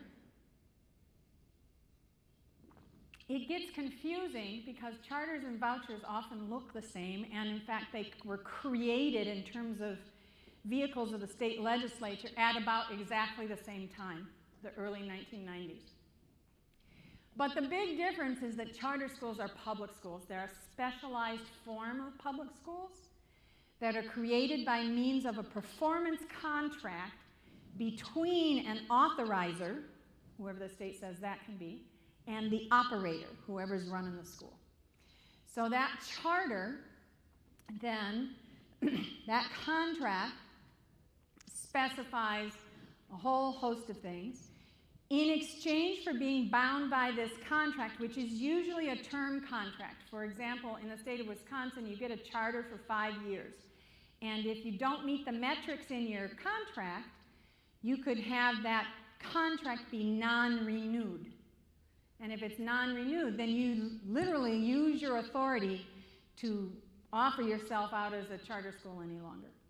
Now, as what's happened in Milwaukee, there have been a couple instances where a charter school has been closed for poor performance of one sort of another, frankly, often more around money than around student performance, and then is reopened the next year as a private school participating in the voucher program, which makes it, again, a little hard to track how all of this stuff works. But a charter is, again, a specialized kind of public school.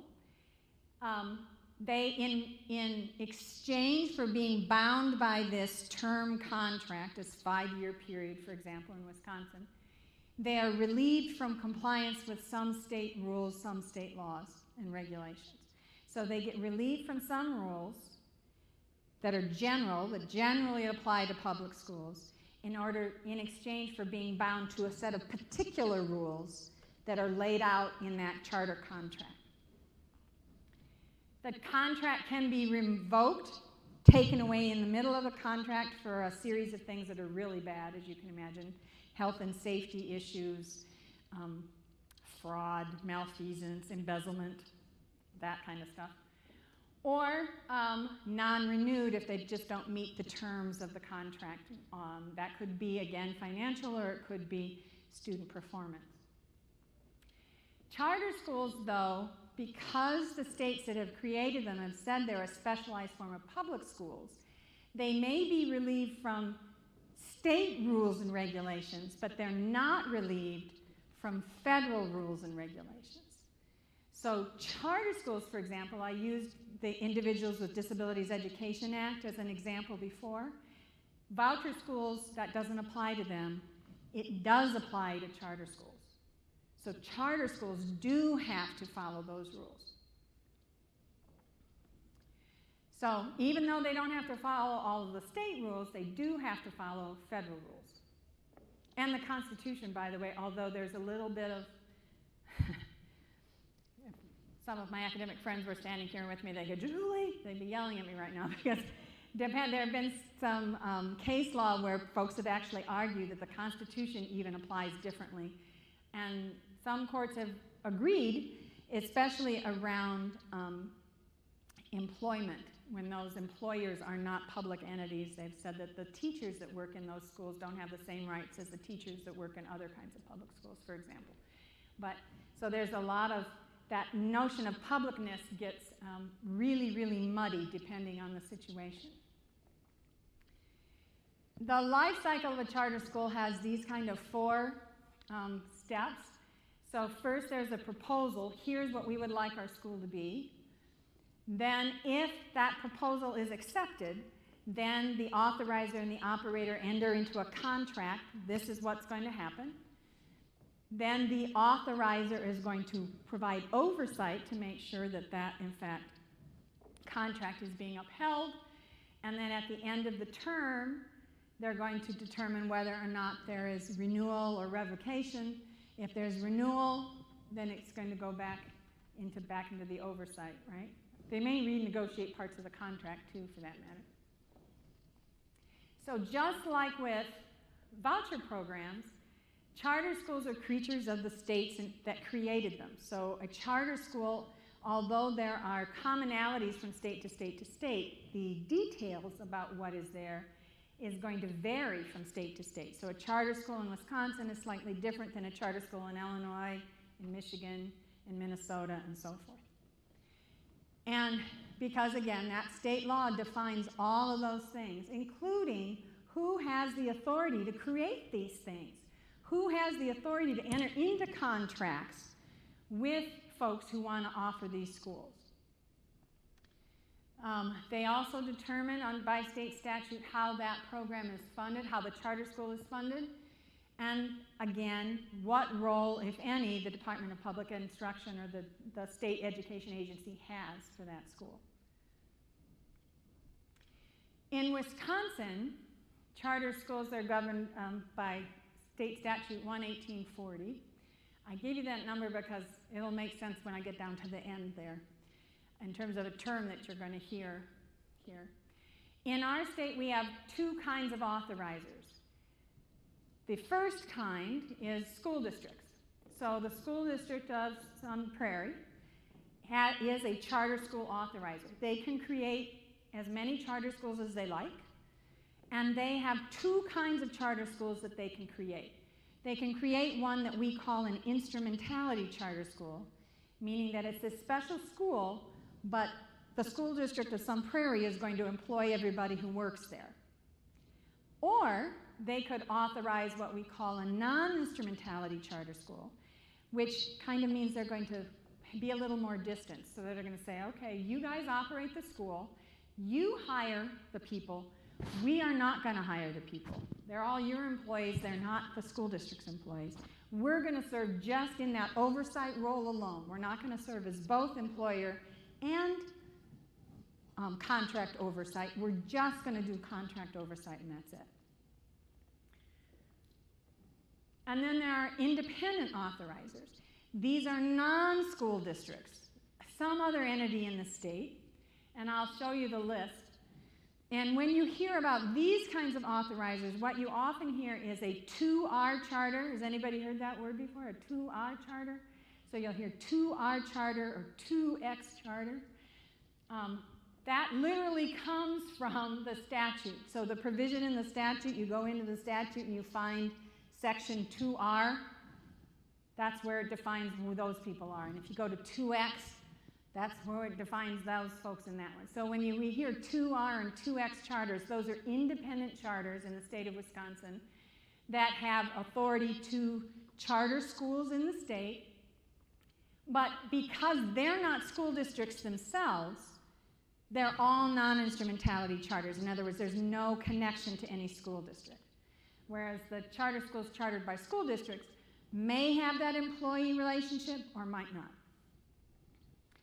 So here's the list of all of the authorizers that are not school districts.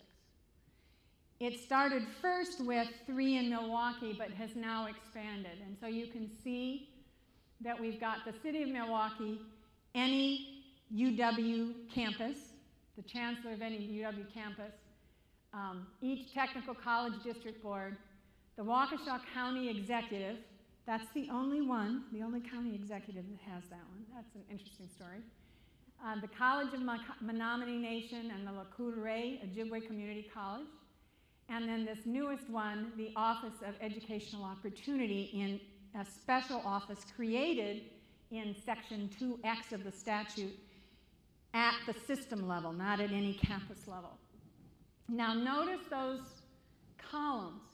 So what that tells you is where can their authority be exercised? Well, just to use the last one as an example, the Office of Educational Opportunity can create a charter school anywhere in the state. Anywhere, doesn't matter where. Anybody in the state can go, any child in the state can go, and they have no limit to the number of charter schools they can create. So they can create as many as they like or as few as they like. It's their authority to use or not use. To give you an example, one of the earliest independent charters was Milwaukee Area Technical College. They've never exercised their authority, never once. They've had it since 1996, I think. 97. So that means then that someone with that doesn't have to check in. So again, to give you an example, here are some standards. All the terms are a maximum of 5 years, regardless of who the authorizer is. The minimum for proposals, and what they have to describe. So they have to describe the curriculum, they have to describe the discipline policy, they have to describe how they're going to hire teachers, they have to describe how they're going to serve children with disabilities. So all of the elements of what they have to describe is the same, regardless of who the authorizer is. There's also some standards for what the authorizer, whether it's a school board or somebody else, ought to be doing in terms of watching over these schools they've created. And then the grounds for revocation, for when they can take away the charter in the middle of the charter, is specified in the statute. And so you can see the 4 reasons that a charter could lose it, a school could lose its charter in the middle of that 5-year term. And in all cases, DPI has a limited role in the oversight or what happens. Now they have some, because DPI gets to control where the money goes, but they are limited in a way that they aren't limited with other public schools.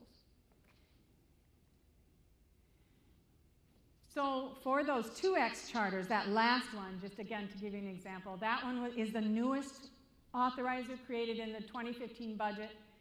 I should take that back. Originally, the proposals had to be vetted by the Board of Regents, but that's no longer so. So I apologize, that should have been fixed.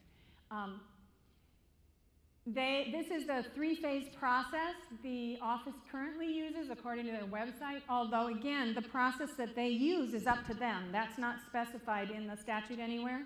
So they could use that process or another process. It's up to each authorizer what process they want to use. But one thing that is important to understand is that it doesn't matter what the community thinks. There's no obligation for the authorizer, whether it's this one or another one, that has statewide authority to seek input from the community first. Now they may do that as a matter of course, And of course, like anything, it could become a political matter, right? But there's no obligation under state statute that they have to notify the school district, for example, that they're thinking about authorizing a school in that community. Now, one thing that's interesting about that is that it creates a de facto, if you will, or kind of just an informal appeal process. So if I want to start a school, and I go to my school district, and my school board as the authorizer looks at my idea and says, Julie, we just don't think it's good enough,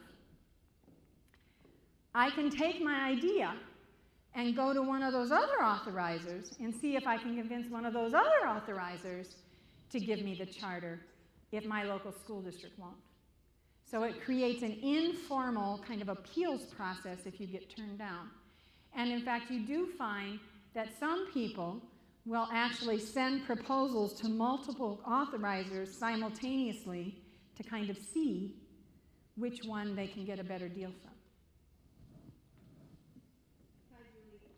I just want to verify the fact that all the expansion that have been done with vouchers or charters, independent charters, has been done without debate or vote by the people of Wisconsin, and most of it's been done within abiding a budget, correct? That is completely correct in each case, which is an interesting thing. So, you know, I just went over, we have 4 voucher programs and a tax credit.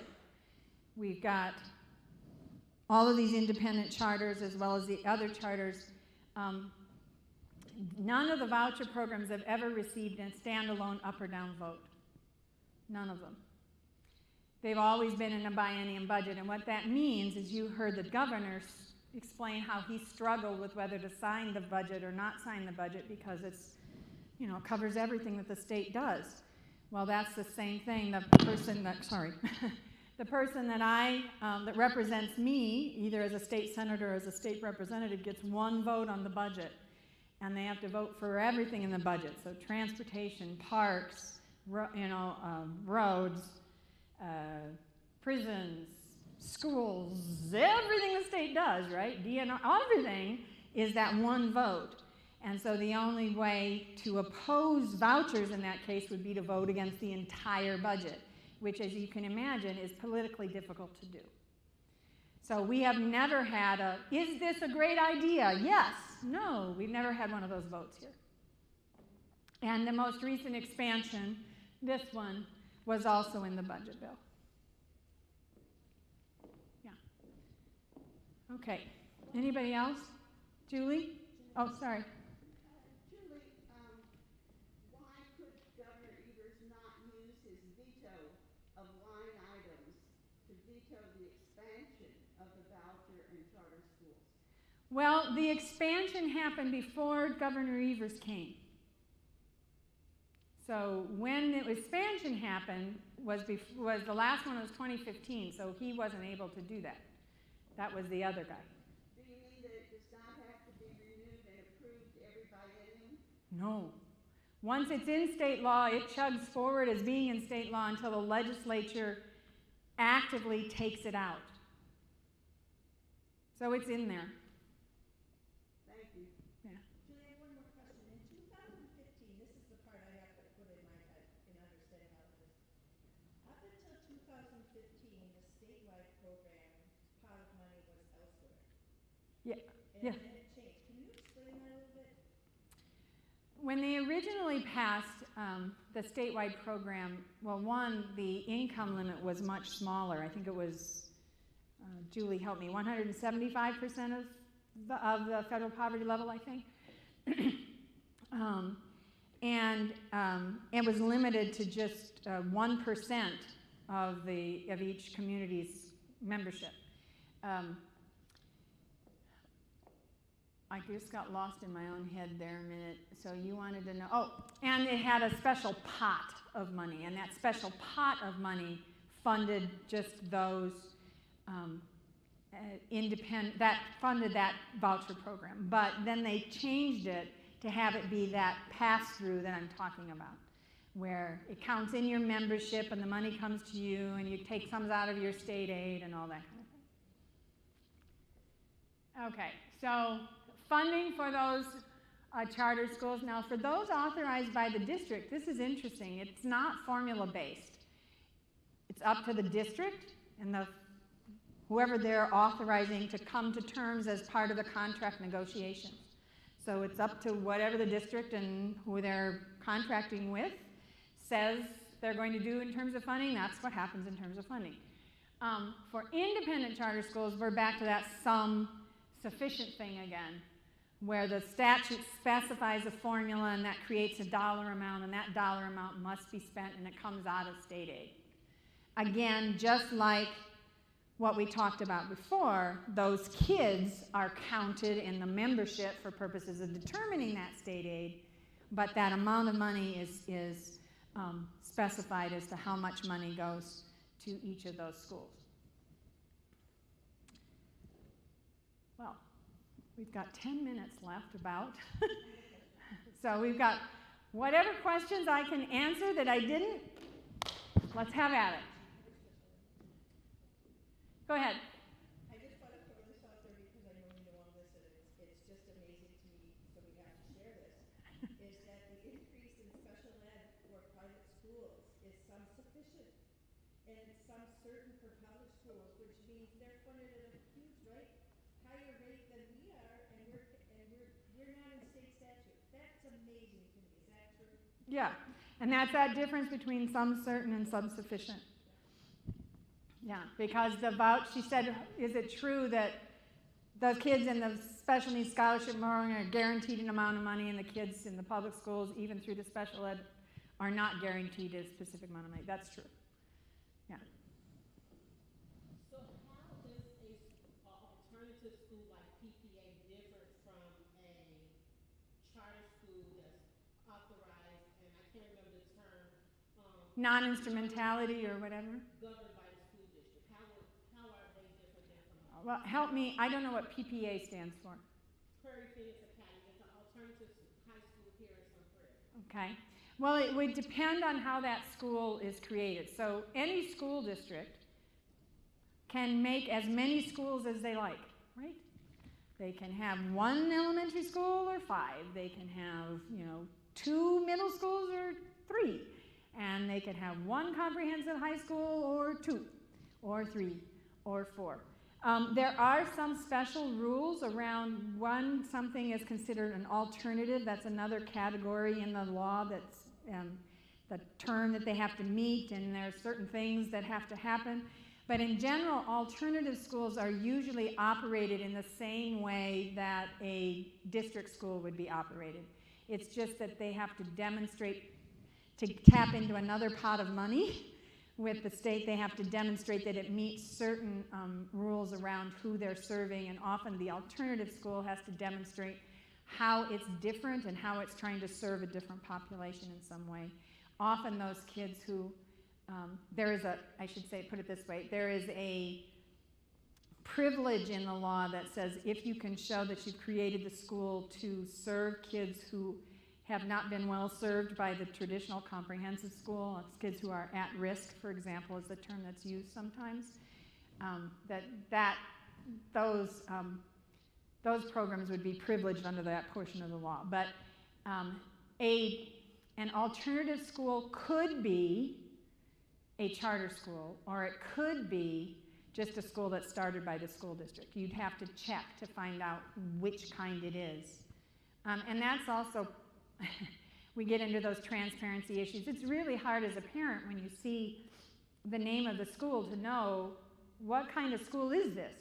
Is this a traditional public school? Is this a charter school? Is this a charter school operated by the school district that I am a part of? Is this a charter school operated by somebody else? Is this, so you have to ask those questions because it's often difficult to find. Now again, to be fair, some schools are really good about having that very clear, and especially on their websites and their about statements where you can see who is in control.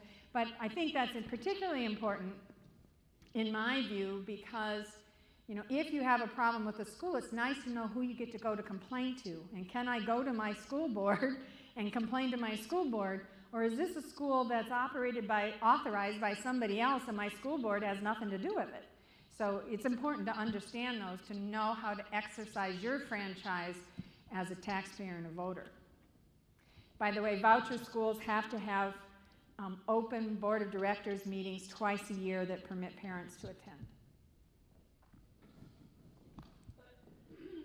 Now, voucher school is a privatized school. Private school, right? Private school. So, what happens to the money if I decide to put my special needs son into this private school, and now this private school also doesn't have to follow all the rules and the Constitution and everything, and they decide by December that they can't meet the needs of my child, and my child has to leave. Now what do I do? And where does that money go? Do I get to take the money with me? No. You don't get to see. So what happens if I have if there's a child with special needs, for example, and they're enrolled in a private school by means of a voucher, and come December the school says we can't really meet your child's needs, your child has to leave. What happens then? Well, under our compulsory education statute in the state, you as the parent have to find another educational home for the child, which means you either have to enroll them in another private school that will take them, enroll them in a public school that will, your public school that would enroll them, or homeschool them. Those would be your three choices. The money that the private school was getting for that child, they don't have to give any of the money back, but since that child won't be counted in January, they won't get money the second half of the year for the child. So the money they got for the first half of the year, they got, and it stays there. The money they got in the second, they won't get the money in the second half of the year. In the second half of the year, that child will show up on that new school's roll wherever that child is. So if it's another private school, they may or may not be members of the voucher program, and it may or may not be an open enrollment period, and so you may not be able to get the voucher moved over to another private school. But obviously, if you go to a public school, the public school is going to serve the child, but the money won't arrive to help the public school serve that child until the following year. They won't get that money that year for that child. Public school has to take them, right? Public school has to take them. The only time when a public school does not have to enroll a child is if a child has been properly expelled. By that I mean they've been expelled and gone through due process, and they've been expelled by another school district. So they've been a school board, and some other school district has decided this child is expelled, and so you go to a neighboring school district and say, can I enroll my child here? The neighboring school district could say yes or no. But if the child has not been expelled in that way, the school district has to take them. In a scenario you said, where we have a special needs school and the private school says we can't serve your child anymore, the public school, yes, would have to take them. And the public school would have to follow the law and give the child whatever the child needs to achieve what we call a free, appropriate public education. Julie?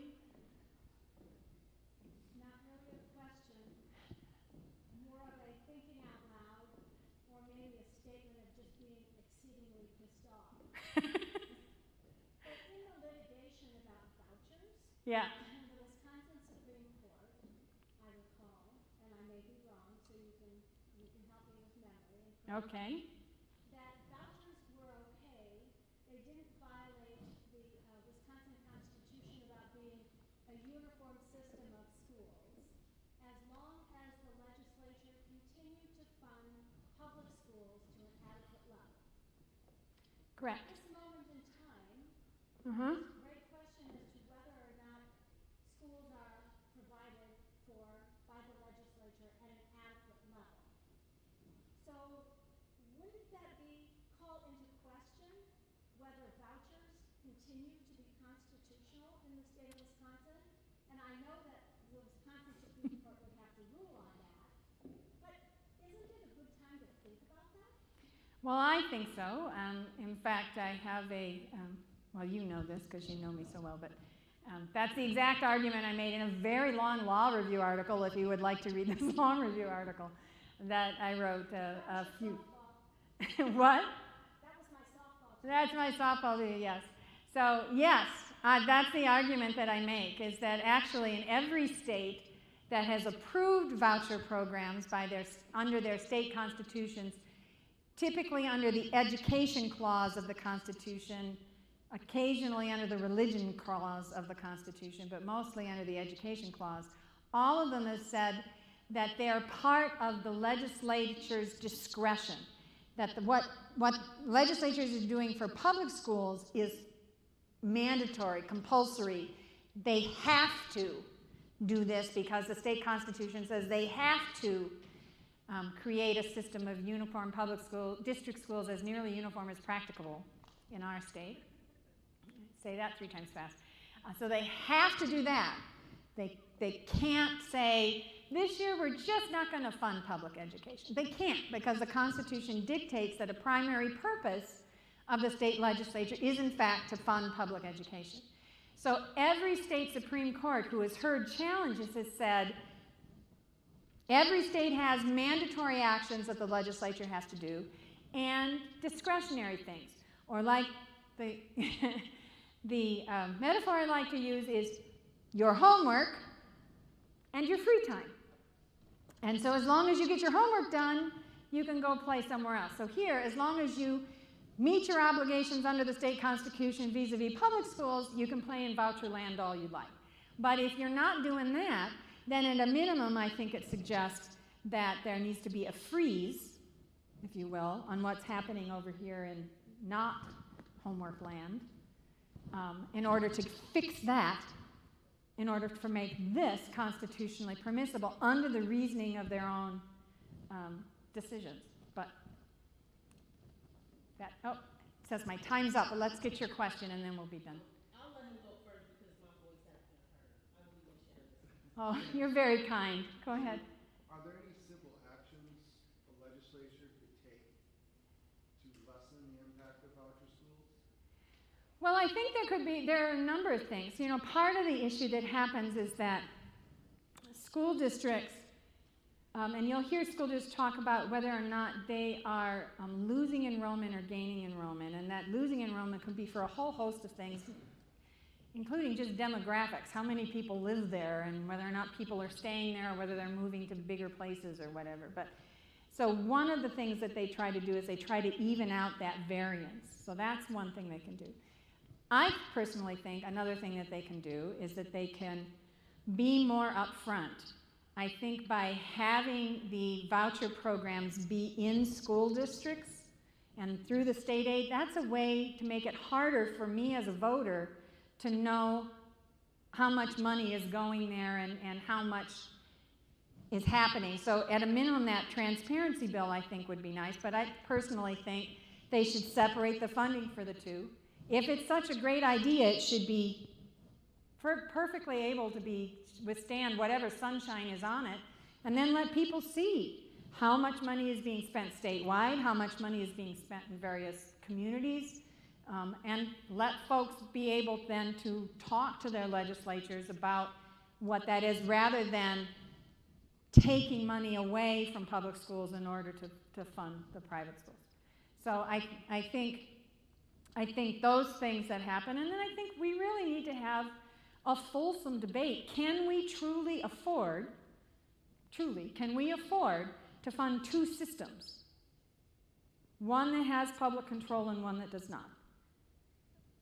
If the answer to that in terms of all of us, you know, in terms of a democratic society, if most people say, yes, we think we can afford two systems, okay.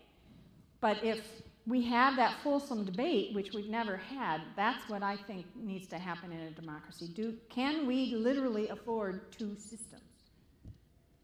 And which system, you know, if we can only afford one, which system is better able to provide the most opportunity for the most people?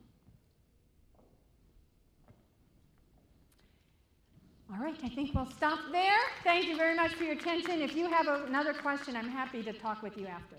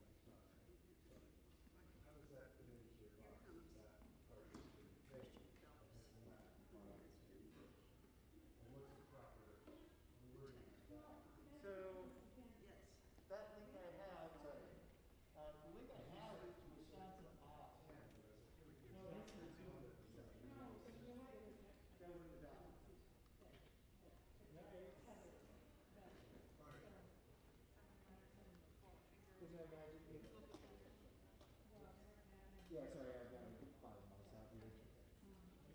Okay, hold on a second here. Make sure that someone knows who that is.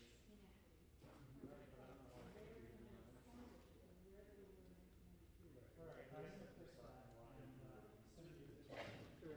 Well, I mean, if you've got them all created, right? Yeah, the comment that was looking in here telling you this one is actually hosted by a campus.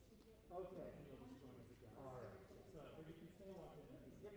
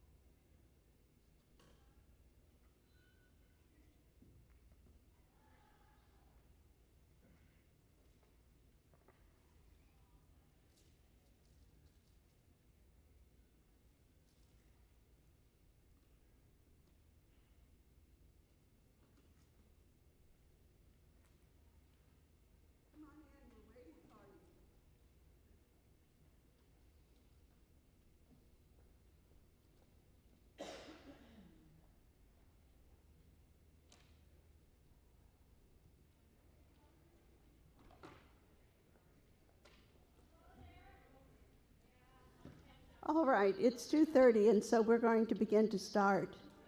Welcome to those of you who are here physically, and also to those of you who are virtual. Glad you came to hear us and to talk with us. I'm Janine Edwards. I'm a retired teacher and professor. I've been a supporter of the Wisconsin Public Education Network for 6 or 7 years, and I think I've been at every one of the summits. It's always energizing for me. For the past 3 years, I've been working on ending gerrymandering, redistricting in the state of Wisconsin, especially with the League of Women Voters. I was instrumental in establishing a working group at the state level and also at the Dane County level. So why is redistricting or districting important? It's one of the most important functions that local and state governments need to accomplish this year in 2021. Why is it so important? It occurs only once every 10 years as a result of the census. The purpose of districting is to equalize the number of people in each voting district in the state. And so after the census is taken, that redistricting process takes place. It sets the boundaries of voting districts throughout the state. So it determines how we, the people of Wisconsin, are represented in local, state, and federal governments for the next 10 years. If the process is executed in a fair, nonpartisan manner, every person's vote will count in every election. If the process is gerrymandered, as it was done in 2011, the state legislators who are currently in power will stay in power for 10 more years in Wisconsin. That's why the gaps between what the voters want and what the legislators do is so important. And we'll talk quite a bit in this session about what we, the voters, can do to try to close that gap. In Wisconsin, we cannot pass a statewide referendum that is binding on the legislature to change the process. The legislators themselves have to pass a law. So that's why districting is so important.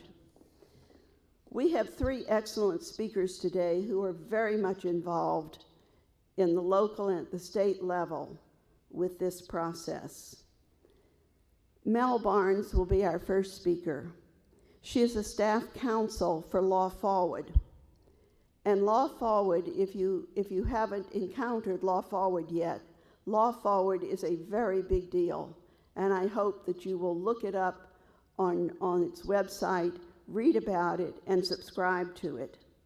Law Forward was formed in October 2020, a new nonpartisan, nonprofit impact law firm committed to protecting and advocating democracy and to restoring Wisconsin's pragmatic, progressive tradition. Mel graduated with honors from the University of Wisconsin Law School. She has spent her legal career at the intersection of law and advocacy, action. Before joining Law Forward, Mel Barnes was Director of Legal Advocacy and Policy at Planned Parenthood. Mel has worked on political campaigns. She has worked with the state legislature and with 2 administrations. Our second speaker is Myra Inlow, who is a retired nurse executive and supporter of public education. She's active in the League of Women Voters of Wisconsin and the Wisconsin Democracy Campaign. Myra is part of a small Iowa County Fair Maps team that has been instrumental in passing a resolution supporting a nonpartisan, transparent process, and then also passing a referendum for that process in November 2020. And our third speaker, who is virtual, is Carlene Besham. Carlene is a retired educator who now works with the Fair Maps Coalition. She has organized this state, worked strenuously throughout the state, supporting grassroots teams and activities around the state, and helping to coordinate the work of all the partners in the Coalition for Fair Maps. So I want to turn the podium over to Mel Barnes, who will talk about the legislative and the legal aspects of redistricting. Hello, Carlene. There you are. There are three aspects to the work that we are all involved in: the legislative work, the legal work, and the grassroots education and organizing. And that is how we can close the gaps. Okay, Mel, it's up to you.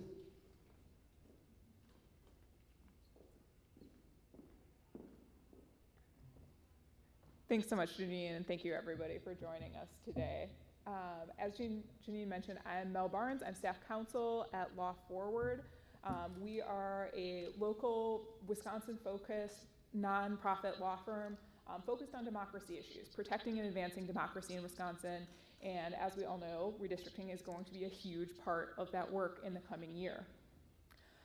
So I want to touch a little bit on why we actually redistrict before talking about some of the legal criteria that we use when we draw new districts in Wisconsin and what that process will look like this year as we draw new districts based on the 2020 census.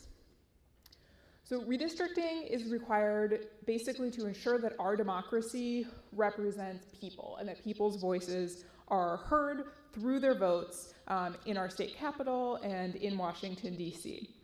So Wisconsin has drawn districts to elect representatives since statehood, but like all the other states in the country, the process was really changed by what was called the one person, one vote revolution in the 1960s, when the US Supreme Court decided a line of cases, starting with a case called Baker v. Carr, that said that population in each district had to be equal when folks are electing representatives to the state capitol, which basically just means that everyone's vote should count the same when it comes to choosing their representative.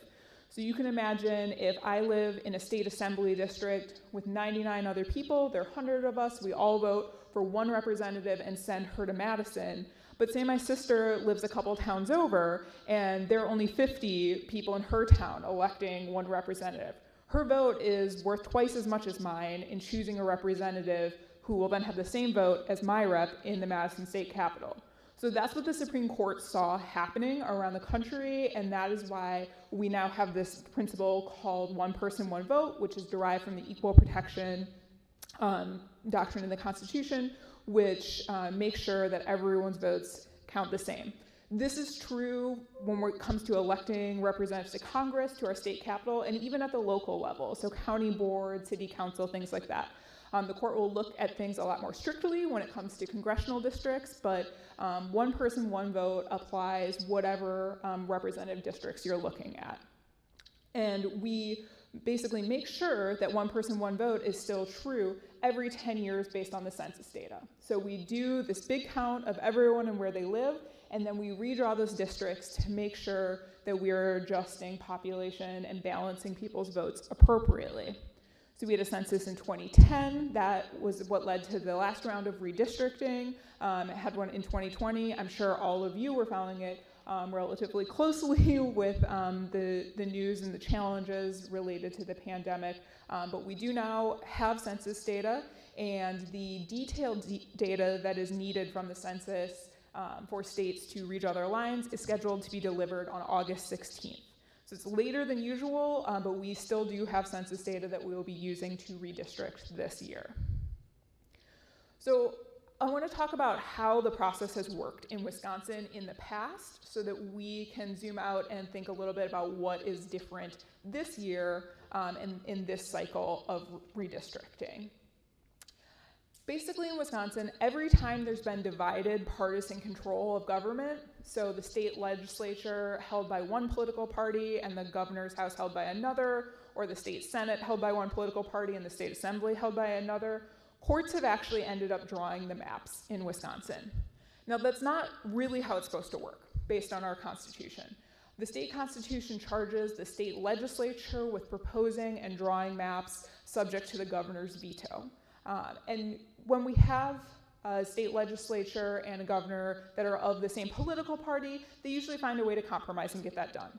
When they're of different political parties, what we've seen in Wisconsin is they usually can't agree. And the courts end up drawing maps to update the districts in Wisconsin. Because again, you can't just keep holding elections on the old maps. The Supreme Court's decision in the one person, one vote line of cases means that we do have to update the maps even if folks can't compromise politically.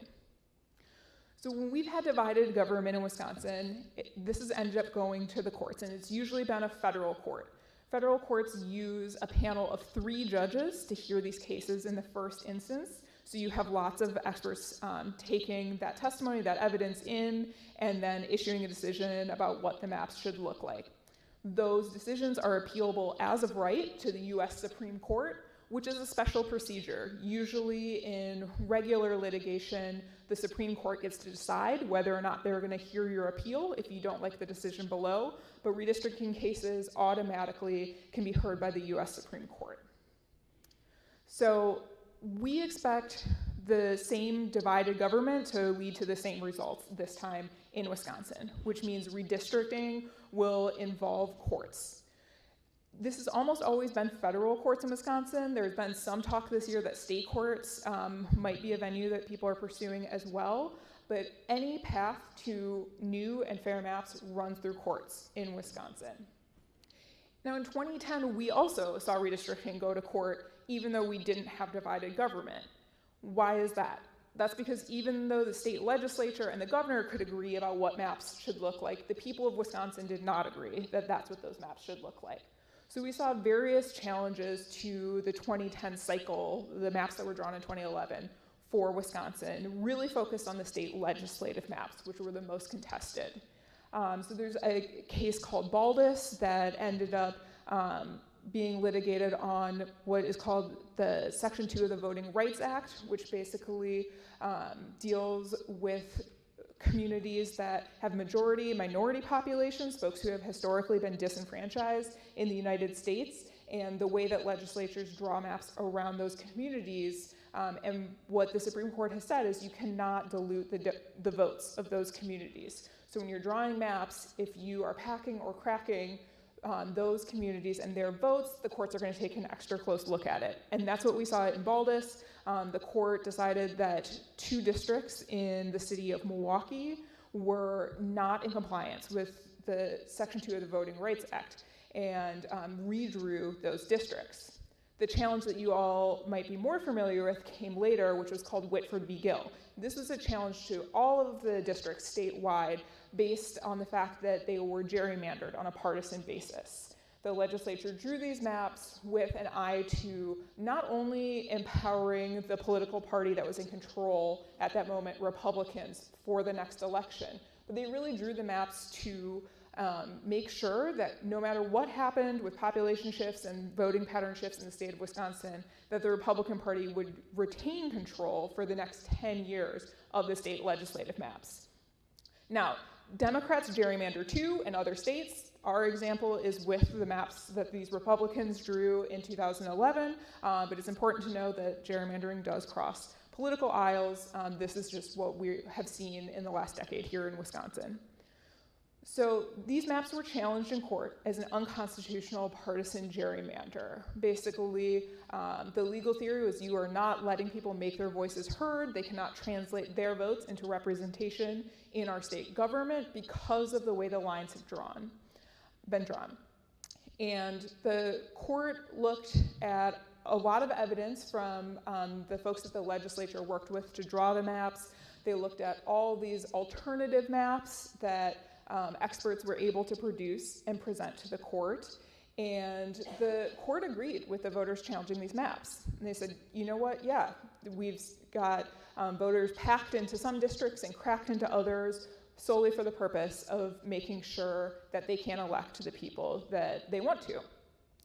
And this was a pretty big victory at the time, which of course meant that it immediately got appealed to the US Supreme Court. And what the US Supreme Court did with this case is they didn't disagree with the court below about the partisan intent or the partisan result of these maps. But what they did say was you, the voters who have challenged these maps, don't have standing, which is a legal doctrine that controls who can bring a claim in court. So they sent the case back. It means that those maps didn't get redrawn the way the lower court would have had them redrawn, but instead the voters who challenged the maps were basically told you need to try to bring this case again with more voters kind of officially part of the lawsuit. While that case was, while the lawyers were working on that case, ready to bring it back to the court, the Supreme Court decided another case called Rucho v. Common Cause, which is where they determined, you know what, we're not going to hear claims of partisan gerrymandering. This is not an issue that the court can decide and get involved in. Now, what that really means for us, other than the fact that Wisconsin was stuck with those partisan gerrymandered maps for the rest of the cycle, is that in federal courts, partisan gerrymandering, those challenges are foreclosed. We cannot bring those challenges in federal courts, and if we want to challenge partisan gerrymanders across the country, folks need to rely on state constitutions until and unless we get an amendment to the US Constitution or legislation passed at the federal level that would make partisan gerrymandering something that the court would indeed have to police. Now, one of the most common questions that I get when we're talking about redistricting in this cycle in Wisconsin is, if federal courts have said that they're not going to hear partisan gerrymandering cases, doesn't that mean that we want maps to go to state courts in Wisconsin? And the thing that is really interesting is we're in a different position in Wisconsin this time than we were last time.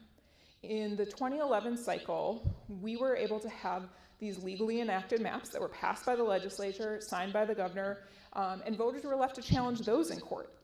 But what is going to happen this time is if the governor and the legislature can't agree on what maps should look like, there won't be legally enacted maps. And voters will be going to court, asking the court to redraw maps, but not to tweak something that the legislature has done, but to update maps for this round of census data. And we'll be starting from a completely different place. So it's possible that we won't see partisan gerrymandering claims this cycle, that we'll just be pushing the court to draw new maps that fairly represent Wisconsin by incorporating the census data that we now have. We also have something else that is very different this time in Wisconsin, which is we have the People's Maps Commission, which is a nonpartisan entity charged with drawing maps. Now, they don't have legal authority to create new maps for Wisconsin. The People's Maps Commission maps don't automatically become law, but they are taking all of the input that they've gathered from folks across Wisconsin, and they're using the same constitutional requirements that the legislature used to draw maps, that districts have to be compact, contiguous, and respect local government lines for the most part. And they're going to draw their own set of maps based on public input. And what we will see is those maps published, and people will be able to provide comments on them, debate them, and discuss them, and there'll be a competing set of maps out there with the legislature's maps. And if the court is looking at proposals offered by the legislature, offered by nonprofit groups, offered by political parties, they will have this nonpartisan set of maps to look at from the People's Maps Commission, and those could quite possibly be the maps that the court decides that it will impose for Wisconsin for the next cycle.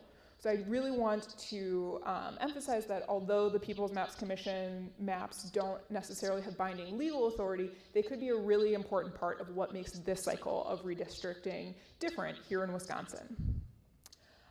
So with that, I think I want to ask questions, but before I do, transition and let you guys ask questions, but before I do, I want to plug that Law Forward has a publication that is featured up on your screen and linked in your materials that talks about some of the legal standards and the history of redistricting in Wisconsin. And it is a great resource for you, for students, for your neighbors and family that you're talking to if you want to dig into the nitty-gritty of what this process looks like in Wisconsin specifically and what the legal requirements are in our state. So with that, I will take any technical questions or hand it back to Janine. If you have any technical questions, questions of clarification, we can take a few minutes to work with those now, but we'll have 30 minutes after the speakers to talk generally. Does anyone have a technical question they want to ask? Yes. Maybe I just didn't catch it. Excuse me, could you please take your mask off to talk and then put it back on? Sure. Thank you. So I'm sorry if I just didn't understand this when you were speaking, but why can't federal courts decide on gerrymandering? Yeah, it's a great question. Basically because they've decided that they won't.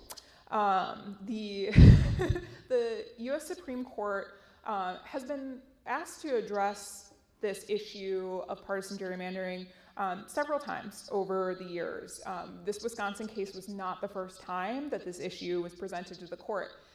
And the U.S. Supreme Court has it just never really quite found a standard that it liked for how much gerrymandering was too much or what elements would be needed to kind of prove the intention that would basically require the court to step in and draw a line and say, you know what, nope, this is too much, this is a political process, but you've taken it too far.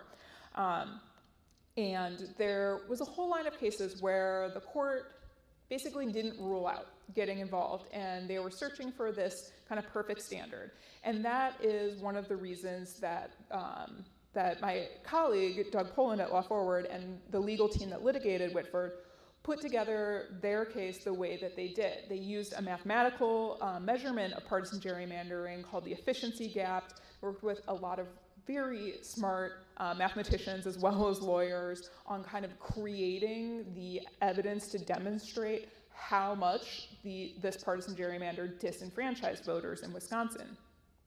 And the efficiency gap approach that they put together, they particularly thought would resonate with Justice Kennedy, who had always been kind of the swing vote on the court in lots of things, but also in redistricting cases. And they thought, here's a real workable standard that Justice Kennedy and the other justices can dig into and say, all right, this is the measurement that we're going to use. Now, of course, what happened is Justice Kennedy ended up retiring. We now have a very different court who said, you know what, it's too political. It is outside the bounds of what we can address as a court, and they decided it was what they call a non-justiciable issue, which basically just means the court isn't going to get involved. Now, there are ways of overruling the court, one of which is passing a constitutional amendment to the U.S. Constitution saying that partisan gerrymandering is not allowed, and the court would have to enforce that.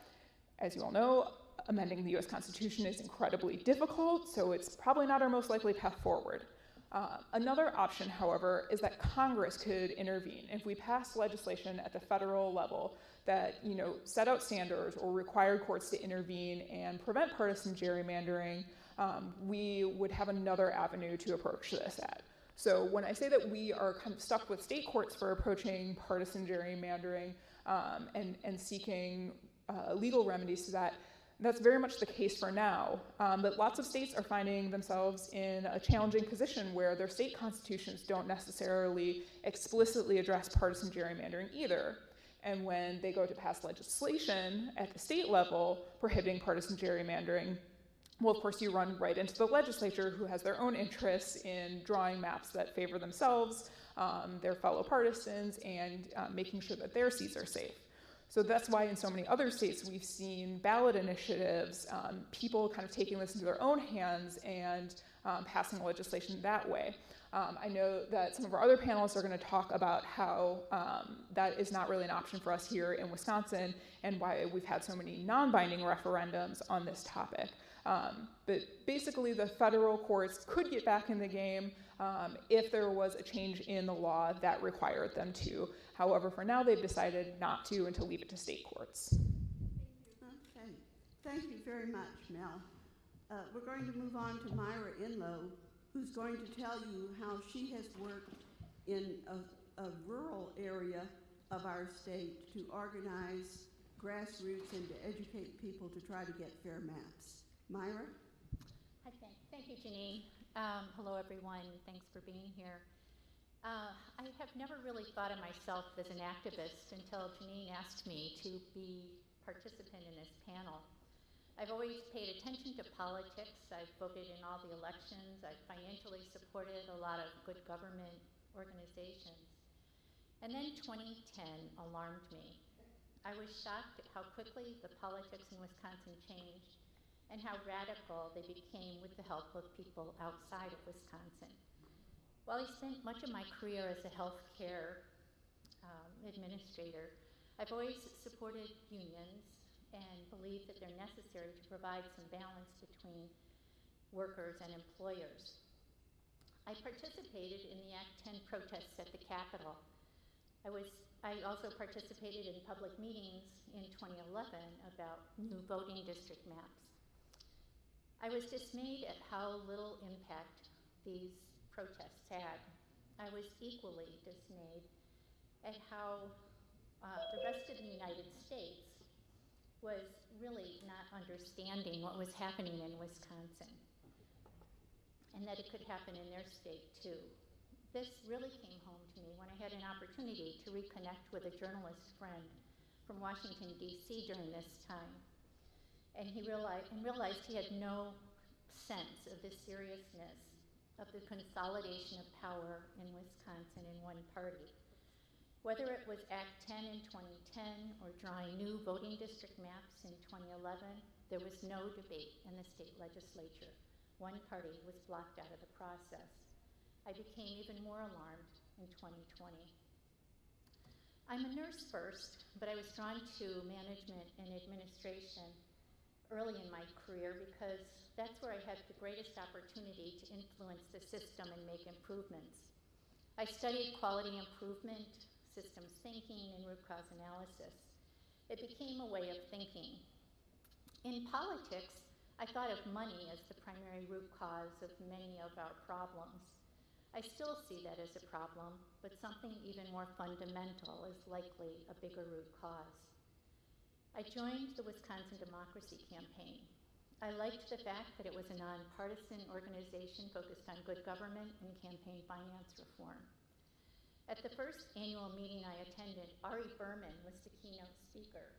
I read his book, Give Us the Ballot, The Modern Struggle for Voting Rights in America. I began to shift my thinking and see all things connected with voting rights as fundamental to maintaining a healthy democracy. And I realized I'd been taking my voting rights for granted. Gerrymandering is a threat to voting rights. We can't change money in politics unless we can assure everyone can vote and that their vote counts. I retired. It was time to act. I wasn't well connected in Iowa County, even though I'd lived there for nearly 40 years. I had always worked in Madison, and my time at home was full of immediate and extended family activities. Now it was time to give back to my community in ways that I had not had time to do so before. I joined a local grassroots group that writes postcards to politicians and other leaders and gives them feedback on their actions. We try to be conscious and write thank you notes as well. I volunteered at the Wisconsin Democracy Campaign and made a few connections through them. One of those connections came from a person who contacted the Wisconsin Democracy Campaign asking if they knew of anyone in Iowa County who was working on ending gerrymandering. I wasn't working on it, but I was interested. We developed a plan, and his wife became my co-leader for the Iowa County Fair Maps team. I studied the Wisconsin Democracy Campaign Fair Maps Toolkit and began to realize that it was up to me as much as it was up to anyone to try to get Iowa County to support a resolution for a nonpartisan, transparent process for drawing voting district maps. That meant figuring out who I could count on in the county for support, and it meant learning about how local government works. I didn't know much, and it was a bit intimidating. We formed a Fair Maps team, a small group made up of people from around the county, and we're fortunate to have people with a wide range of skills, so we complemented one another's strengths. I joined the League of Women Voters and volunteered to be part of the Fair Maps working group. While I've known of the League of Women Voters for a long time, I never appreciated their focus on action at the member level. This group has given me knowledge, a network, and motivation to keep going. I was thrilled to see the formation of the Fair Maps Coalition, bringing together all the main organizations in this state working to end gerrymandering, and I connected with them. Prior to their formation, I was frustrated with all the different organizations working toward the same goal, although not in a very coordinated fashion. So what specifically did we do? We learned about local government, specifically the County Board of Supervisors. We spent time at some of their meetings just to understand how they operated. We contacted various supervisors to understand their positions on gerrymandering and to get their insights in how we could be successful. We learned how and who could best help us get items on the agenda, figuring out the process for a resolution and a referendum. It turns out we did not expect the board chair to be supportive, but we found a supportive leader who had the authority to get us on the agenda quickly, and speed seemed to be an important element in our success. We found other supporters to show up at the county board meeting where the issue was discussed. And during COVID, we circulated a petition to show the supervisors the level of community support for a referendum. We collected over 300 signatures in about 2 weeks virtually. We collaborated with the editor of the Grassroots Gazette, an online publication with about 700 subscribers that keeps others in Southwest Wisconsin informed of a lot of grassroots issues. And she ultimately joined our Fair Maps team. We also collaborated with a local journalist to do a series of educational articles, which she titled Deciphering Democracy. I think she had 4 or 5 articles in total over that many months. We raised funds for purchasing yard signs and billboards ahead of the vote on the referendum. We wrote letters to the editor on a rotating basis to keep the issue in the public eye, and we sent those letters to multiple papers in the area. We had weekly or every other week half-hour Zoom meetings. We intentionally kept them short, and it kept us focused and connected and was a commitment we could all handle. We attempted to meet with our legislators without success. We distributed flyers at post offices throughout Iowa County. We attended farmers markets, parades, and will be at the Iowa County Fair, where we passed out yard signs, bumper magnets, had people sign petitions, and provided postcards, addresses, and stamps that all included with samples of what they could write to their legislators. And we drew community of interest maps, about 17 in all. So I guess I've become an activist. Iowa County passed a resolution for a nonpartisan, transparent process for drawing voting maps in April of 2019, and a referendum in November of 2020 with nearly 74% of the vote. The key takeaways in becoming an activist are to be knowledgeable about your issue, build a network both locally and around the state. It's been extremely helpful to be part of the League of Women Voters, Fair Maps Voting Group, and to be involved with the Fair Maps Coalition. Learn about local government and identify people in local government who will help you. Find ways to hold yourself and others accountable, and remember to celebrate your accomplishments. So thank you.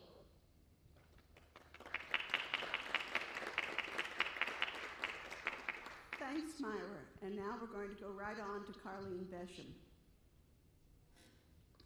who's up in the sky there, virtually. Can you hear me? Yes, we can hear you. Okay. I can't see myself anymore, so I'm not sure. Oh, there I am. Okay. Hi.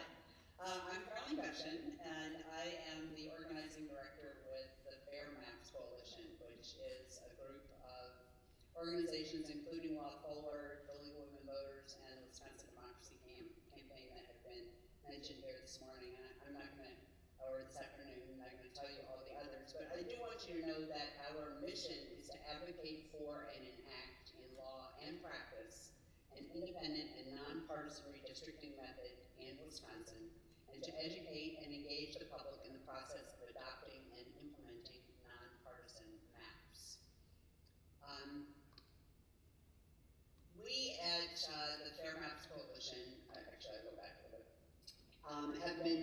we see our job as really, each one of the organizations has as focus of their mission getting a nonpartisan process for creating voting district maps, but also are very active in fighting voter suppression and for civil rights around the country or around the state. Somebody on the Zoom is not muted, so if you could mute, that would be great. And so my job is to really work with those different coalition members to guide the work of folks at the grassroots level. So that's what I'm mostly engaged in doing.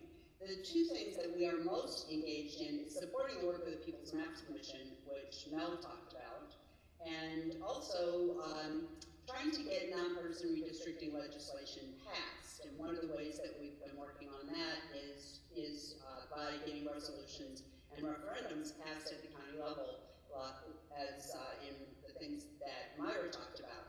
At this point, there are 55 counties where the county boards have passed resolutions asking the legislature to create a nonpartisan redistricting process for congressional and legislative maps.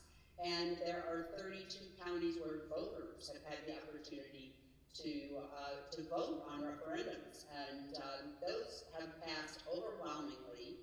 And the lowest majority was 57% in November in a county where Donald Trump won by 70%. So clearly, this is an issue that crosses party lines because we have Republicans, Independents, and Democrats voting when they have that opportunity for a nonpartisan redistricting process. The other work that we've been doing is to support the work that the People's Maps Commission is engaged in. So we did lots of trainings for people who wanted to testify at the hearings that the commission held between October and March. And we also had panel discussions. Myra was part of the one for the 2nd Congressional District in advance of each one of those hearings so that people would really know what the issues were that they needed to be concerned about. After that process ended in March, that public hearing process, the People's Maps Commission began collecting commentary and community of interest maps, and I'm happy to say that as of Saturday evening, so the window closed, the submission portal closed on Saturday evening, and at that time, between June 1st and July 31st, there were 774 submissions. The goal was 800, 100 per congressional district, and we know that in the months prior to that, there were several hundred submissions. So we met that goal and surpassed it, and we are very, very excited about that because this is an opportunity where the people of Wisconsin have made it clear that we want our voices heard, that we've been involved in this process with the People's Maps Commission, which represents the process that we want, a transparent process with maps drawn in the open, that includes public input, that adheres to all those criteria that Mel described, and considers communities of interest. In other words, keeping communities that have the same interests and concerns whole when they are creating maps for voting districts. So all of those submissions will go to the team at Tufts University, and they will create a report for the People's Maps Commission, and then the People's Maps Commission will begin the process of creating maps. All of those meetings are open meetings that you can view as they're happening on YouTube Live. I can be kind of nerdy and watch those, and they can get into the weeds sometimes, but they are also quite fascinating when they have questions to debate, and it is an opportunity to, if you have something to say about them, then you can actually send them a comment later and say, I was watching your meeting and these things came up and this is what I think about it. And that is just something that we do not have with our state legislature at all. The other thing that we are doing, and the referendums are meant to support this, is to get nonpartisan redistricting legislation passed in our state legislature. Back in May, Jeff Smith in the state Senate and Deb Andraka in the state assembly introduced legislation that is the Wisconsin model. It's the Iowa model plus the revisions that need to be made to fit the things that are uniquely Wisconsin that differ from Iowa, and to create a nonpartisan process for congressional voting districts and for state legislative districts.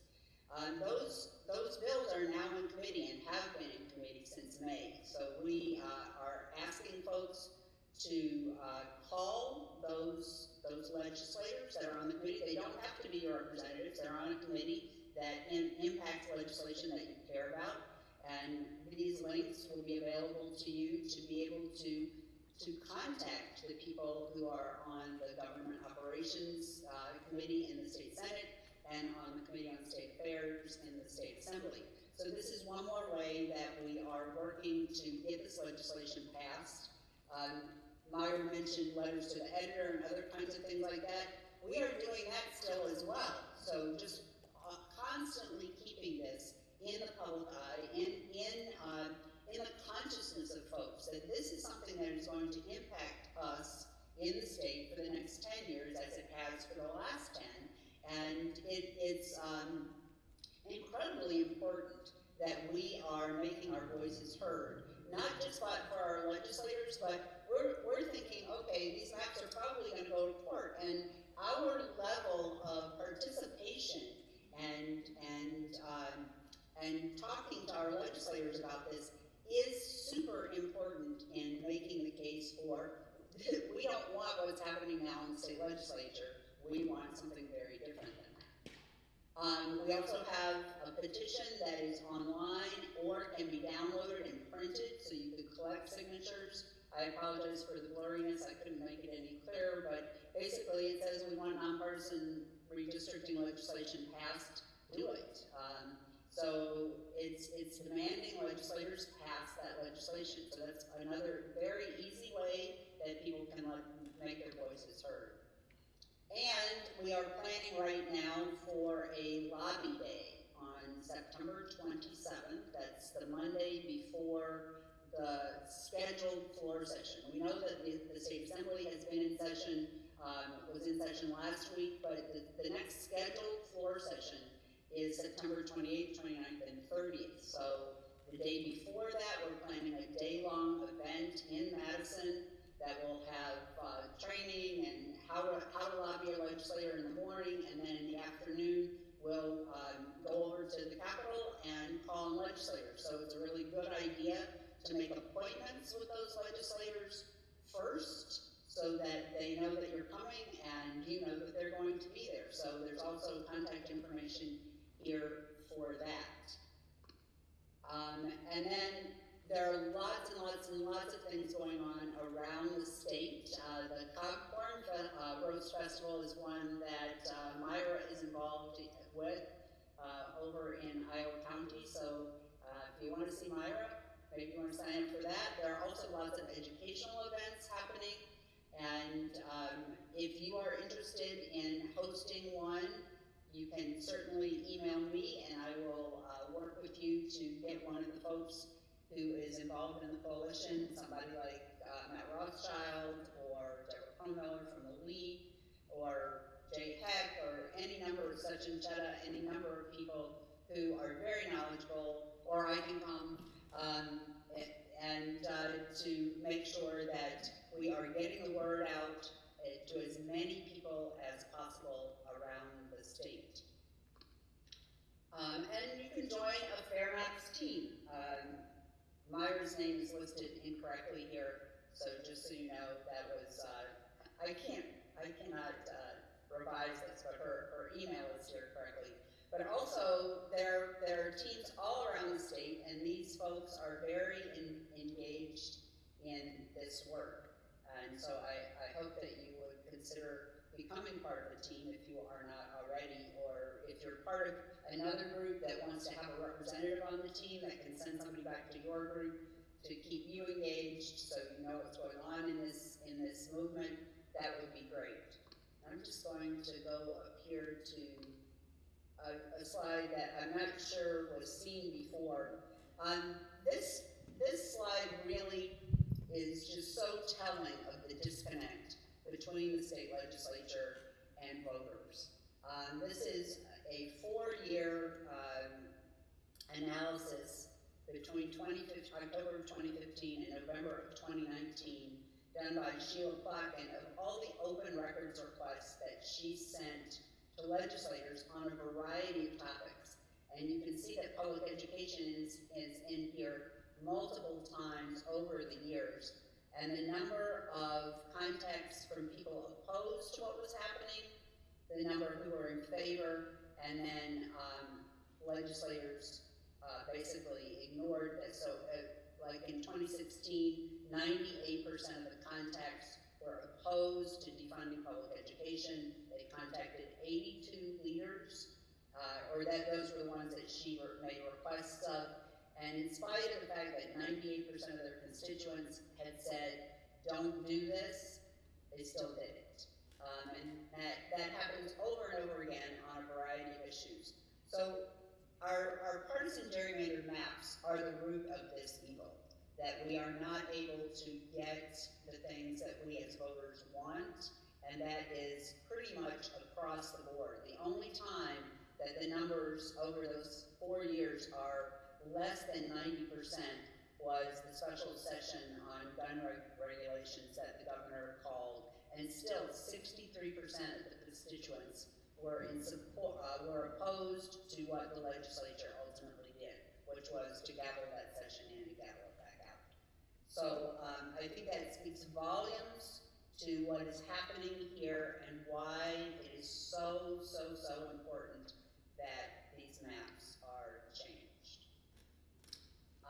So I will come back to, this is the last of the slides, and it has several links, and these slides will be shared for you, that you can find more information. You can certainly sign up for our newsletter, find out what's going on around the state. It comes out monthly, and I encourage you all to become as involved and engaged in this issue as you have time for, because it really is the key issue that will impact every other issue for the next 10 years. Thank you very much, Carlene.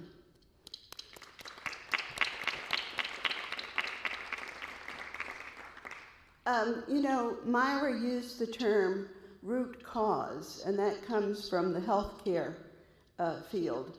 But gerrymandering is the root cause of so many of the problems in this state that we want to change. You know, as members of the Wisconsin Public Education Network, we have gone every other year to the Joint Finance Committee hearings. We've gone through trainings, we've written our statements, we've gone and waited 5 and 6 hours to have our 2 minutes to talk to the Joint Finance Committee. And what do? They do exactly what they want to do. The majority party does that. In fact, this year, the day after the hearings closed, they passed the budget they wanted to pay. And gerrymandering is the root cause of that.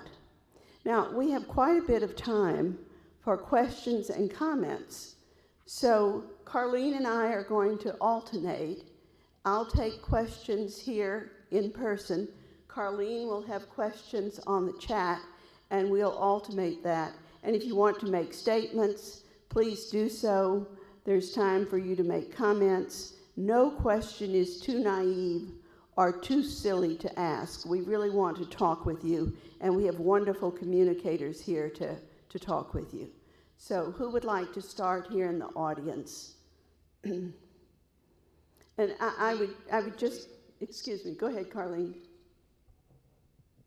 Would you repeat the question so that people on Zoom can hear it? Yes, and here in the auditorium, would you please remove your mask when you talk and talk loudly? Raise your hand and then stand up and talk loudly.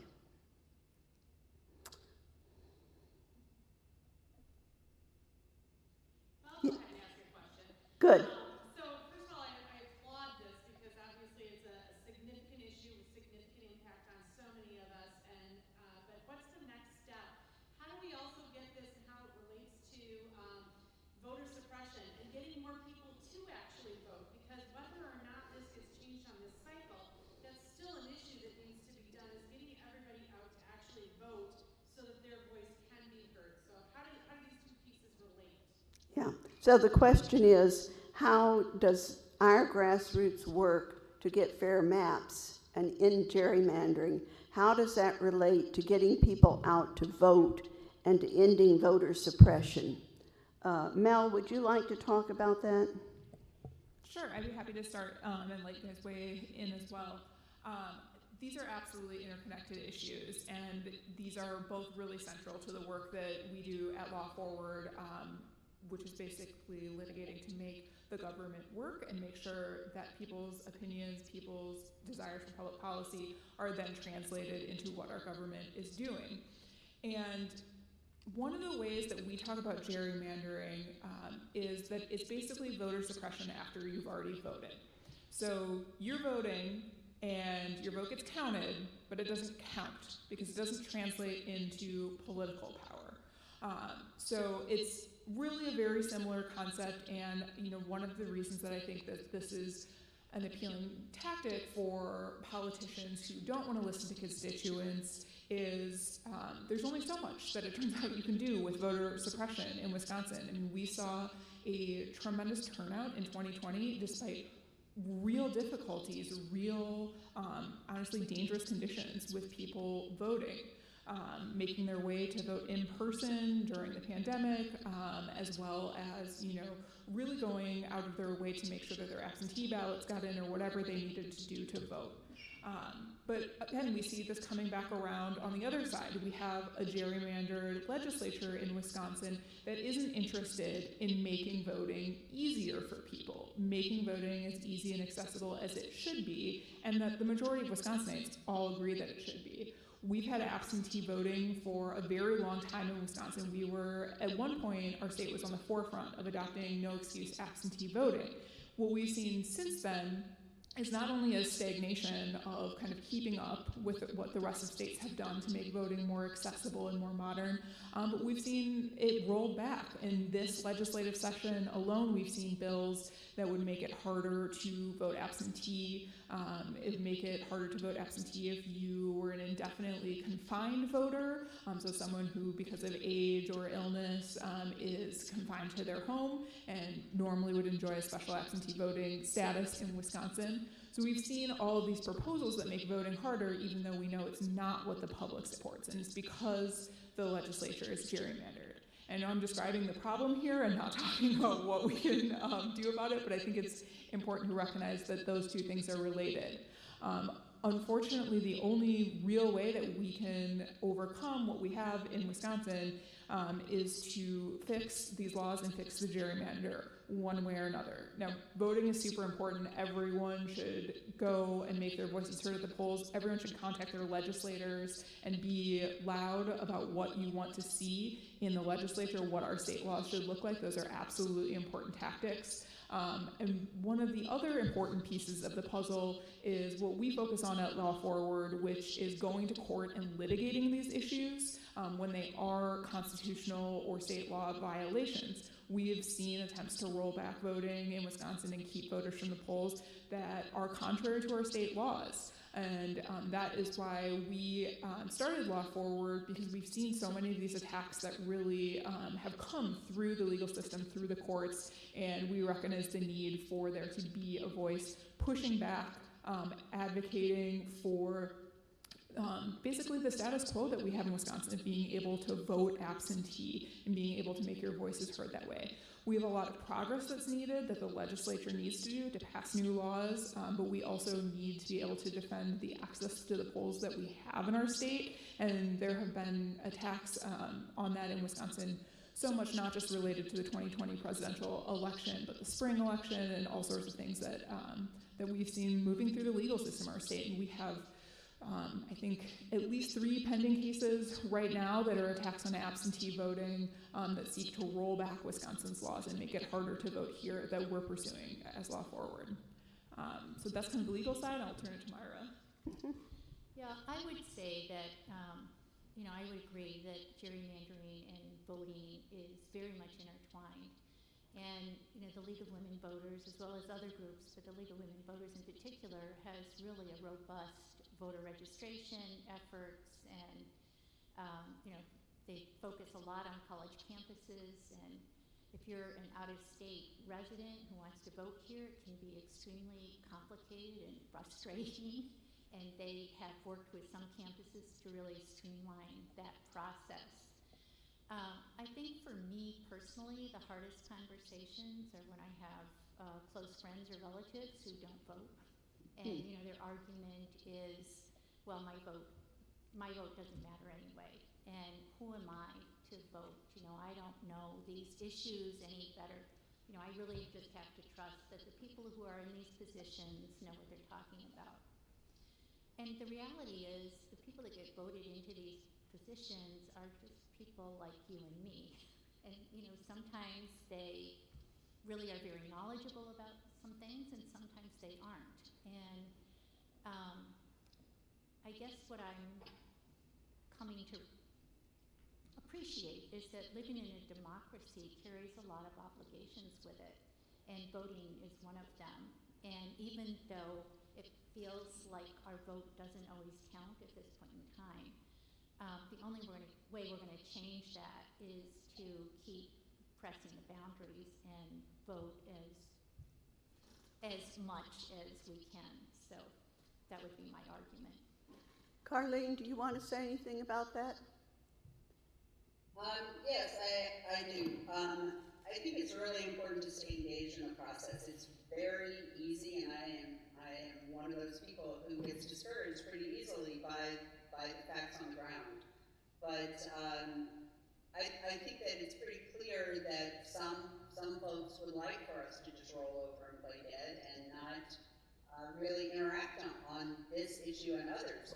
As Mel said, this is the ultimate voter suppression, and it is the way that even if we do vote, our voices become negated. So Chris on the chat has also asked about this. What's the point of asking legislators to pass legislation?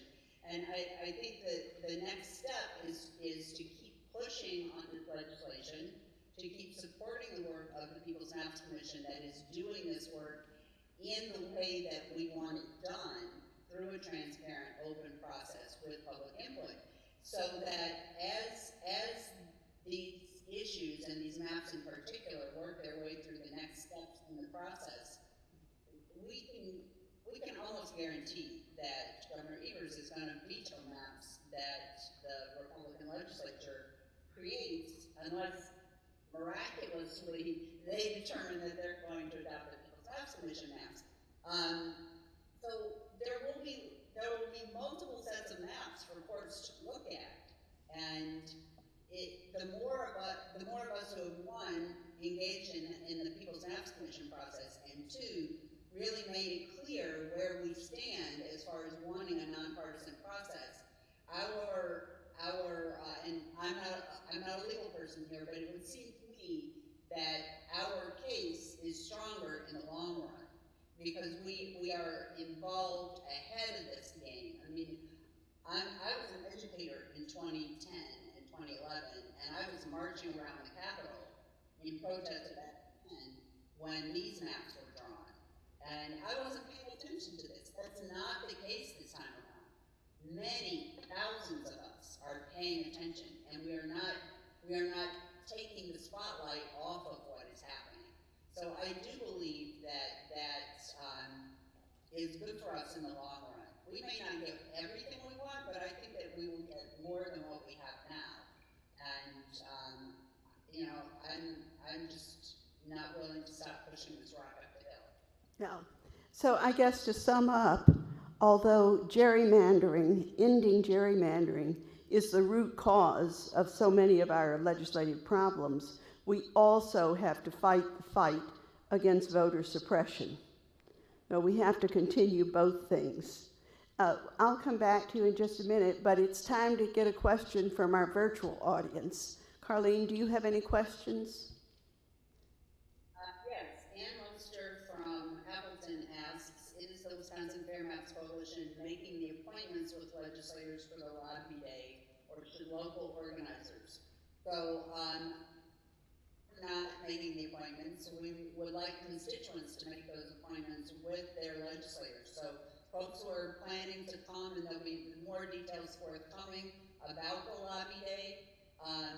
You will also get information about how to contact your legislators, and you should make those appointments so that you know who you're calling on and they are expecting. So that's for September 27, the day of lobbying at the Capitol, live. All of us, as many as possible, an outcry from the citizens of this state to the legislature to hear us and give us fair maps. Now, we have a question over here. Please remove your mask, okay? After seeing that last slide with the open records, I guess my question is do we have, as we the people, any type of legal action that we can hold our legislators to so we can hold them accountable? Because if we're telling them that we want them to vote a certain way, and they are purposely not voting that way, I mean, obviously we can vote them out, but if we have gerrymandered maps and everything, is there another way that we can hold them accountable, or no? The question is, in addition to voting legislators out of office for not doing what we want, is there any other legal accountability that we have with them?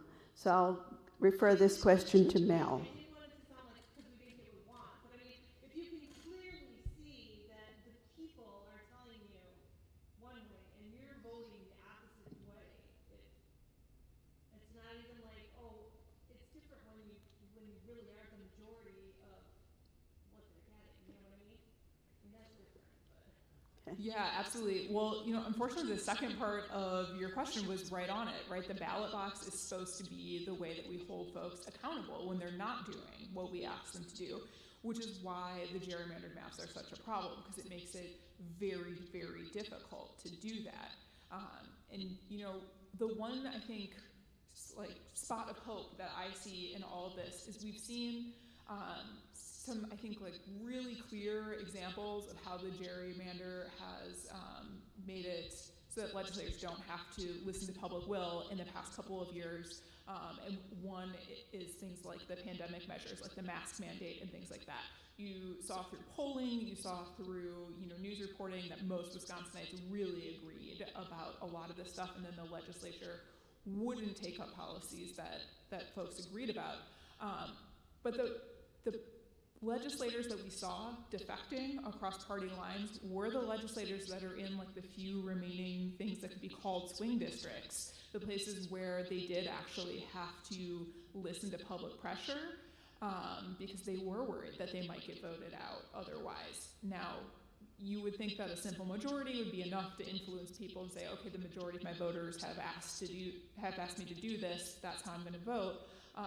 That's not what we see in our current system because of the gerrymander. It's taking a lot more, right, of 75% of people calling, 90% of people calling to really move these folks in the swing districts. But to me, what I see when we see those people kind of breaking with party lines is that accountability to the voters does work. It does get people to vote the way that their constituents are asking them to, but they have to actually have that pressure of the potential of being voted out in the next election and at the ballot box. And that is how, our representative democracy is supposed to work.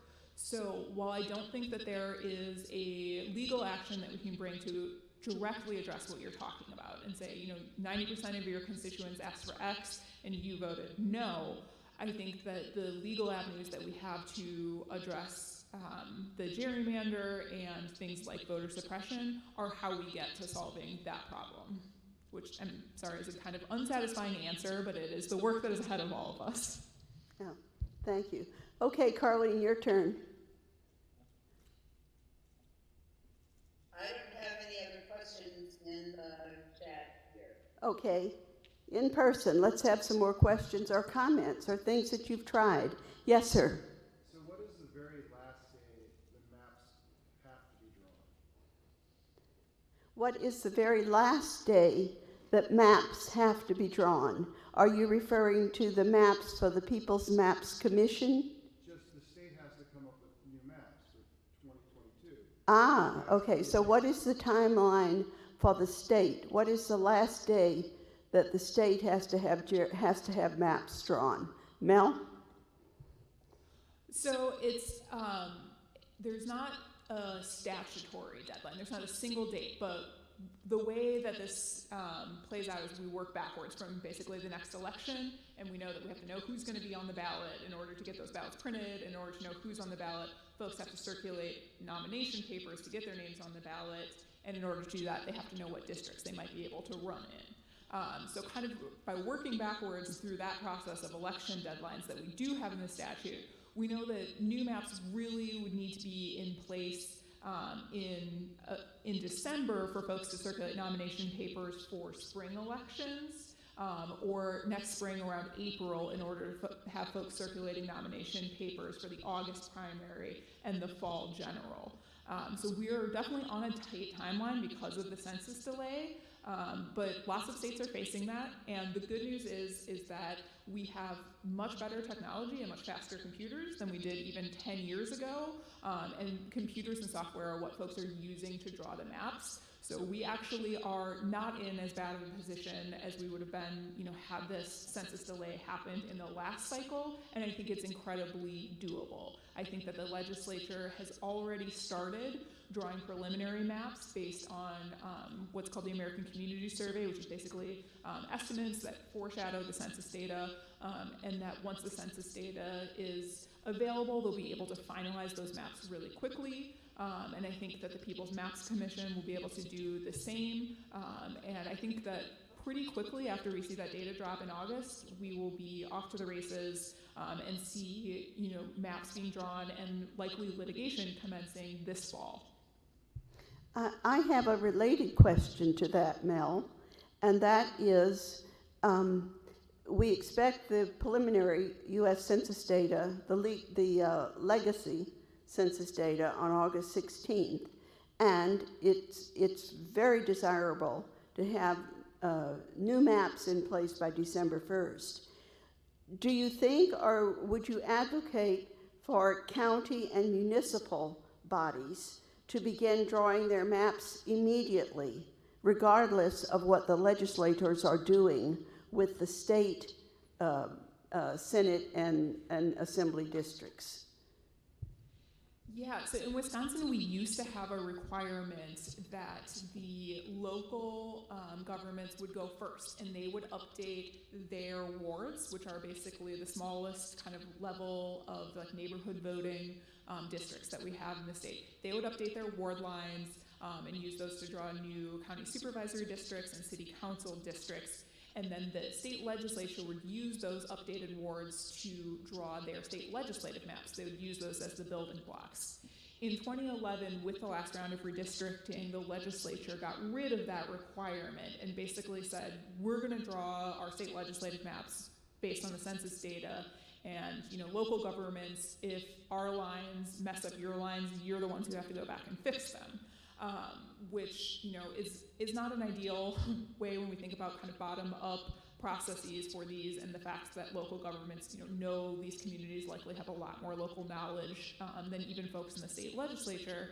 But what it does mean is the two processes are decoupled from each other, and local governments can start doing their work immediately. It's possible that their districts will have to be adjusted once we have finalized state legislative maps, but that was always going to be the case for them. They were going to always be in that unfortunate position because of that change in our state law. So local governments, including counties and municipalities, should start drawing their maps immediately. They will be facing the same tight timeline, especially those who have elections in the coming spring and need to have candidates circulating nomination papers in December, knowing where they're going to run and things like that. Okay, so the county and the municipal authorities should begin drawing their maps, adjusting for voter change, for population changes as soon as possible after August 16th. Now, I'd like to ask Myra and Carlene, should we mount outreach efforts to municipalities and to counties and encourage those authorities to begin drawing their maps, or should we just sit back and let's see what happens? Carlene, you want to take that one on? Yeah, I can take that one on. So one of the things that we know has happened in the last couple of weeks is that the Wisconsin Counties Association, who had initiated a bill to lift the timeline for counties and municipalities and move it till after April 2022, has that legislation was vetoed by the governor, and so they have put out a new timeline that is much shorter. It was just put out maybe a week and a half ago, and I received it from a couple of different people who serve in county government who are involved in the Fair Maps Initiative, who are very much in this fight with us. And so they are beginning the process now. And so they're going to be ready. There are a lot of county boards that have committees that have been established now, even those that don't have citizen committees that are getting trainings and different webinars for them so that they are ready to begin the job as soon as that census data comes back. So I think that ball is starting to roll, and we are certainly asking anybody who is engaged in the Fair Maps movement to be in contact with county government, and those people who are in county government who are involved with our work, they are also, really advocating for getting those maps started as soon as possible. Okay, so there's an immediate action that we can go out and take. We can talk with our city officials, we can talk with our county officials and encourage them to go ahead and use the census data as soon as it arrives and draw their maps, knowing that they may have to make a little adjustment here or there. But if they present those maps to the legislators, so much the better. We're ahead. Other questions? We still have a couple of minutes left. We have one from the Zoom. I just want to make sure that the other panelists have an opportunity to weigh in on this. So Chris Rockwood asks, what's the point of asking legislators to pass or even hold hearings on bills that were introduced in May? The same legislators who have consistently done the opposite of what the people wanted in the past control those committees. Do you see any greater chance of success on this issue, or will this just generate more data to prove that the legislators won't listen to public input? I know my feelings on this. I guess I'd like to hear from Myra and Mel on what they're thinking, and you as well, Janine. Yeah, I think it's important to continue to contact your legislators, even though it seems futile. I hadn't seen the slide that Carlene shared before with Sheila Plotkin's information, but it's that sort of information that is really powerful when you make that public. So, if you don't contact your legislators, I think you're just, as Carlene was saying before, you're doing what they want. They don't really want to hear from you anyway. And I think if you've got the time and energy, there's an obligation to make your voice heard and to try to help make our democracy stronger. Yeah. Consider the alternative. If you do nothing, if we do nothing, if we lie down and let the Republicans roll over us with their gerrymander, what will our state look like 2, 3, 4 years from now? What will it be like for your children and your grandchildren? I want to show you this handout that I have for all of you here physically. It says, in gerrymandering, Wisconsin's legislators have not enacted laws to give the majority of voters what they want.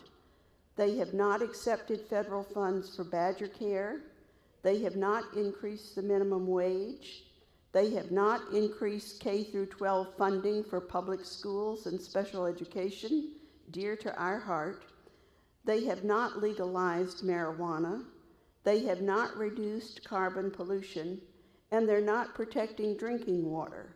And these are data from the 2019 poll by the Marquette University, which showed the majority of voters want this kind of legislation passed, and our gerrymandered legislators are not doing it.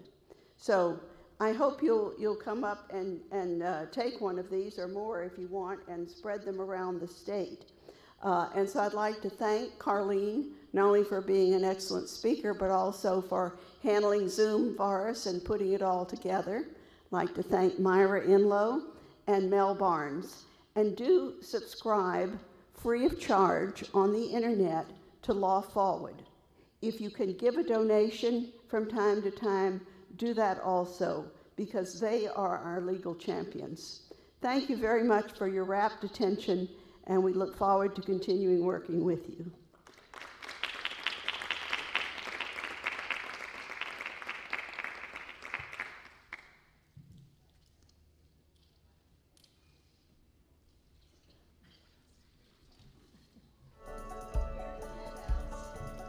Just one look, and I felt so hard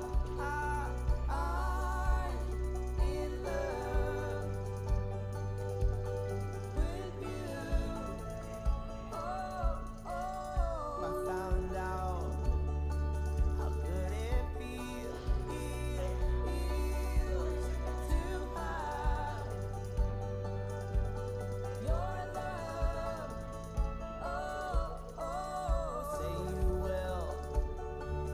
will be mine forever and always. Just one look, and I knew that you were my only one. I thought I was dreaming, but I was wrong. But I will keep on scheming till I can make you my own. I thought I was dreaming, but I was wrong. But I will keep on scheming till I can make you my own. So you see, I really care without you. I'm nothing. Just one look, and I know. I'll get you someday. I thought I was dreaming, but I was wrong. But I will keep on scheming till I can make you my own. I thought I was dreaming, but I was wrong. But I will keep on scheming till I can make you my own. Just one look, that's all it took. Just one look, that's all it took. Just one look, that's all it took. Just one look, that's all it took.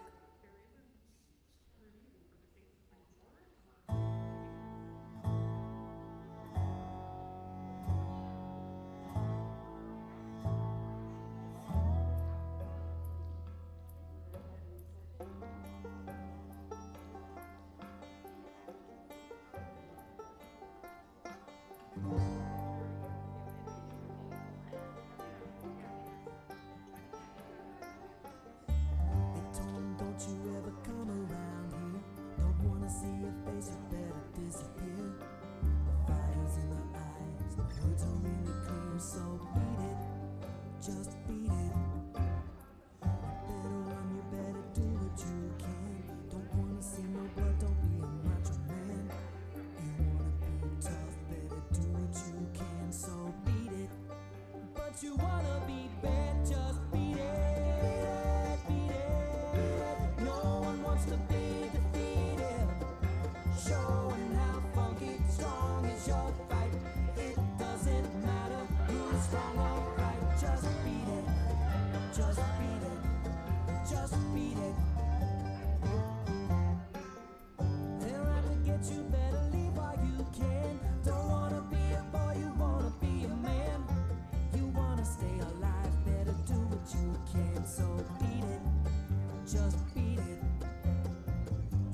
show them that you're really not scared. You're playing with your life, this ain't no truth or dare.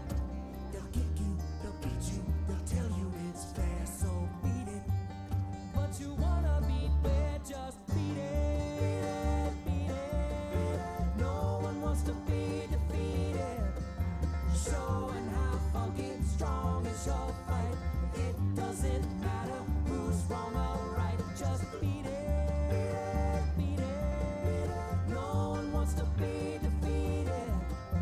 Showing how funky and strong is your fight.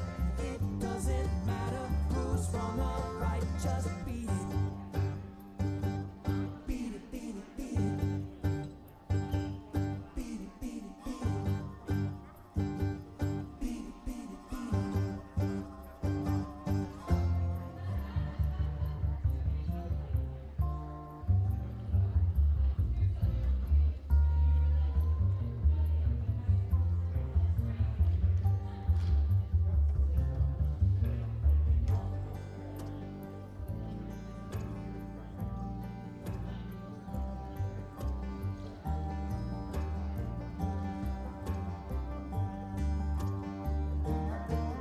Just beat it, beat it. No one wants to be defeated. Showing how funky, strong is your fight. It doesn't matter who's wrong or right. Just beat it, beat it. No one wants to be defeated. Showing how funky, strong is your fight. It doesn't matter who's wrong or right. Just beat it. Just beat it, just beat it, just beat it.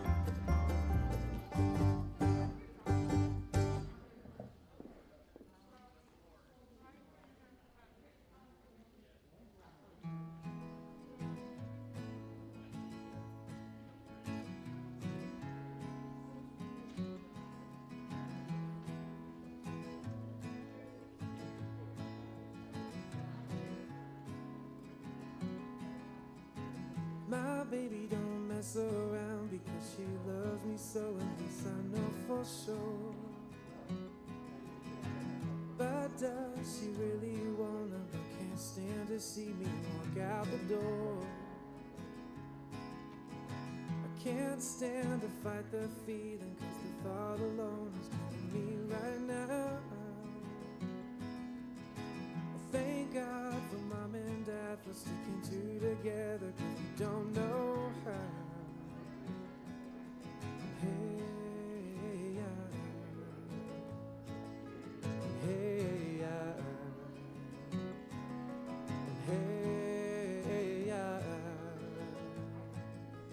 hey, you think you got it, oh, you think you got it, but got it, just don't get it till there's nothing at all. We get together, oh, we get together, but separate's always better when there's feelings involved. If what they say that nothing is forever, what makes love the exceptions? Why, oh, why, oh, why, oh, why, oh, why, oh, are we so in denial when we know we're not happy?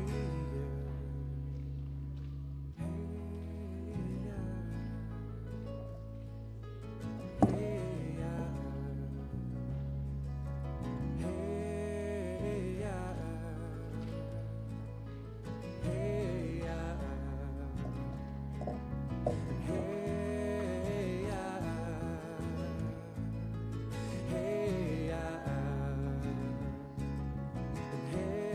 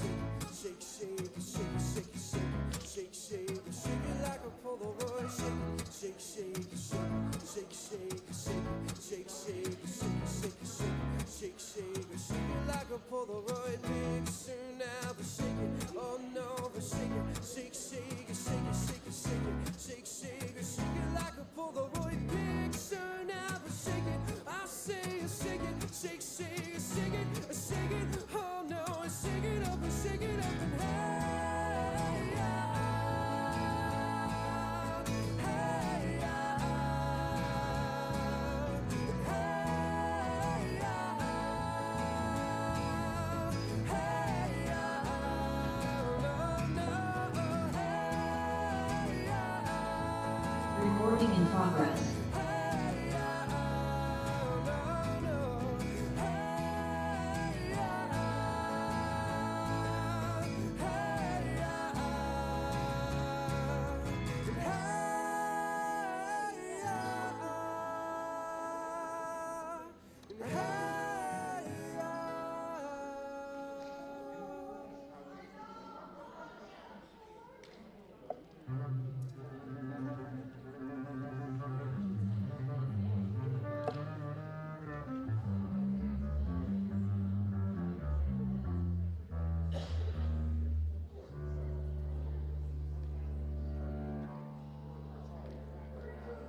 So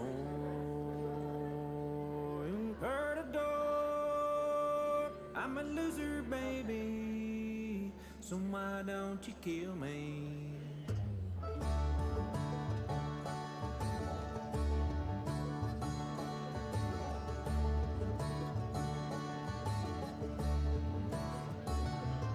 In the time of chimpanzees, it was the monkey butane in my veins.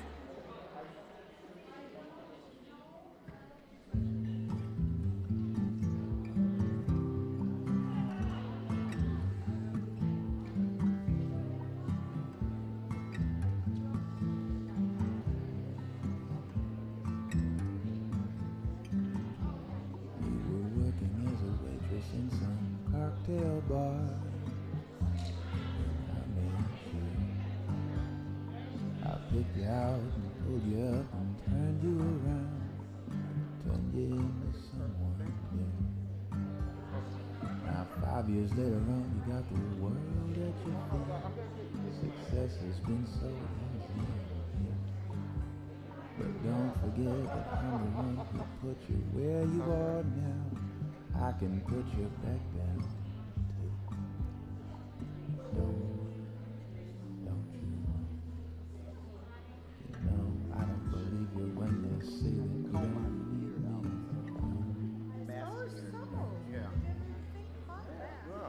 Now I can't believe it when you say that you won't see me.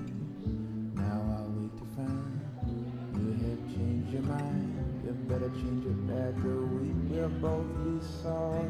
Don't you want me, baby? Okay, perfect. Okay. Don't you want me, baby? Don't you want me? Okay. We have such a short time.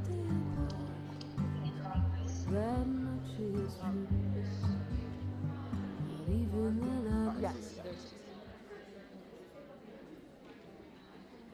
And I don't know what a sense she has of the room, but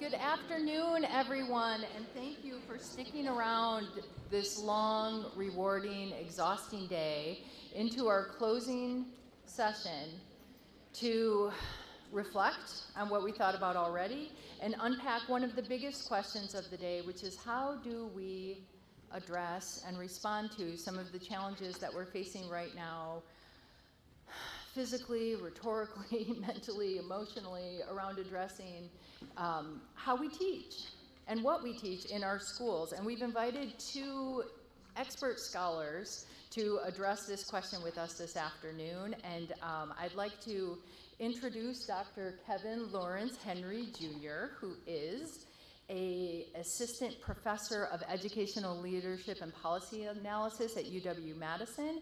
He works on studying educational policies, practices, and reforms. You can read his full bio on page 14. And in the interest of maximizing every moment of our time together, I will hand this session over to him, and he will lead us through this conversation with our other special guests. Thank you.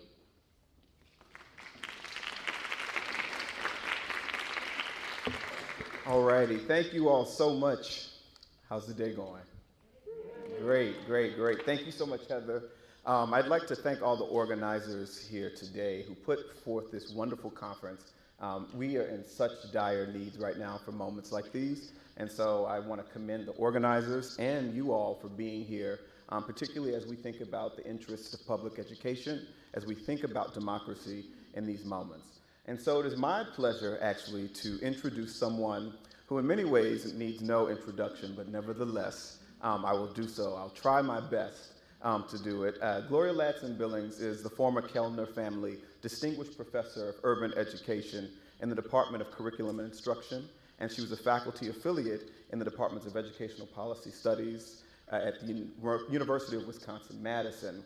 She was the 2005-2006 president of the American Educational Research Association, and Dr. Ladson-Billings' scholarship focuses and examines the pedagogical practices of teachers who are successful with African American students. She also investigates critical race theory applications to education and was in fact one of the first, in fact the first scholar to bring critical race theory to our field.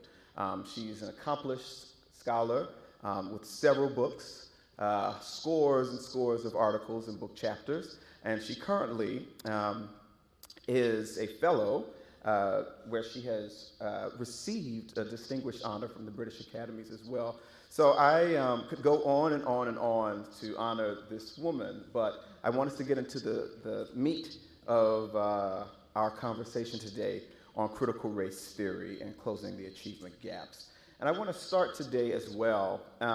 Today is James Baldwin's birthday. James Baldwin was an African-American writer, social critic, and activist. And he says, it is certain in any case that ignorance allied with power is the most ferocious enemy justice can have. So with that, I'd like to welcome Dr. Gloria Ladson-Billings.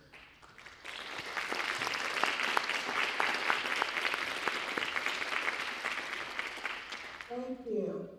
Thank you. It's good to see you. So I just want to jump in. 8 states have passed legislation to ban critical race theory, or rather discussions about bias, privilege, oppression, and a host of other topics. Another 20 states have also introduced or plan to introduce similar legislation. Dr. Ladson-Billings, can you tell us what is critical race theory and why it is under attack? Well, first of all, thank you for the invitation. I'm happy to join you today. Critical race theory is actually a set of theories. It's not just one thing. And it's a set of theories that seek to answer one central question. How do we explain this racial disparity?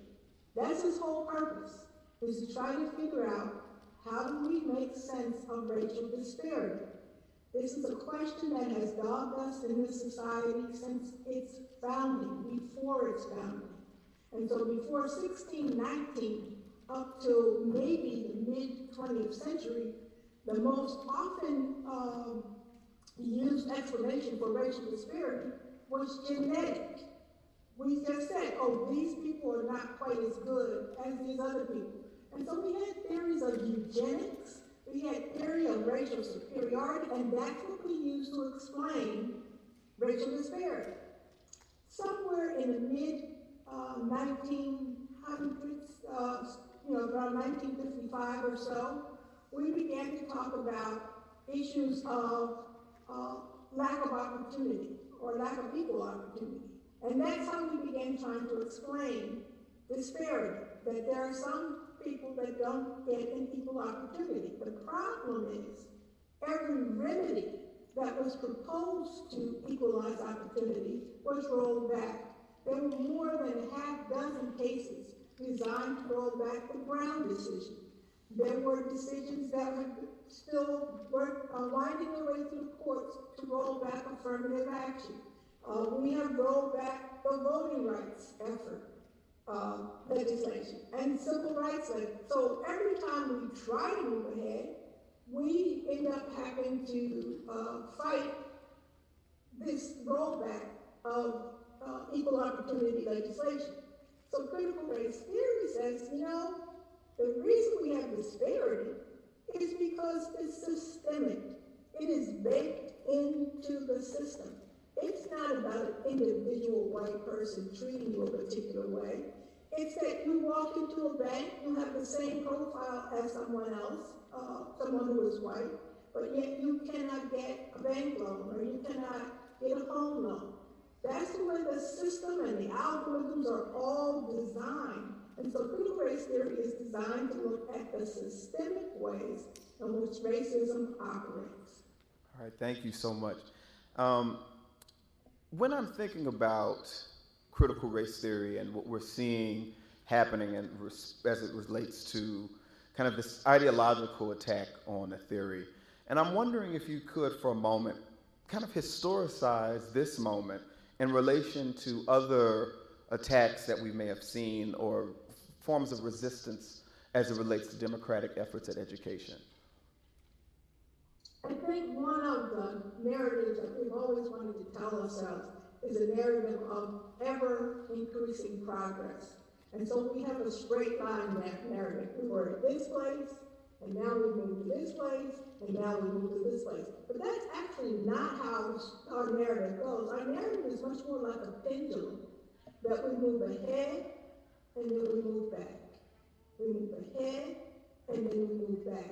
And so what you are seeing is a continuation of things that occurred. So for example, take the protest around the nation to remove Confederate general statues. Now, what I think is interesting is about how those statues even got there. Those statues did not get there in the 1860s. They did not come after the Civil War. They typically come after some effort of progress. So a bunch of them showed up after World War I. A bunch of them showed up after the Brown decision. They are a way to assert, you know what, we still have a narrative to say about the South and the lost cause. And I think it is Henry Louis Gates who says, the North may have won the war, but the South has won the narrative. So it is the reinscription of a narrative about who we think we are. All right, thank you.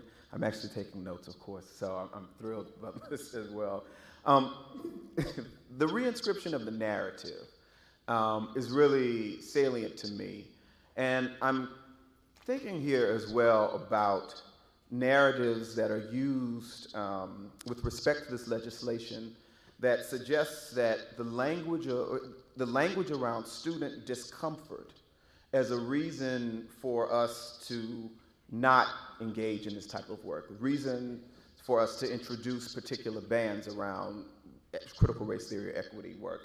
So I've recently been back in the gym, and there are moments when I'm uncomfortable.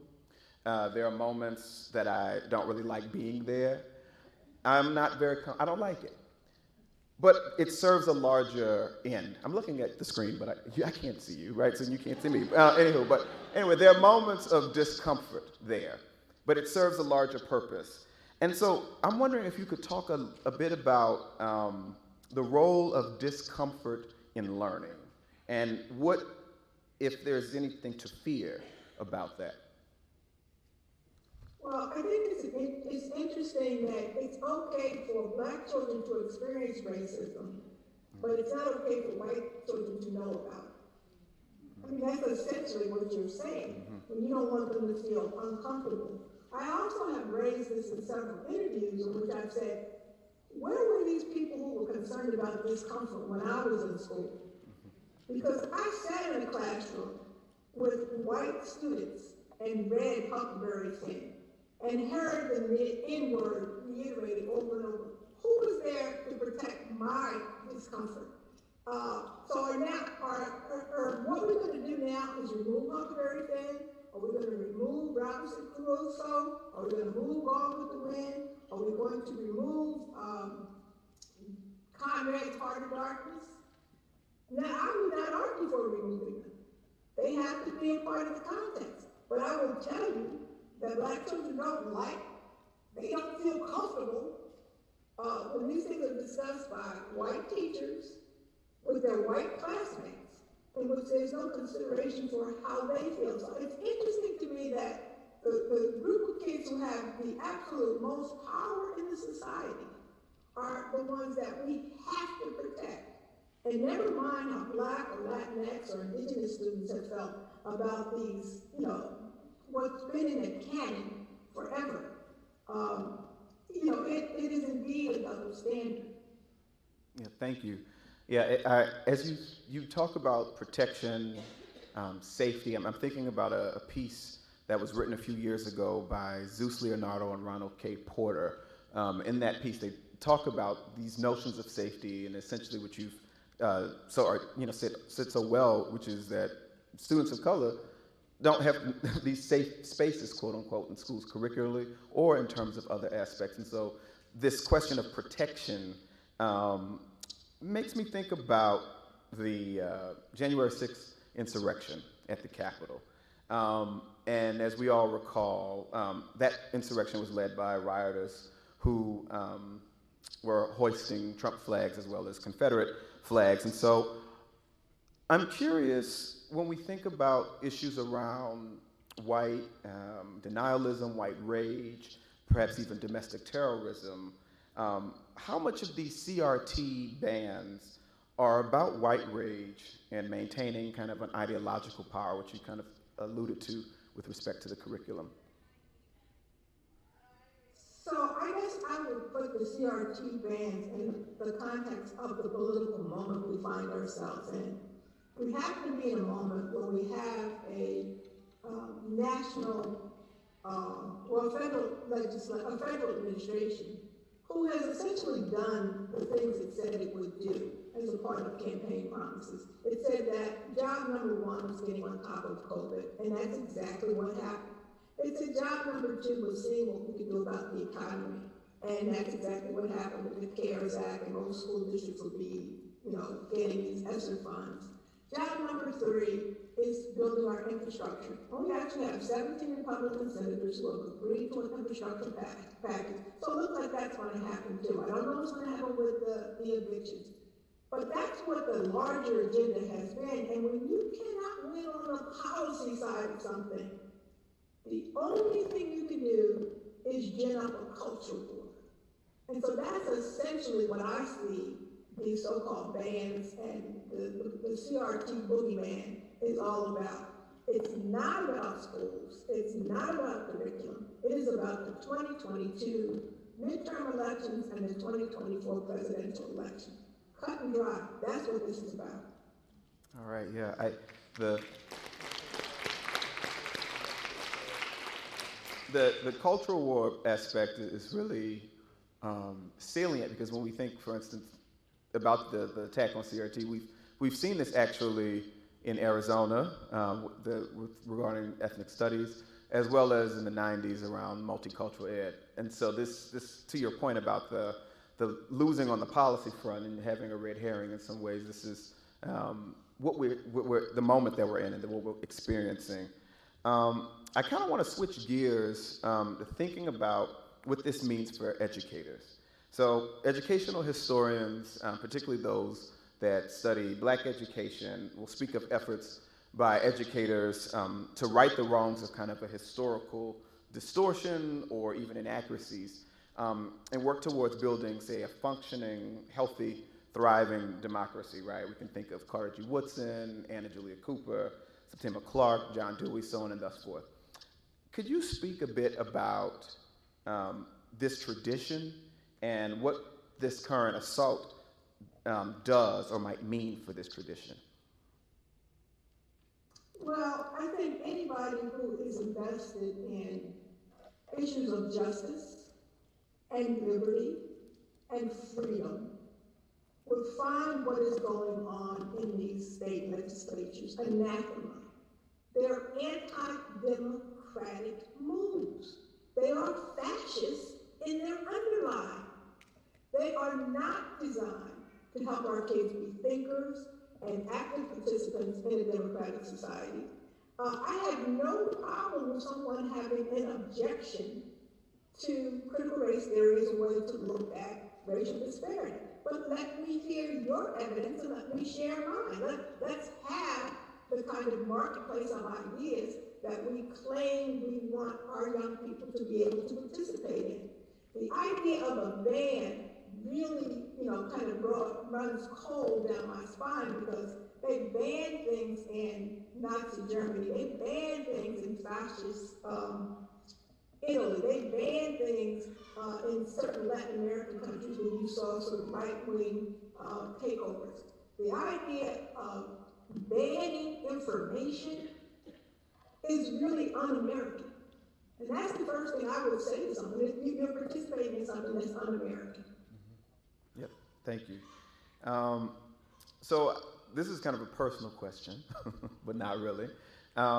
Recently, a teacher wrote on my Facebook page, could we stop using the abbreviation CRT? Because many folks may confuse it with culturally relevant teaching. So could you talk about the difference between critical race theory and culturally relevant pedagogy or teaching? Well, certainly I can as the person who introduced both ideas. And they're very different. Critical race theory is a way to think theoretically about racial disparity. Culturally relevant pedagogy is a way to think practically about how to teach all students to high levels of success.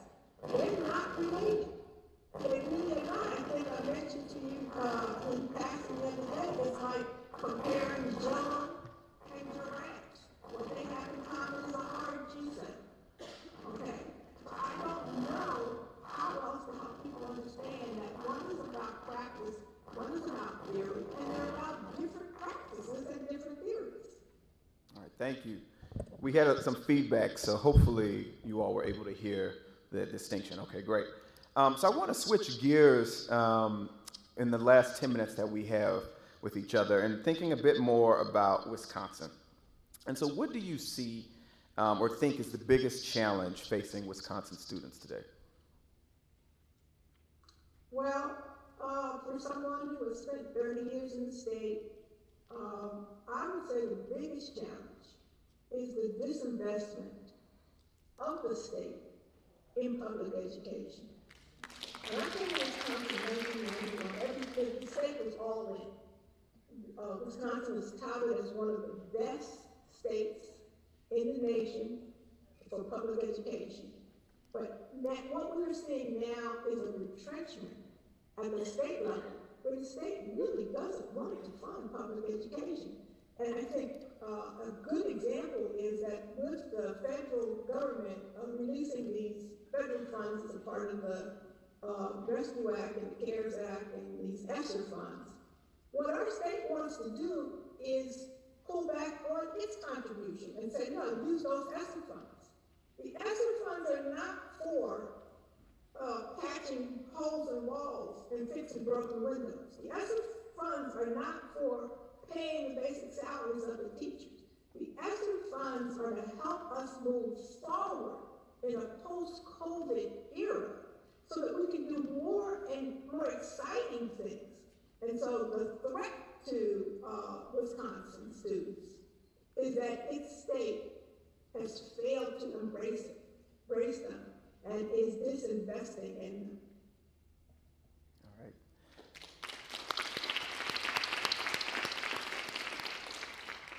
So you talked about the disinvestment and the retrenchment.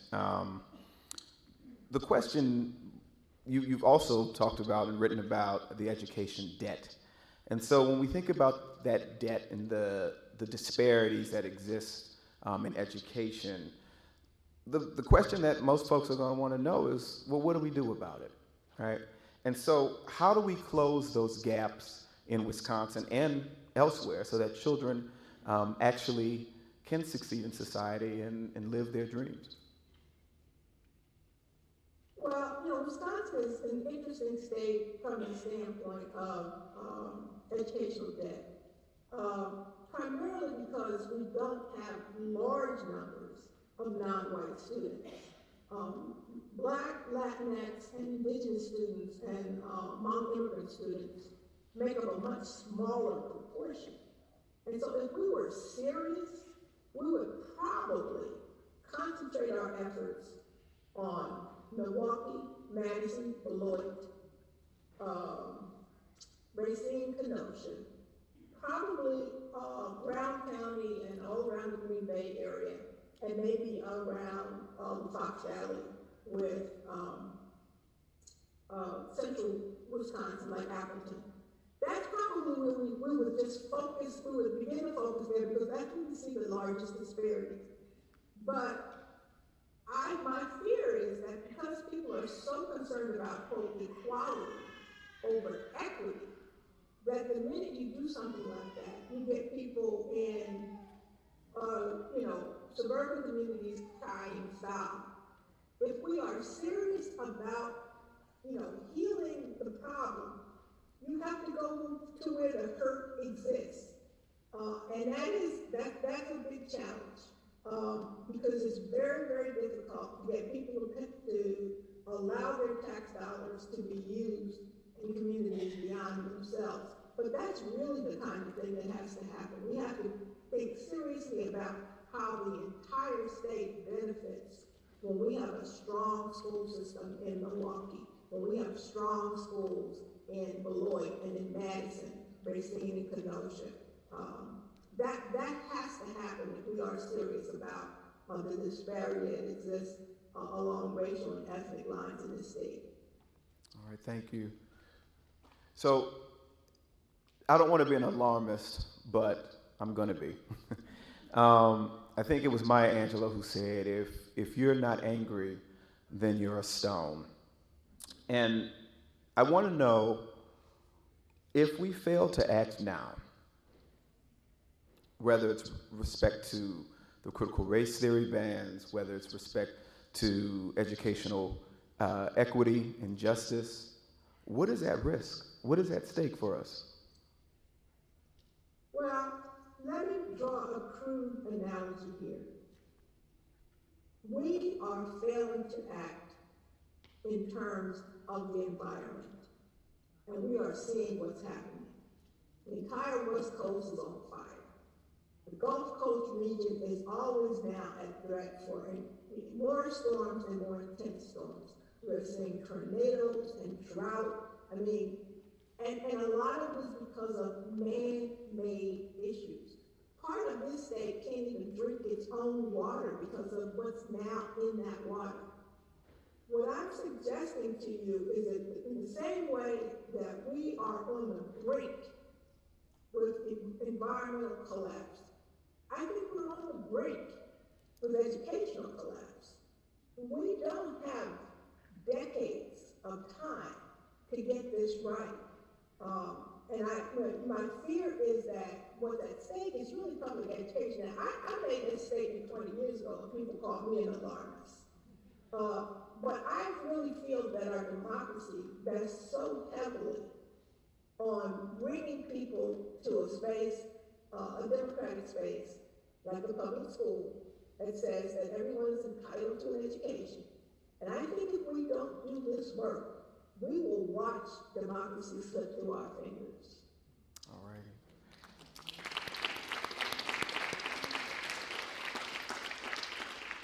And so relatedly, you've given us a charge and a challenge of some of the things that are most pressing right now. And so I guess, what should we, in addition to that, what should we be fighting for? What should really be working towards in education? I know folks say equity, but like, what does that really mean? Well, I'm going to give a shameless plug here because I am the president of the National Academy of Education. And we have just published a report on civic reasoning and civic engagement. It is free, so you can go to our website, naed.org, and download that report on civic reasoning and civic engagement. Because that's the thing that has to happen. We are at a place where young people are not, there are things that are just not discussable. We have reports from teachers who said, I tried to use an article from the New York Times and was told by my students, hey, we don't read that in my house. When we get to a place where we can't even discuss our differences, we are really headed down a slippery slope. And I do want to make a point of civic reasoning and civic engagement is not just confined to the social studies. It is those of you who are teaching English and literacy, those of you who are teaching the sciences and mathematics, you have a stake in this too. And that report speaks to the cross-curricular responsibility to really help our students understand how to engage in deliberative and democratic debate.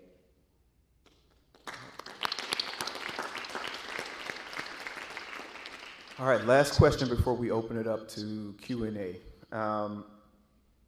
You've written about the Dream Keepers, right? You've written about hope, and you've written about promise.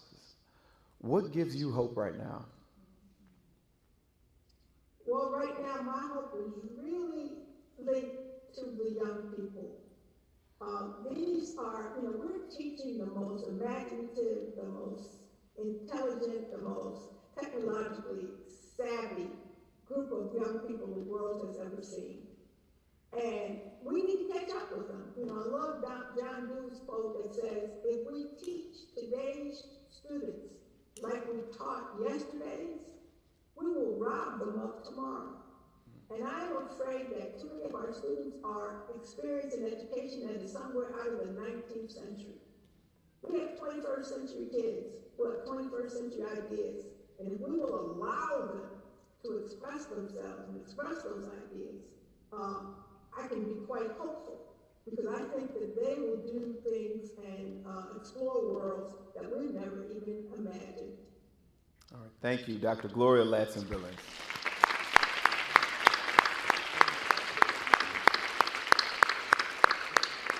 So it seems that we have about 10 minutes left or so. So if you have questions, I can't see the chat box, but if anyone in the audience has questions, we can start there and then we can move to the chat.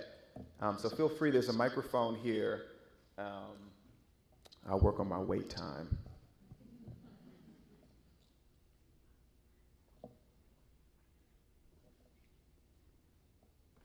If you have a question, you can come up to the mic.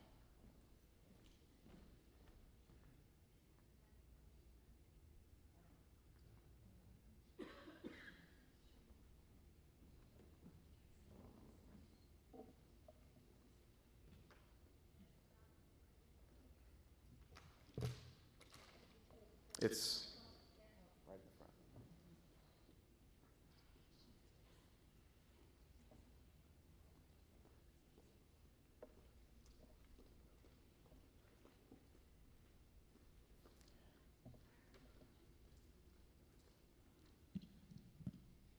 Hey, Gloria, it's Julie Underwood.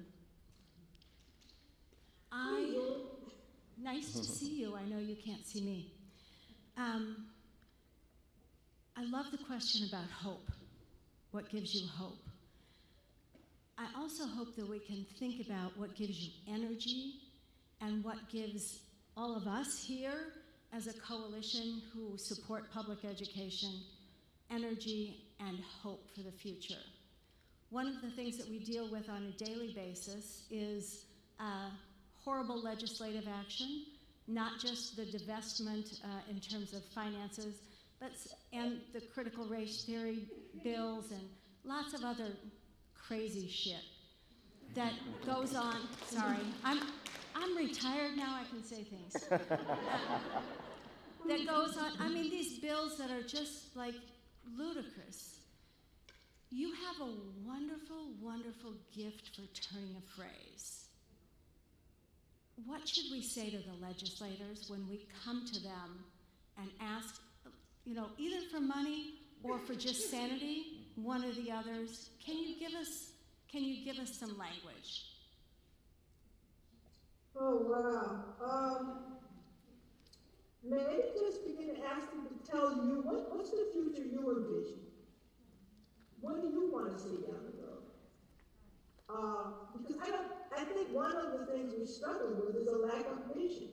The way I've been able to keep going in the midst of this pandemic, people who have heard me know that I regularly quoted the work of the Indian novelist Arundhati Roy, who says that this pandemic is a portal, and that it really is a dividing line between the old world and the new. And I don't think we're going to have an opportunity in our lifetime to come to full stop like we've had to do with this one and start anew.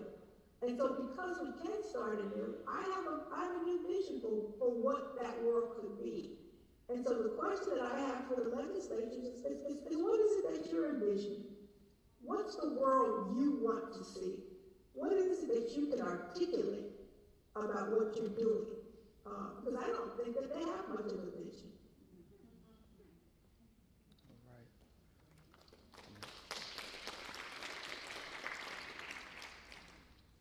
Hi, thank you. Thank you for the great talk. As someone who does a lot of work in public health, I completely understand and support your push to make investments where the most people are who need those investments. And as a parent of 2 Black kids in a suburban district, I also shudder a little bit to think of what that would look like for those outliers of the kids in every one of our suburban districts who are small in number but important and significant in their life as well and their experiences. And so I'm wondering, can you speak a little bit to how we can balance making those significant investments where they really need to be and where we're going to get a big bang for our buck, and still holding everyone else accountable? So while I don't have the figures in front of me, I can tell you as someone who raised some of her kids in a wealthy suburban district, Palo Alto, California, when every district in the state was hit by Proposition 13, this was a taxpayers revolt, Palo Alto weathered that storm quite easily, because that's the beginning of public school foundations. So if you were going to Palo Alto today, I'm going to do that. If you were going to Palo Alto today, what you would see at its public schools are magnificent libraries, swimming pools, all of which were built by the private money. So one of the things I am a lot of the districts are self-preserving.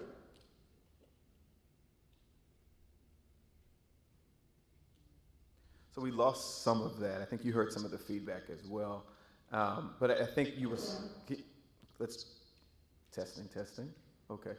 So you were saying some of those districts that are perhaps more affluent are able to weather some of those shifts in policy that other districts may not. Am I hearing that correctly? Or? Right, and not only just weather, but they become quite creative in generating additional resources. So my youngest son's high school has a magnificent library that was built with totally private monies. That would not happen in the San Francisco Unified or Oakland Unified School District, but on the Peninsula in Palo Alto, trust me, all of those Silicon Valley companies, they don't mind writing a check for affluent districts. So I guess what I'm suggesting is if we have, you know, if we're saying that scarce resources, the resources need to go to the places where people are hurting the most. Thank you. I think we have time for one more question.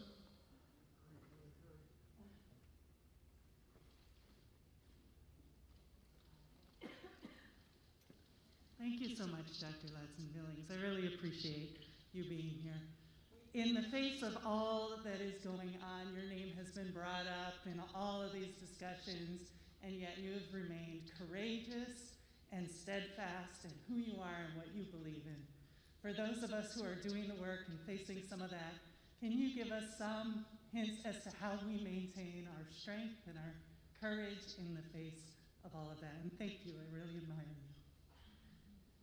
Well, thank you very much. I actually had a debate a few weeks ago. It's online somewhere at a site called the Monk Debates with John McWhorter. And John is not an ignorant person. He's a scholar who just happens to see the world very differently.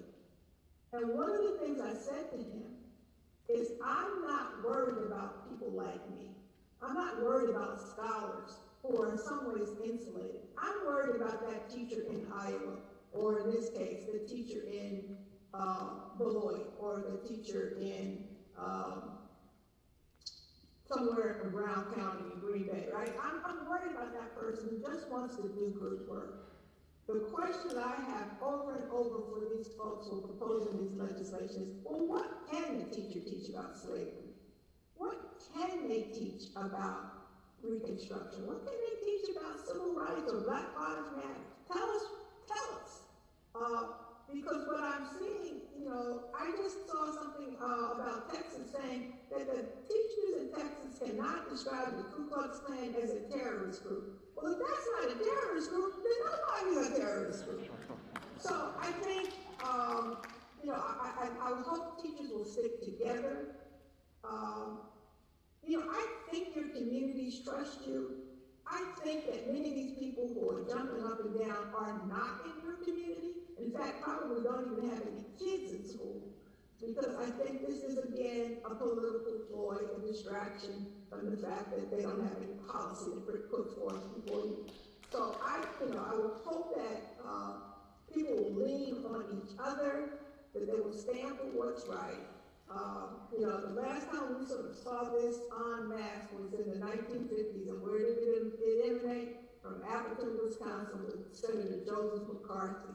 So we know it can be dangerous, but I am hopeful that you will stick together, that you will work in your various advocacy groups and your professional associations, whether it's NCTE or ASCD or NCTM. I mean, all of these curricular groups have strength in numbers. So that's what I'm hoping. Don't let people be out there on their own, fighting by themselves. All right. I'd like to thank you all so much for your time, and I'd like to thank Dr. Gloria Ladson-Billings for hers as well. Thank you. You're welcome. Thank you.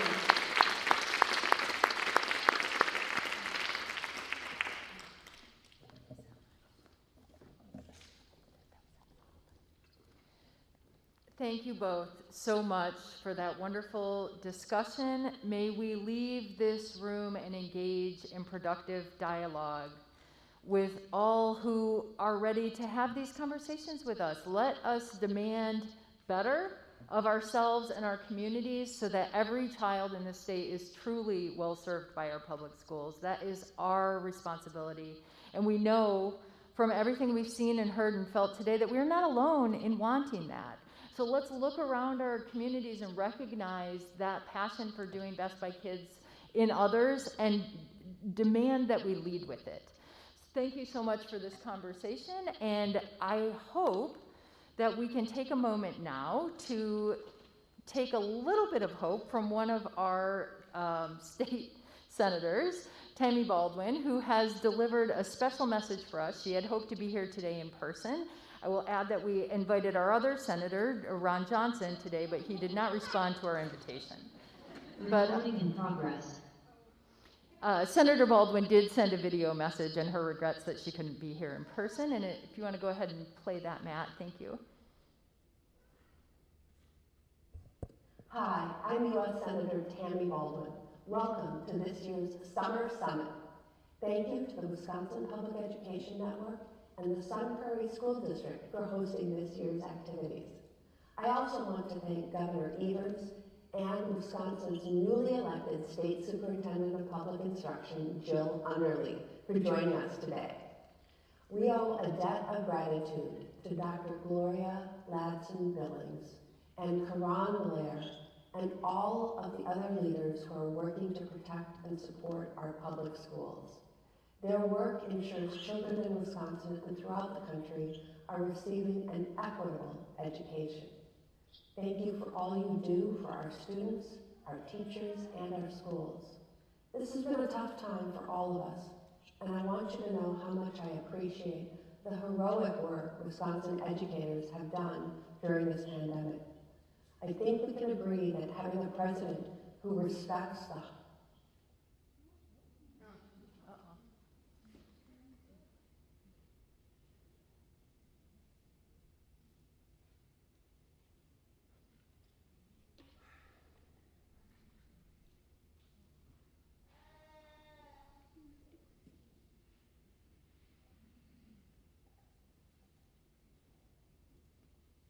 educators have done during this pandemic. I think we can agree that having a president who respects the hard work of educators and education support professionals makes a world of difference. President Biden didn't just tell schools to reopen.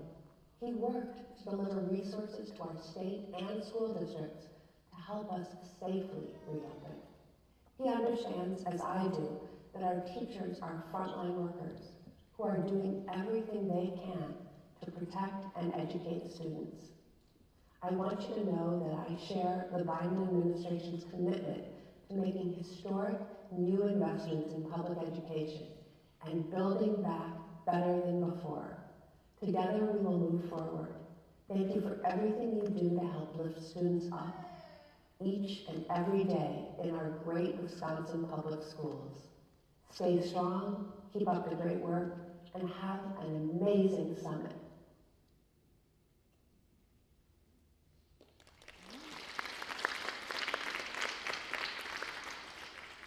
We thank Senator Baldwin for sending us that virtual message today and urge everyone in this room to do everything you can to build relationships with our decision makers. We empower them to vote for policies that work for us. And we need to inform that decision making by making sure that they know what that looks like where we live.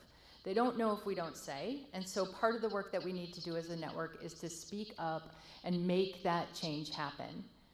To that end, we started a couple years ago to honor change makers at the local level in this state and to start to do better at recognizing the things that are going on where we live that have an impact both at home and across the state. And so I'd like you to look at page 18 through 20 in your program and join me in applauding some amazing folks all over the state who have been nominated by their friends and colleagues as local level change makers. We received a number of nominations this year, and we are just so impressed with all of the organizing that's happening and all of the ways that people are making an impact on the children in the communities that they live in. So I acknowledge Cindy Ball, Nelson Brown, Jen Collins, Pam Klein, Yala Beth Rangel Fitzgibbon, Krishana Robinson, Martha Saravo,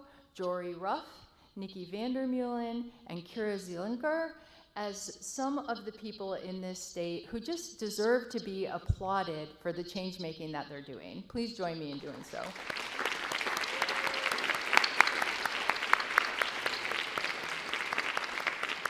I wish we had time for each of them to make some remarks, but in lieu of that, we will waste no time in announcing who our deliberating committee selected among these wonderful, remarkable nominees as our 2021 Changemaker of the Year. It is a woman who has gone above and above and beyond in standing up for students with disabilities, who has almost single-handedly, hadn't she assembled an enormous army of people to help her, helped move the dial on getting public funding for students with disabilities increased for the first time in a decade, in joining our efforts over the last few years to make sure that this issue became part of a statewide focus. She did this by using her crown as Miss Wheelchair Wisconsin to fight for students' rights to a full and fairly funded education, whether they have disabilities or not. And she has done this by organizing both where she lives and showing up in statewide conversations day after day after day, almost always with her adorable daughter, Jazz, in tow. So Martha Saravo, we congratulate you on being our 2021 Changemaker of the Year.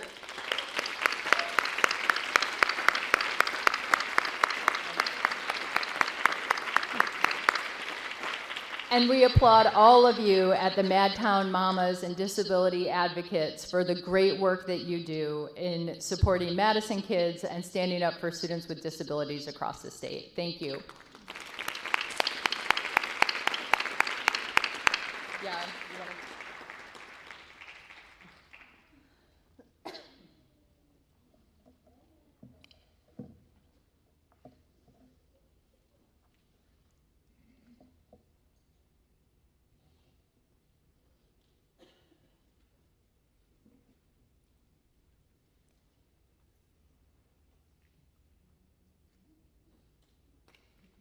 Oh.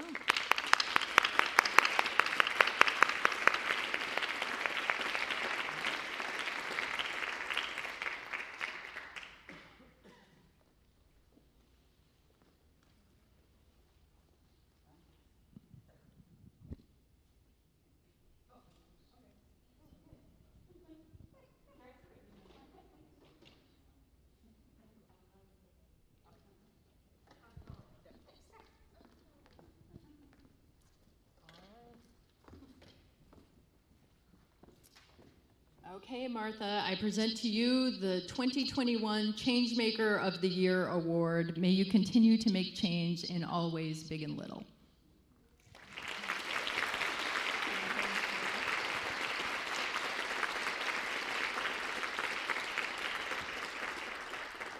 I'm honestly trying not to cry because I'm so touched.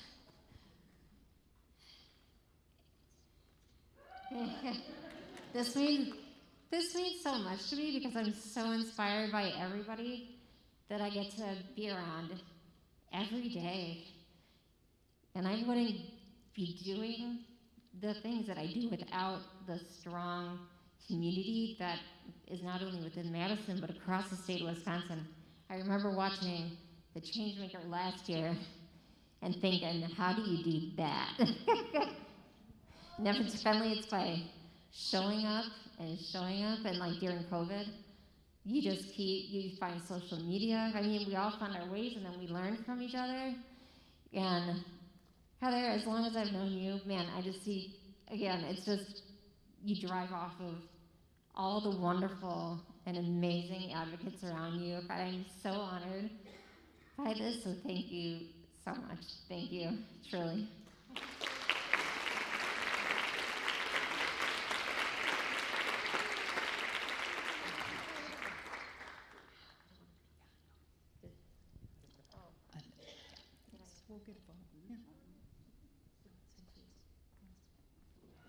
I would be remiss if this one did not get any time to say something, as she did a very well job with the Joint Finance Committee here, where they gave her almost 5 minutes of microphone time. Did you want to say? Yeah. So this is Jasmine, and I was playing with my dad, and I love Mom so much in Mantown Mama's group, and Mommy is wearing her shirt, and I'm playing with Dad. Lots of things, and I love Miss Heather so much. And I love Mommy. Thank you. Thank you. We all love you too, Jess.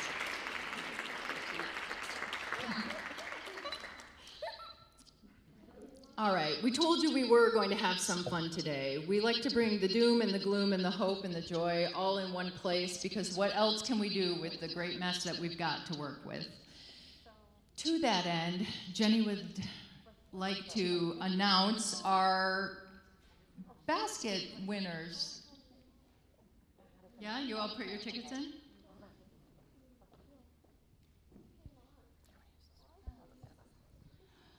Okay, we did do the drawings out front, and we have 2 unclaimed prizes. So if you do have drawing tickets and you didn't look yet, I can just read them quickly, and then we will move on to our blue ribbon basket.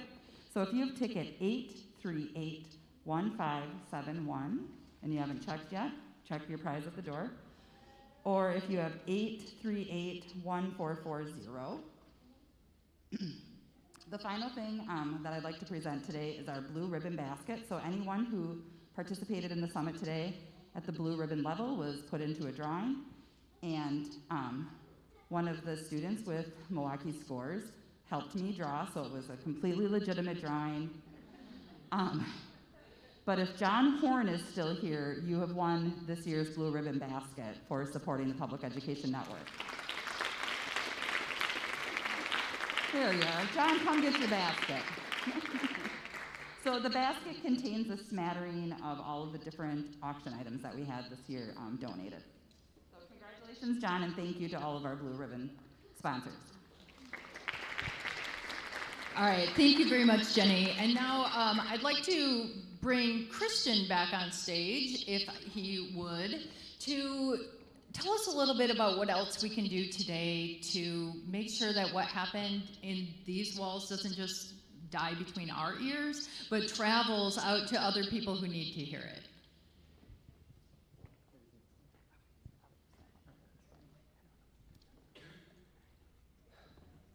Okay, I'm back to tell you to get out the bookmarks that I told you to grab in the morning. But a lot of things have happened since this morning. Most pressing in my mind right now is a section of this morning's keynote with Karan Blair, where he talked about, I believe the quote was, if you have 7 people and 6 agree with you, 2 show up. And the challenge in front of us isn't really getting people to agree. It's not difficult to agree with the idea that every student deserves great public schools. The difficulty is in expanding the movement to actually fight for them.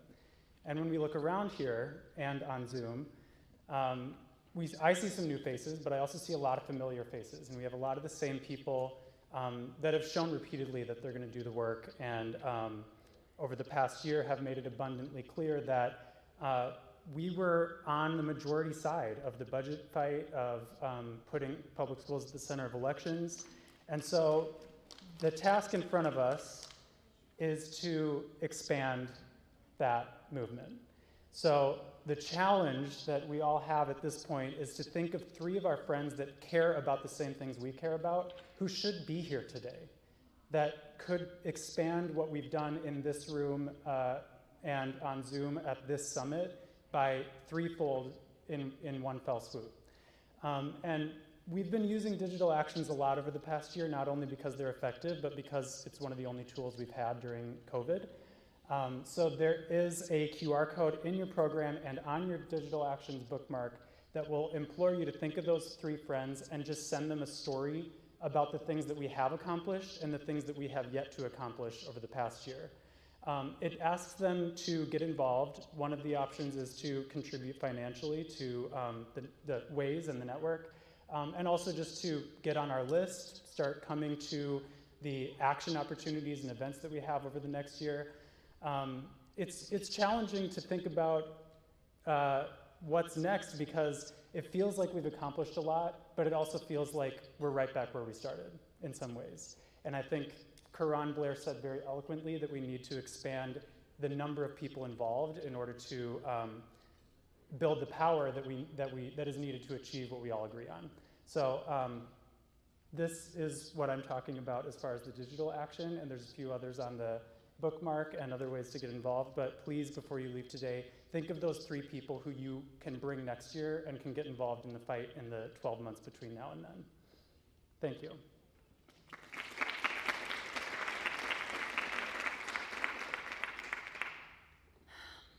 Thanks, Christian.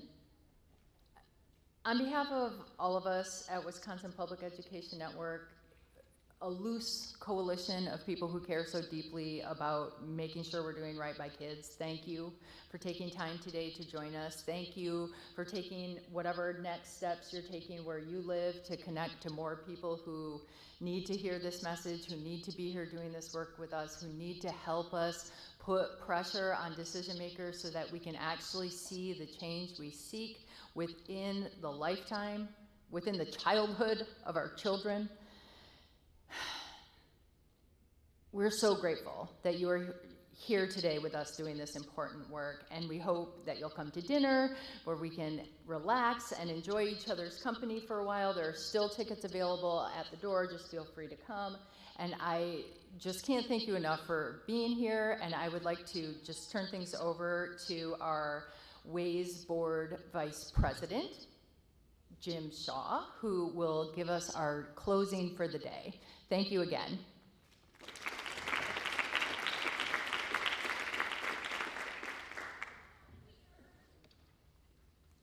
I don't think I can provide a closing to match the wonderful award to our change maker of the year.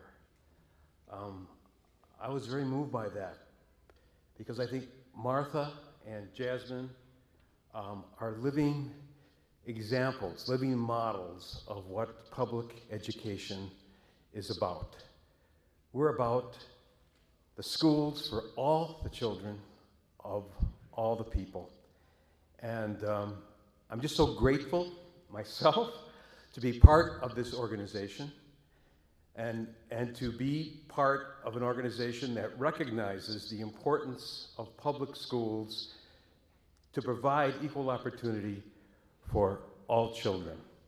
So I don't really have much to add to what I think the wonderful summary that Christian provided with how we can go out from this day and make even a bigger difference.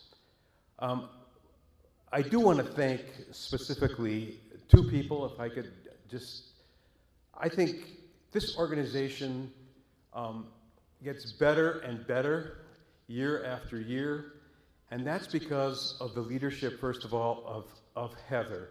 Can we acknowledge what Heather means to us and to public education? The other leader that I'd like to acknowledge, Julie Underwood.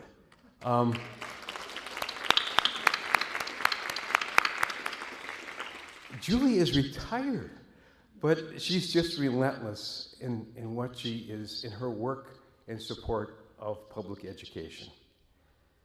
And you, it's just inspiring for me to be here today with you and see the commitment, the motivation, the dedication you have to advance public education. We have the right cause. We are on the right side. But as Karan Blair said earlier, what we need now is more of you.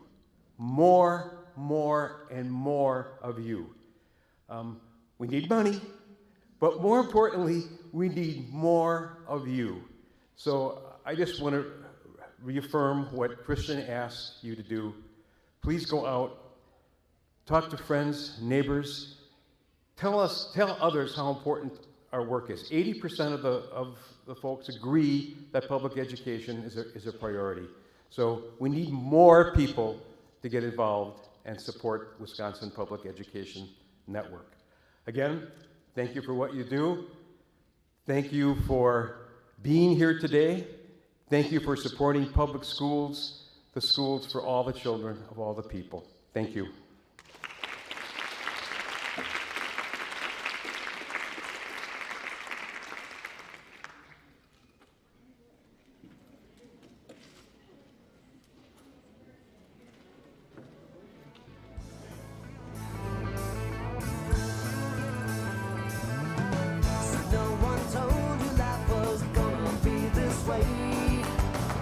job's a joke you broke.